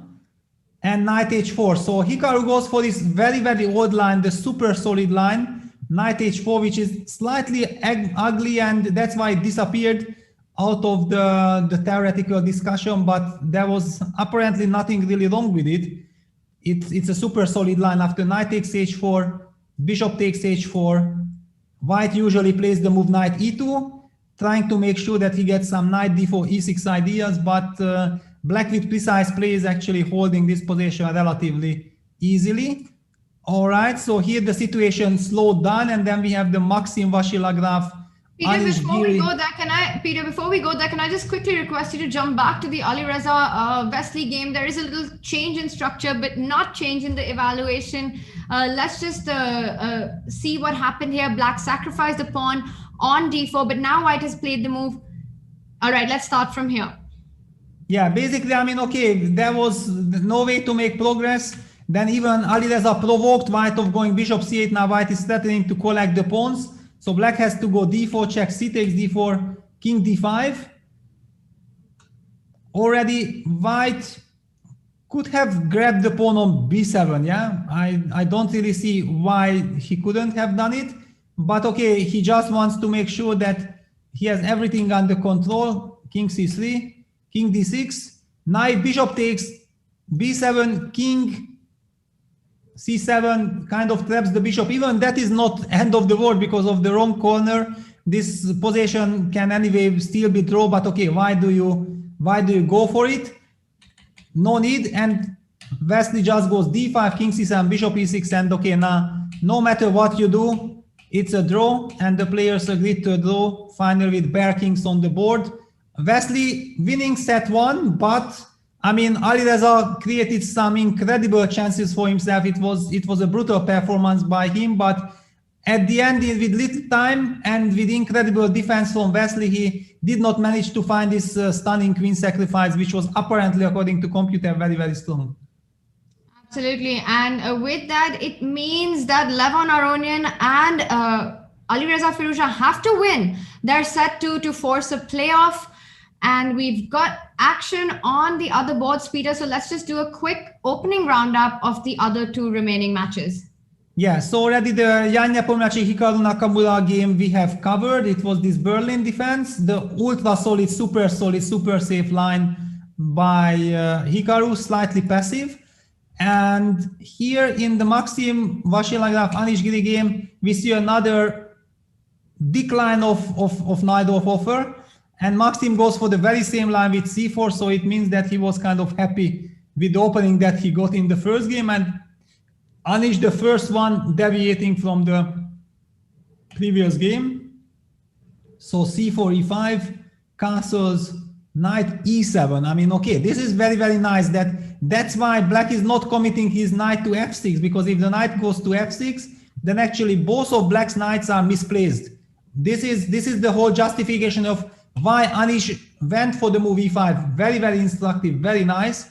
It almost feels like, you know, this has to get into some lifetime repertoire, because this is just a lovely rerouting with knight e7, going with the knight to c6, a6, bishop takes d7, even white gives up the bishop immediately.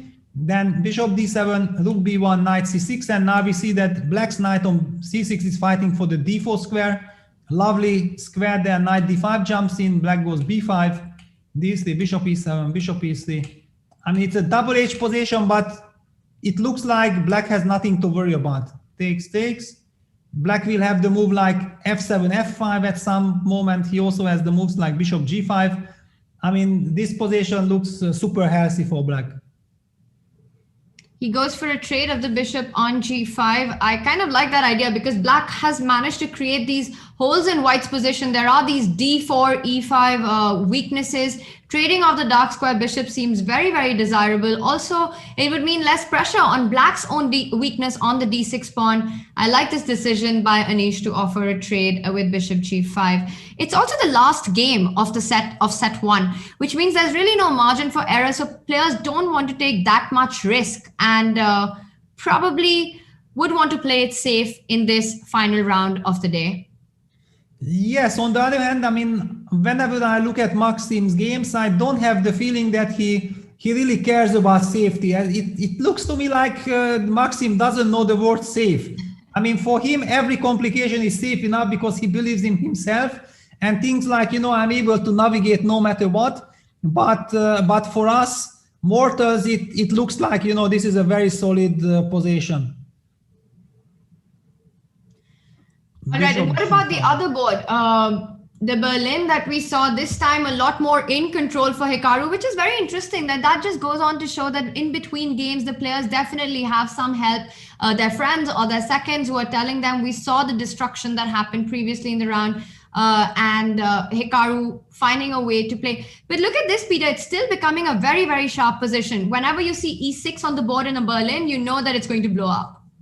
Yeah, well, I mean, in general, the Berlin defense is an incredibly sharp opening. That's the whole point, you know, and why it's also such a tricky spot to be in from the white side. Yeah, if the endgame would be just like this, that it's a one-sided slow kind of play, then it would be very tempting from white side to go into it. Yeah, but the big trick is that in order to put pressure on black, you really have to know incredible a lot, and things are getting very, very complicated if you want to create something. So you have to be super prepared. And in this regard, if you already see Jan Nepomniachtchi entering more and more often into the Berlin, it also shows that how much work he is putting into preparation, because one of the things that people think like, okay, Jan is a super creative player, but he doesn't like to work that much. Well, looking at it that he's ready to take in on the Berlin defense against players like Hikaru Nakamura certainly shows that he's taking his preparation very, very seriously. He definitely is. Look at that clock situation, 17.5 minutes on the clock. He knows exactly what he's doing and very confidently going into it. But Peter, objectively, with this in this endgame, one does get the feeling about the pawn structure. I mean, black has got all these pawn islands and these weaknesses. Yes, he's got an extra pawn to compensate for that. Can white try and do something about all these, the e6 weakness, the h5 weakness? Is that something that black should worry about? Yeah, definitely black has to worry about, but basically I believe that black should be kind of fine. It's usually the point is that if white gets a direct way of getting into the h5 pawn, that's the biggest danger. Something like rook e1, hitting the e6 pawn and then trying to go rook e5, and if you go h4, then rook h5. I mean, all this activation, but if it doesn't bring anything, because after rook e1, for example, black would, if not king f2, just to illustrate, if white plays rook e1, black goes king f7, it's already one active move, right? You go rook e5, hitting the h5 pawn, you go h4, the rook goes to h5. Okay, let's make the move. Rook goes to h5, black jumps out with his bishop to f6, and all of a sudden, while you are trying to hunt down the h5 pawn, black gets active, he gets his own counterplay, and if finally black's rook enters the game with rook d8, then all of white's queenside pawns will be also very, very vulnerable. So it's always a very, very messy kind of situation. I like Jan's move much, much more. I mean, king f2, basically making sure that he has things under control. He wants to go king f3. It's not a very, very ambitious move, but it's like, you know, playing the position and saying that, you know, I just want to make sure that first, I cannot get into any danger. Secondly, I might, thanks to my active king and with my central control, be able to pressure you a little bit. Because after all, this pawn on c7 is not really running away.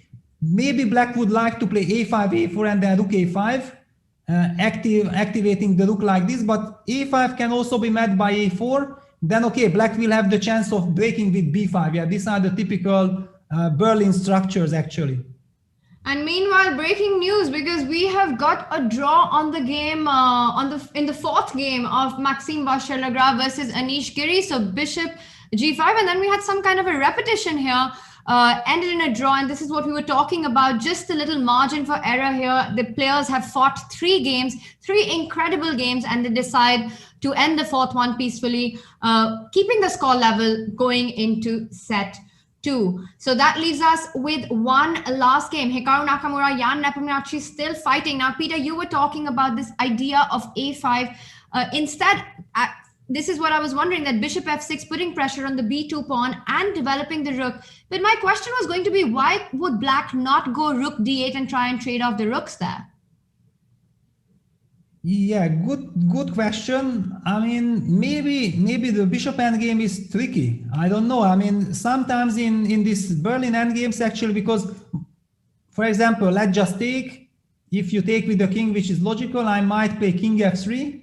I might go g4, and after h4, I might even take with the king. And then my h pawn will be very, very dangerous. And despite you being pawn up, but this pawn is not really relevant, any pawn endgame might be lost. Because I will have the, I mean, just to illustrate, what is it? Okay, you have to make a move. It's not even easy. Okay, king d7, g4 takes. For example, e5 can be met by, okay, I'm now just making some random moves to illustrate that, okay, we get, for example, such pawn endgame. Despite being pawn up, it looks like if somebody, then black will be getting into some really big danger, because I will use my h pawn. So Peter, that I'm going to interrupt you for a moment, because we do have Anish in our studio. Let's hear what he has to say about his match today. But of course, yeah, I didn't really make these things work, and finally I doubted a little too much and played these games badly. I'll try to do better tomorrow. But in terms of result, I think draw is, well, it's fine. It gives us equal footing tomorrow, and I think it's decided in the second day usually, so I don't really care too much. All right. Well, of course, I'm not going to have you dwell about any bad things, but that first game, we were looking at it, it looked like you were winning, and then I guess maybe a blunder gave it to MVL. Well, yeah, I mean, true. At some point, it was clear I'm much, much better. I was not sure if I'm completely winning, but it's obviously that I am definitely better. And some idea occurred to me, which something I would never do, is open my own king, and it was just so ridiculous. But somehow I thought, like, you know, maybe it's the way to go. But it was clearly going against my intuition, and the same thing happened in game 3 as well. I mean, I did something which is something I would never have done, but suddenly it occurred to me and I got carried away. I don't know, just happens sometimes, especially in the rapid game. There's not enough time to calm yourself down and tell yourself, okay, come on, this is not the one. But it must take some mental strength in like a knockout stage to come back after a loss with the white pieces and win with the black pieces. How happy are you with sort of your performance there? Yeah, obviously very happy, but it's already not the first time, and the more often you accomplish that, the the more confident you become. So yeah, I know by now that if you lose the first, it doesn't mean that you're not going to be able to come back. And I managed to come back with black already against Magnus, against Timur, and today as well. So yeah, I think it's possible. And to be fair, it's a little bit easier in some way, because the opponents, they start to doubt, like, should they play for draw? How? I mean, they all want to make a draw, but like the question is, how openly should you play for draw? And these doubts,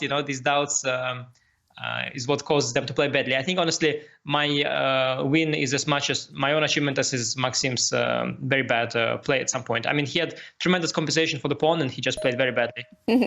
Well, finally, Anish, big day tomorrow, hoping to qualify for semi-finals. How are you going to do that?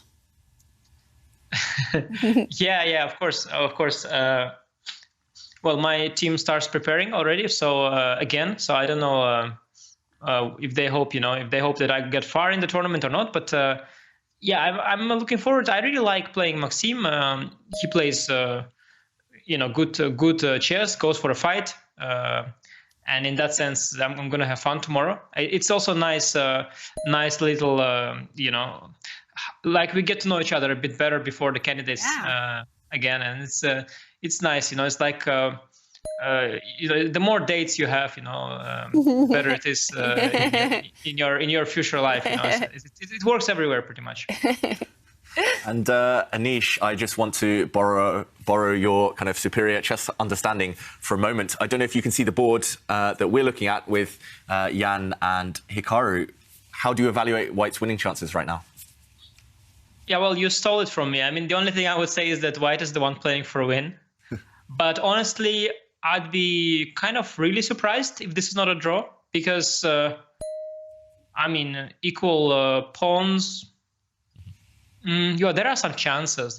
But I'd be surprised. I mean, normally speaking, you're not supposed to win such positions, are you? But I don't know. Who knows? Especially, I don't know what's the times. Well, Hikaru has a lot of time left. Well, both of them do, actually. But it is a pressured situation. And you would know the best, Anish, in a situation where the winner will be the winner of the first match. Yeah, well, see, the position is such that the question is, like, what happens if black just stands as well? So it's not like, it depends a little bit on what the position is about. Like, even if you feel the pressure, you are able to move back and forth, right? Anybody is. So in that sense, I'm not sure if the pressure is a problem for Hikaru. And let's suppose he just moves, back and forth with the bishop or with the king. The question is, how is White going to break through? Is he going to try and break through the dark squares, but then the bishop is guarding them? I mean, you need some very sophisticated maneuvers. Though honestly, I'd be surprised. My intuition tells me that these positions have to be very much holdable for black. But things. People have lost safer things than that, so we'll see. I mean, definitely not like the wipeout like the previous one of Jan against Hikaru's Berlin. I mean, that was a spectacular game. Wow. Yeah. Actually, on that note, Anish, how do you suggest we eradicate those Berlin draws, those 15 moves draws we saw? Well, I'm trying my. I've trying to promote the Nightruff. I'm playing the Nightruff myself. I've brought up the course. I don't know what more I can do, really, in terms of my own contribution to the chess openings. I am thinking that, because I already read that the organizers, they've changed a little bit the format for this leg to make sure there are less draws. Yeah. I'm really curious what they will come up with now that they've seen the Berlin. They've also seen the Bone Cloud. I'm really curious on what kind of regulations the organizers will come up with, because eventually, it's a little bit like it's not really about the players, because the players, they're being shaped by the regulations. You understand? Especially people like Hikaru, who is and Magnus, who are just so geared towards the result, and they are playing the way the regulations are forcing them to play. I mean, if you tell them that the draw is 0 points and the win is 1 point and the loss is also 0 points, you will see they're all going to play, to the very end. And but okay, that would be a bit weird, because draw is an essential part of chess. But yeah, I'm curious, if you want to affect that somehow, and the qualification stage to make it even more exciting, to make sure everybody fights till the end, even those who have already won a few games and are just cruising towards the qualification. Then I'm curious how organizers will try to do that. It's a big challenge. Big challenge. All right. Well, thank you so much for your thoughts on that, Anish, and good luck tomorrow. Thank you. Looking forward. Thanks for joining us. All right, and we're I gonna promise no Berlins. Well, okay. Did you hear that, Maxim? No Berlins. Yeah, I'm aware. So now you know a little bit about what Anish is bringing to the table, or not bringing to the table tomorrow, then. Yeah, well, I know Anish likes some sort of banter, and that's fine. He was even discussing my willingness to qualify, but I'm sure after today he's not discussing that anymore. All right. Well, how do you feel about the first day, drawing the first match against Anish here? Well, there were some ups and downs. First, I was very happy to come back from a bad position in game one. And then in the second game, I grossly overestimated my chances and went for a wrong direction when I had a great position. And I guess overall, the score was, quite logical, given how the games went. And I'm hoping to come back tomorrow with, maybe a bit more accuracy, and then it will be fine. So is it sort of special to you to sort of choose your openings and to play against Anish, knowing that it's only a few weeks until you meet in the candidates? Yeah, it doesn't really matter. I mean, I'm just playing chess as it is, and there will be lots of time to do what I need to do for the candidates against Anish and the other players. So I'm just taking it step by step. And so finally, Maxim, you've been in many of these knockout stages now. You've done very well so far. So what is sort of the success factor to do well on day two? I would say, first of all, a bit of luck, because there were some tournaments where I was extremely fortunate to qualify, especially the first two. And then, these matches, I like the format. I think, in general, I didn't even see why we got the preliminary stage where we could just have a knockout right from the start. But I guess that will be up for discussion after we saw so many draws, especially yesterday.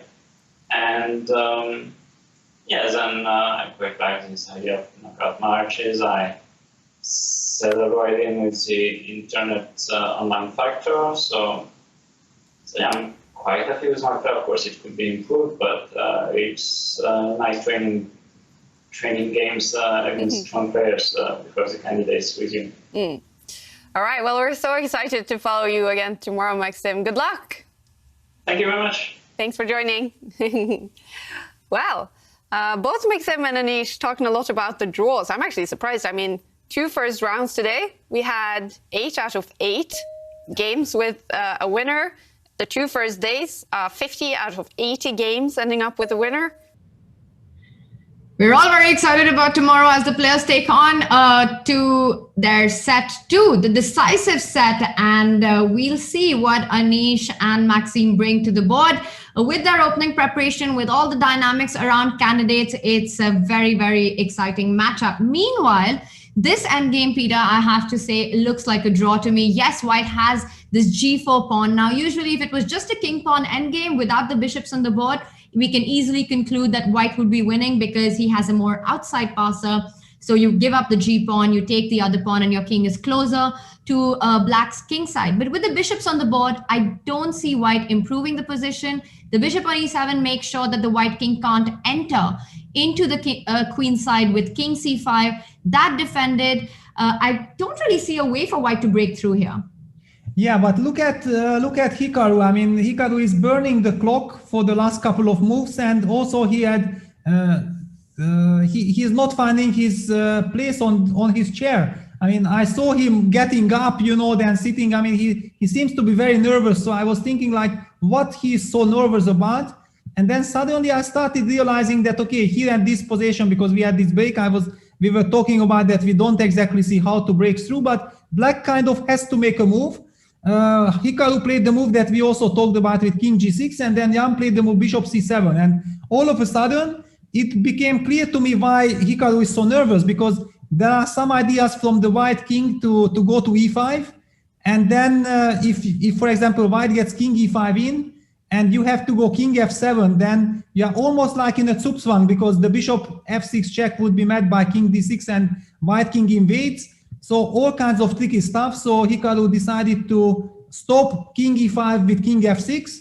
Also important to mention that if black gives bishop f6 check, then suddenly white goes king c5 and enters to b6 and wins the game. So black cannot allow white king to reach c5. So that's why the move king f6 was played, and Jan immediately blitzed out the move bishop g3, which threatens bishop h4 check. As you mentioned, any pawn endgame will be automatic win for white. And now if you have to move the king to g6, then Jan will get this king e5 position. And then if you have to go to king f7, then all this kind of slowly regrouping the bishop and playing I mean, even not, I can just play like bishop f4, then play g5, play g6, and after king takes g6, king takes e6, I'm getting towards the queenside pawn. So actually it might be much, much more dangerous than it looks. Wow, and Hikaru is shaking his head because it did look like a harmless position. Bishop g3, bishop h4. You can't really trade the bishops.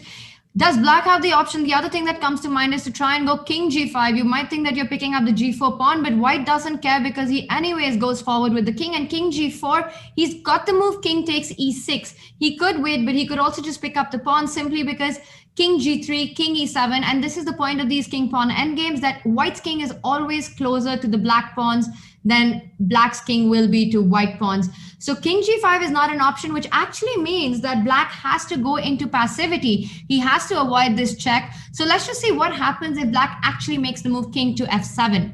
King f7, he goes for bishop a3, also a possibility now. After bishop h4, he wants to go king f7 check. Yeah, but nothing changes. Anyway, white gets his king to e5, and you can never give bishop b2 check, king e5. I mean, I don't see a defense, because this is exactly the same problem like it was before. And look at this, Hikaru is going crazy because it looks like, you know, it's a harmless position, but if there is no way of defending it, then that's it. He will lose the set. G5, G6 is a very direct idea that he has, in fact, that he needs to be careful about, because if white is able to trade off the G pawn for the E pawn, that should be lost for black. Yeah, exactly, because then white's king will be so much closer again. I mean, a very, very scary moment for Hikaru. And you know why these things are so unpleasant and dangerous, that it's no matter who you are. I mean, you can be Hikaru, you can be anyone, you can even maybe be a computer. If the position is lost, it's lost.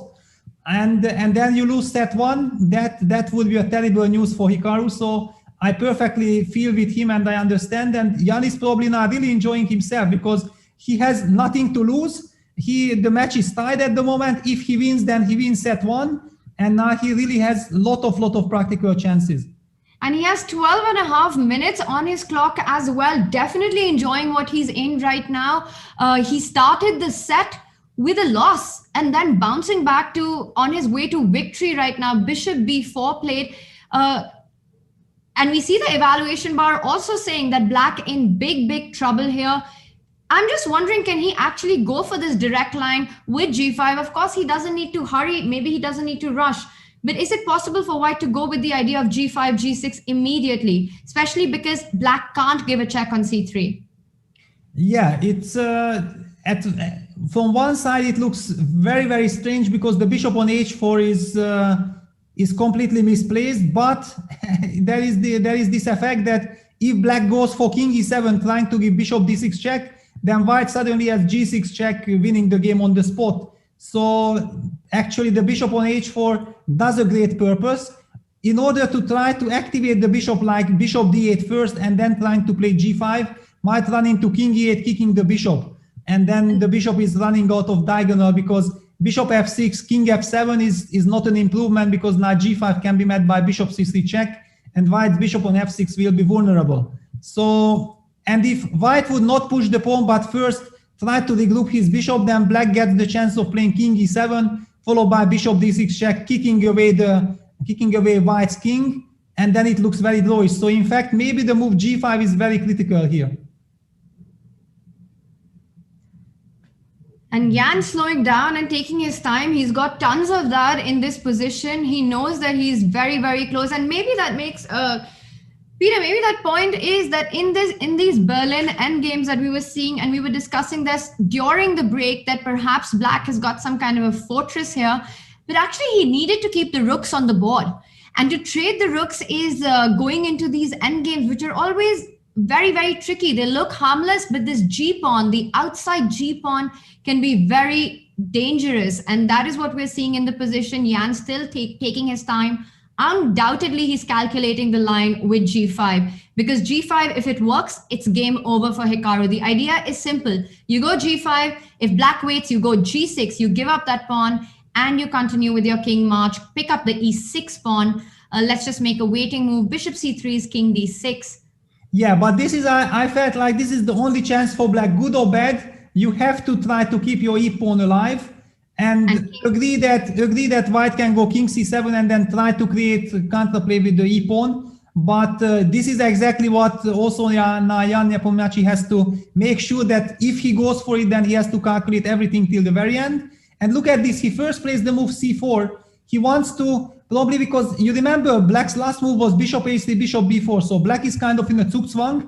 And then Jan feels that exactly in the previous line, like when after bishop c3 check, king d6, e5, it's very, very important to have his pawns as close as possible after collecting those pawns. So c4, a very, very nice move. So in those lines, if Black pushes the e5 pawn, then what White will eventually have to do is give up his bishop for the e pawn, but go on to collect the queenside pawns. And Hikaru looking with complete concentration and focus, but you can tell that he's not happy with this endgame. He knows that it's very difficult to save. A5 played. Once again, the question, is Jan going to choose this as the moment to go for G5? Yes, I mean, G5, yeah, G5 is played. And look at this, the engine bar first disagrees with the move G5, saying that, you know, this is not the way to go. But I mean, it wasn't really clear that how to make progress otherwise. So bishop c3 check played. Yeah, king d6, e5 will be on the board. Yeah, it's on the board. And it all comes down to this very, very sharp line with king c7. I'm not sure if the engine bar could really understand or foresee all the tricks. I'm pretty sure that the players are calculating much deeper than our engine at the moment. And the problem with the engine bar is because he realizes that the bishop is going to be sacrificed for the pawn. So the material and all these ideas of trying to drive the bishop away, that's why we keep seeing the engine bar shifting constantly up and down. Very hard for it to come to any conclusion. E4 played. I think the question here is, does White go bishop f2, or does he pick up the pawn on b7? Yes, this is now a very big question. Actually, it's very interesting that Sotiris mentions, you know, that because I just blamed the engine, that after the move a5, engine was saying that a4 was a stunning move, and that's why engine felt like this is the best possible move for White. Black is kind of in a Zugzwang, and after bishop a3, he wanted to go bishop e1 first, attacking the pawn on a5, provoking some more weakness, and then going back with bishop h5. I mean, ultra super smart play by computer. Okay, this is a little bit too sophisticated for a rapid game, and Jan is playing like a human. I mean, this looks good enough, but who knows? Maybe actually Black. Let's take a look. Let's take a look at what happens if we go for a direct line like king b7, because Black's path is very clear. He wants to go e3 after king b7. Well, I'm not even 100% sure, because I'm not sure you want to give the c6 pawn. Maybe you want to play c5 first. c5. But anyway, go king b6, yeah? King b6, and if bishop b4, then bishop f2. Yeah, but how do you actually make progress? Yeah, after bishop f2, if I just play king g6, bishop e3, bishop e3, king f5, king c6, king d5, and you come like this. Yeah, okay, but yeah, it's probably good enough. Yeah, because after king d5, you are setting g6, and then you are winning. So yeah, I have to play then something more sharp. Yeah, I will have to take your. Let's look at this direct line, Peter. Yeah, king b7 on the board, so we're gonna see the direct line, I believe. We are going to find out if he goes for c5. I think c5 is a little slow. King c6. There might be bishop d4 after that, actually. Is that an option for Black?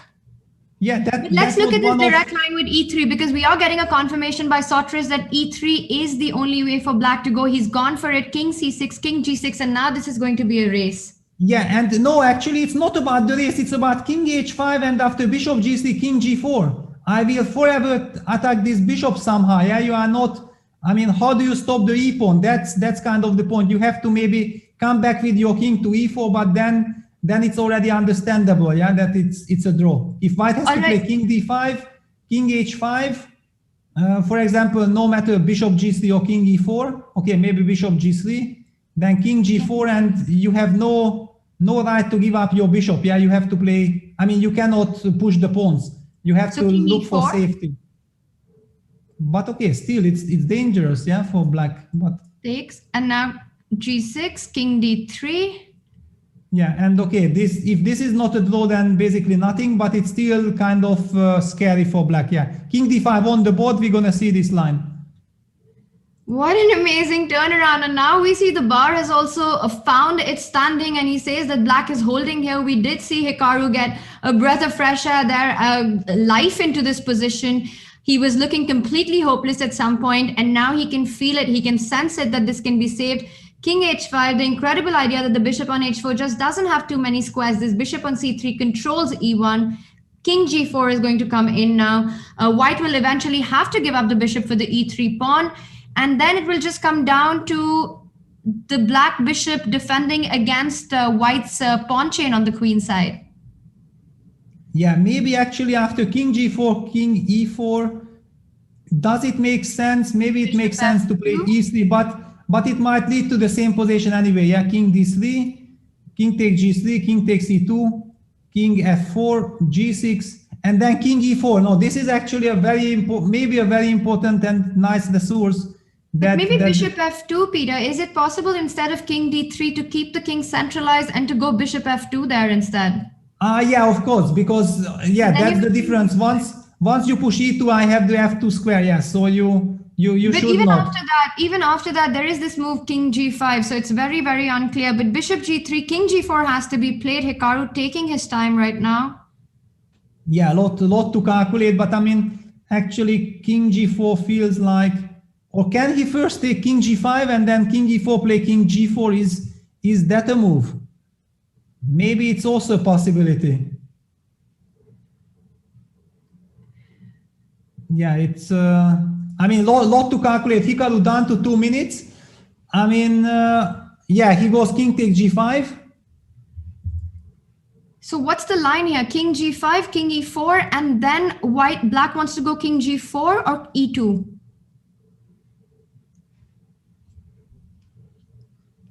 Yeah, well, I mean, okay, king e4, king g. I mean, king e4, king g4. That's obligatory.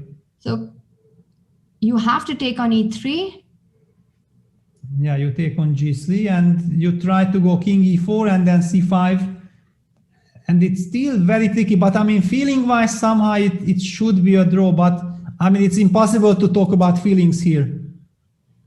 And Hikaru's got 2.5 minutes on his clock, and it's just the kind of position where there is probably just one precise way for black to hold because it's so move by move, the c-pawn queening, the king controlling squares.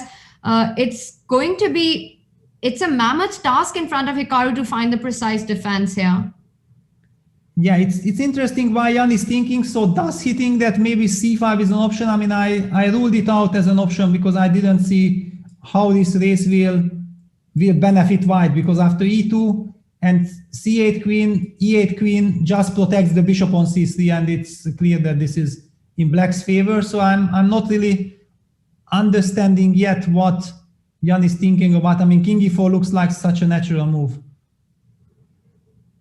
But maybe also Jan is not just very disappointed. He's calculating all these lines and feeling that there was a moment he felt like maybe he's winning, but he underestimated black's defenses, or he just didn't see any other way to play for a win. That's also possible. We are getting an update on a line. Maybe we can just look at that on the analysis board. C5, E2, white does have the option to go bishop F2 there. He goes for king But I mean, after C5, I wanted to go king G4. I mean, I didn't know what happens after king G4. He's gone for the move king e4, so he doesn't try the c5 line, and he wants to go for this endgame with these two extra pawns on the queen side against the bishop. Black has to make the move king g4. He starts with e2. It will lead to the same position, and c5 on the board now. Yeah, now c5. Yeah, this is logical. I mean, okay, anyway, hang on. Now it's a little bit different. So what happens after king g4 now? Well, now king g4 looks senseless because I can just move the bishop and you're just absolutely fine. Yeah, your king is shouldered, yeah? So probably you have to run to f6. I think you have to run to f6 because you are already, anyway, inevitably queening with e1. And then you have to make sure that your king is as close as possible. And that is what Sotris is confirming. He is saying king f6 is the only move. Hikaru finds it. The point is that once the pawn moves from e3, white's bishop has this extra square on f2, so you can't really win it. Yeah, now Jan goes back with king d5.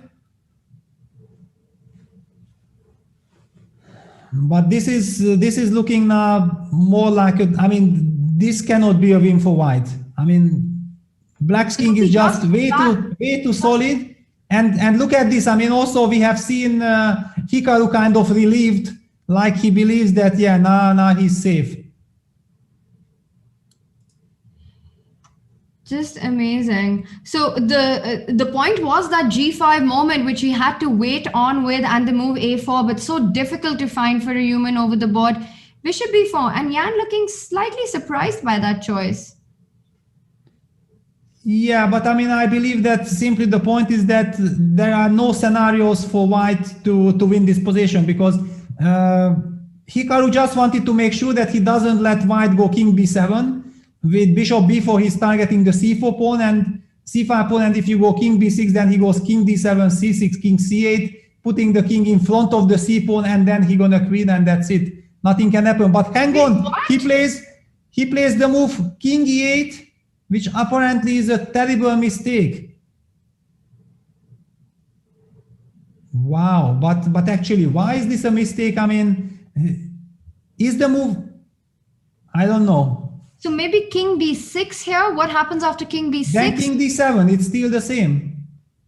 I mean, king b6, nothing changes. So that's also the point. I think that Hikaru just feels like, you know, nothing is happening. It's a deadlock position. He just wants to make sure that he gets king d7. But you'll not believe this, Peter. We are being told by Sotris that the only move that wins here is a4. And how is someone supposed to find a4 in this position? And he plays the human move king d6. Yeah, he plays the human move king d6. I mean, okay, a4 was out of some, I mean, amazing stuff. But okay, you see, engine bar is jumping up and down because this position is just so crazy. I mean, still apparently so crazy. It's not obvious, but you know, the point why bishop a3 is a mistake, that computer knows that after king c6, bishop b4, a4 is a win. The players don't know it. So Jan will not really come back with, or maybe he will come back to c6 because he cannot make another move, but he doesn't see the win yet. And the point is that black's king is stuck on e8. He's not moving closer to the c pawn, but maybe Peter, quickly, let's just see what happens. King c6, bishop b4, a4. Why is the computer going crazy over this line? Yeah, exactly. Let's check just to see what's happening if black wins, because okay, he is, for example, takes, yeah, the white king reaches b7, and then white pushes c6, c7. I mean, black has to go king d8, c6, bishop g3 only defense, and I mean, b4 doesn't work because b4, a5, you know, I'm checking first. So it's a little bit confusing. Why is this a4 such a decisive move? Okay, king c6 is on the board. Bishop b4 will be blitzed as well, yeah, and now Jan, actually maybe he will play the move a4 just by accident, by elimination, that there are no other moves in the position, but a4 looks such an insane move that it might simply not happen. a4, e1, bishop e1, this is just crazy. And c7, I mean, okay, this is just a study, yeah, he plays king d6 back. It's impossible. This is impossible to find.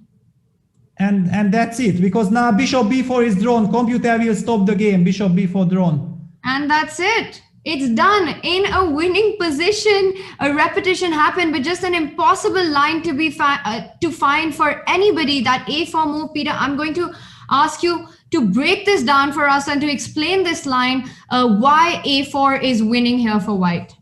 Yeah, now that I got the help from Sotiris, now finally I'm understanding it. But I mean, that's why the players also had no chance of finding it. But now Jan Nepomniachtchi might go crazy afterwards when he's told that he was just completely winning at the very end. I mean, why? Because here, not the move King B7, but the move King C7. You know, apparently you are doing nothing here with King C7. But the point is that after Bishop G3 check, you go King C8, and there is just no way of stopping C6, C7 anyway. Yeah, Black is not reaching the D8 square for his king, and then the king moves away. So once you spot this King C7, King C8 idea, it actually comes to you that I mean, okay, still let me play the move King E7, and after C6 I would go King D6.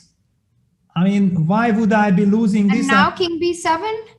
Yeah, now King B7, I already go King C5, but you go C7 and you are winning. Yeah, this is King the B4, point. King B6, and you are winning in this way. And if you don't, yes. And let's just back up to that position with King B7. Yes. And here, if you go King E7, then D C7, and there's no way to stop this. But how is anybody supposed to find this idea of A4 and making this super counterintuitive move of going King C7, putting your king in front of your queening pawn? I mean, it's impossible. Yeah, I mean, this is just completely insane. First of all, because you already believe that the position is draw. Yeah, I'm pretty sure that if the position would have logically been signaling to Jan that no, this is now a win because I outplayed my opponent, but it looked like, you know, Hikaru saved himself. Yeah, that's why your brain is not even searching for some study, like you cannot even imagine the scenarios, how you can win. Finally, you give in that, okay, I tried everything. The guy put up an incredible resistance and draws it. But yeah, this King E1, I mean, you can put for anyone as a study and torture the guy because he will go crazy. He will tell you that, no, there is just no way physically to win this position from the white side unless he really spots this stunning idea with King C7, King C8, and then if you don't give the check, then it's easy because then I just go C6 anyway. So your king cannot come closer. That's the maximum you can do. Bishop G3 check, King C8, and then just C6, C7. Only line is now King E7. Only move King D6. And finally, this pawn endgame is now a win because Peter, just one tempo. We've got Jan in the studio. Let's see what he has to say about the game, and we'll come right back. You seem to be so strong, all of you, yeah, but I didn't really see what do I do if you play something like Bishop A3. I wasn't sure. So but then probably this King B6 move here and taking on A5. Yeah, that's let's see. But yeah, and King D7, then C6, and then I take on A5. Yeah, I mean, okay, this is very obvious, but maybe actually, yeah, maybe we can show this together with David on the analyzing board. As you're saying, it's super interesting. So take us through it, both of you. I mean, this is the first critical position you mentioned, right, Jan? Where yeah, just here, I mean, something like A4 and this, like, once he played A5, there is no defending ideas for Black, and the pawn is, I mean, sooner or later he'll get into the Zugzwang. So when he moves away his bishop, I just play Bishop E1 and he resigns. So this is like what I would do, like, in probably 99 games out of 100, but yeah, today was a slightly different day. yeah, and that final position, you're right, it's tricky. I'm not sure I would have found this, but yeah, A4, it's the idea behind it. It's difficult. Once he showed this, okay, King H5 idea, actually the problem that I have calculated is still the draw, but somehow I thought it should be somehow winning. But yeah, indeed, there is enough for Black to defend. But yeah, I mean, this is super stupid just not to play A4 here. Okay, just anyway, I'm not taking any risk. So it was a worthy try. Well, we did follow this game, so we do know. Okay, somehow I was a little bit sad about my performance before, so once I let him get some slight chances to draw, but I mean, normally it's like a piece of cake, yeah. Like I guess I won, especially against Hikaru, like 3 or 4 bishop endgames. And this is probably what I might do for a living. Yeah, just playing these games against Hikaru. Yeah, but well, happens. Happens. Well, so we do know you had quite good winning chances several times in this final game, but the first match now is tied. You both won one game each. So how are you feeling sort of about the first match here? I feel like I should have won it, and I had like chances in game 2, game 3, and game 4, and I mean, okay, I won only one of them. So this is really annoying. So I should work on, I don't know, realization. Probably work on my technique a little bit. Yeah, but I mean, okay, if I keep playing like this, I guess I win tomorrow. But this is a little bit disappointing, to say the least. Yeah. Well, I guess there's two possible ways for you now to go into day 2. Either disappointed and angry with yourself for the chances you had today, or confident for getting those big chances. So which one is it going to be for you heading into tomorrow? No, but why can't I just combine this? Yeah, like being both disappointed and let's say optimistic. No, I mean, okay, having like 4 minutes on the clock and don't play 4. This is indeed a madness. You seem disappointed now, Jan. Yeah, David. No, I was going to say on the plus side, Jan, that win you had today, it was spectacular. Yeah. It was very, very nice. Yeah. Thank you. All right, Jan. Well, what will be your focus heading into tomorrow? How are you going to make sure you head through to the semifinals? I'm not sure in anything. Come on. look at what I have done in game 4 and perhaps in game 3 as well. Just how can I be sure? And maybe bring out the cat and maybe do some other things tonight. And I know it's late where you're sitting right now. Well, I guess I have enough firepower myself without inviting, let's say, seconds like my cat. But thank you for a good idea. Sounds good. Thank you so much for joining us, Jan. Good luck tomorrow. Thanks. Well, no doubt he is a little bit disappointed, Jovanka. Yeah, I do kind of feel that maybe we made him a little bit disappointed. Yeah, by first of all pointing out that, oh, well, you missed the win. Yeah. You know, that is the typical chess. A disappointed Jan Nepomniachtchi there, and rightfully so. One can feel the frustration. He knew that he was winning, that he had some big winning chances in game 3 as well as game 4. I think this last position, very, very understandable, Peter, missing this idea of king c7, king c8. Even if you see a4, finding the concept of putting your king both times in front of the c-pawn is just very not a human thing to do. And of course, when David pointed it out, how disappointed do you think it is for somebody to see this, but also know that practically it's very, very difficult to find such ideas? Yeah, but the problem is that finally when they tell you, then you realize that I should have found it. Yeah, that's kind of the thing. And knowing that how important it was, because now the set 1 is tied, otherwise Jan Nepomniachtchi would have won the first set. So I think it will haunt Jan a big time. On the other hand, if he wants to, practically find comfort of the result of a 2-2 today, then he has to think about, after losing the very first game quite easily, then bouncing back and tying the score is actually a good result. So that's kind of, I think, psychologically one of the ways of how do you deal with such a missed opportunity, that you try to look at the bright side of what you have achieved today. I mean, if he would not have had to bounce back, then maybe it would hurt more, but he did bounce back and he tied the match. The match will be decided tomorrow. So it's not a tragedy, but definitely, of course, very, very, I mean, he will have a sleepless night, or at least he will have certainly trouble falling asleep. I think he felt it was more disappointing for him what had happened earlier in the game rather than this very final position. I think that G5 moment is what he felt was something that he should have found over the board. The last position, of course, if somebody has the engine or they have the evaluation bar, you can still find these lines, but very difficult to do that on the board. It's true, Hikaru did start with a win, but then Jan turned out to be, I have to say, the better player today. Even though the score was even, he was the one who was pushing in game 3 as well as game 4 for the most part of it. A beautifully played technical endgame, but yes, he didn't manage to convert it. Despite that, he did level the score, and was the one in the driving seat. Tomorrow, it's going to be interesting to see what these two players bring. Let's bring up our scorecard of how set one went for our quarterfinalists. And there we have it. Magnus Carlsen and Wesley So wrapping up their set in just 3 games, 2.5 half. They did make it look easy. Alireza Firouzja, I have to say, in that 3-game win on demand, very impressive how the 17-year-old created his chances, made a mess out of a position and was so close to actually winning it. But in that time scramble, in the complication, Wesley So kept his cool and calm and wrapped it up. I have to say, meanwhile, in the Magnus Levon match, it felt like Levon never really got going, never really got a chance. Magnus Carlsen felt like he was in his element, in his A game. Anish Giri started with a loss.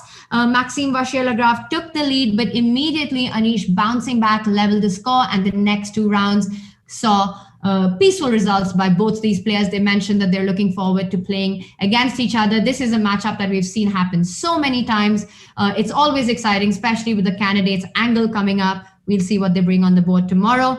And the Hikaru Yan, what a marathon set 1 that was. Peter, day 2 coming up and judgment day for quarterfinals. Yeah, absolutely. I mean, we heard Magnus's interview, and he also said, like, the game 1 set the tone, and we have seen this throughout the tour already last year as well, that whenever Magnus won the first game of the day, then it was just almost impossible, if not possible, to stop him. So yeah, it's kind of now a different situation, because tomorrow Levon will start with the white pieces, so definitely we'll have to try to put Magnus under some discomfort also to get confidence, because after all, today's match looked kind of one-sided. That's why Levon needs to really show immediately in the very first game, not just maybe he will not win the game, but I mean to signal Magnus that today it's going to be a very, very tough fight. You have to be on your defensive, or you have to be on your A game to finally really win this match. That's at least what I'm hoping for Levon, that he will be able to do. It's easier said than done when we see that Magnus is in top shape. And we have some other games. I mean, this Wesley So Firouzja game, I think exactly the 3rd game also showed like what the fighter Alireza is, and he's definitely someone whom we cannot write down. I mean, he created his chances. He was almost about to bounce back against Wesley So with the black pieces, and then who knows what would have happened in the 4th game. So I'm really looking forward to this match, because we will be seeing some fireworks there, I'm pretty sure.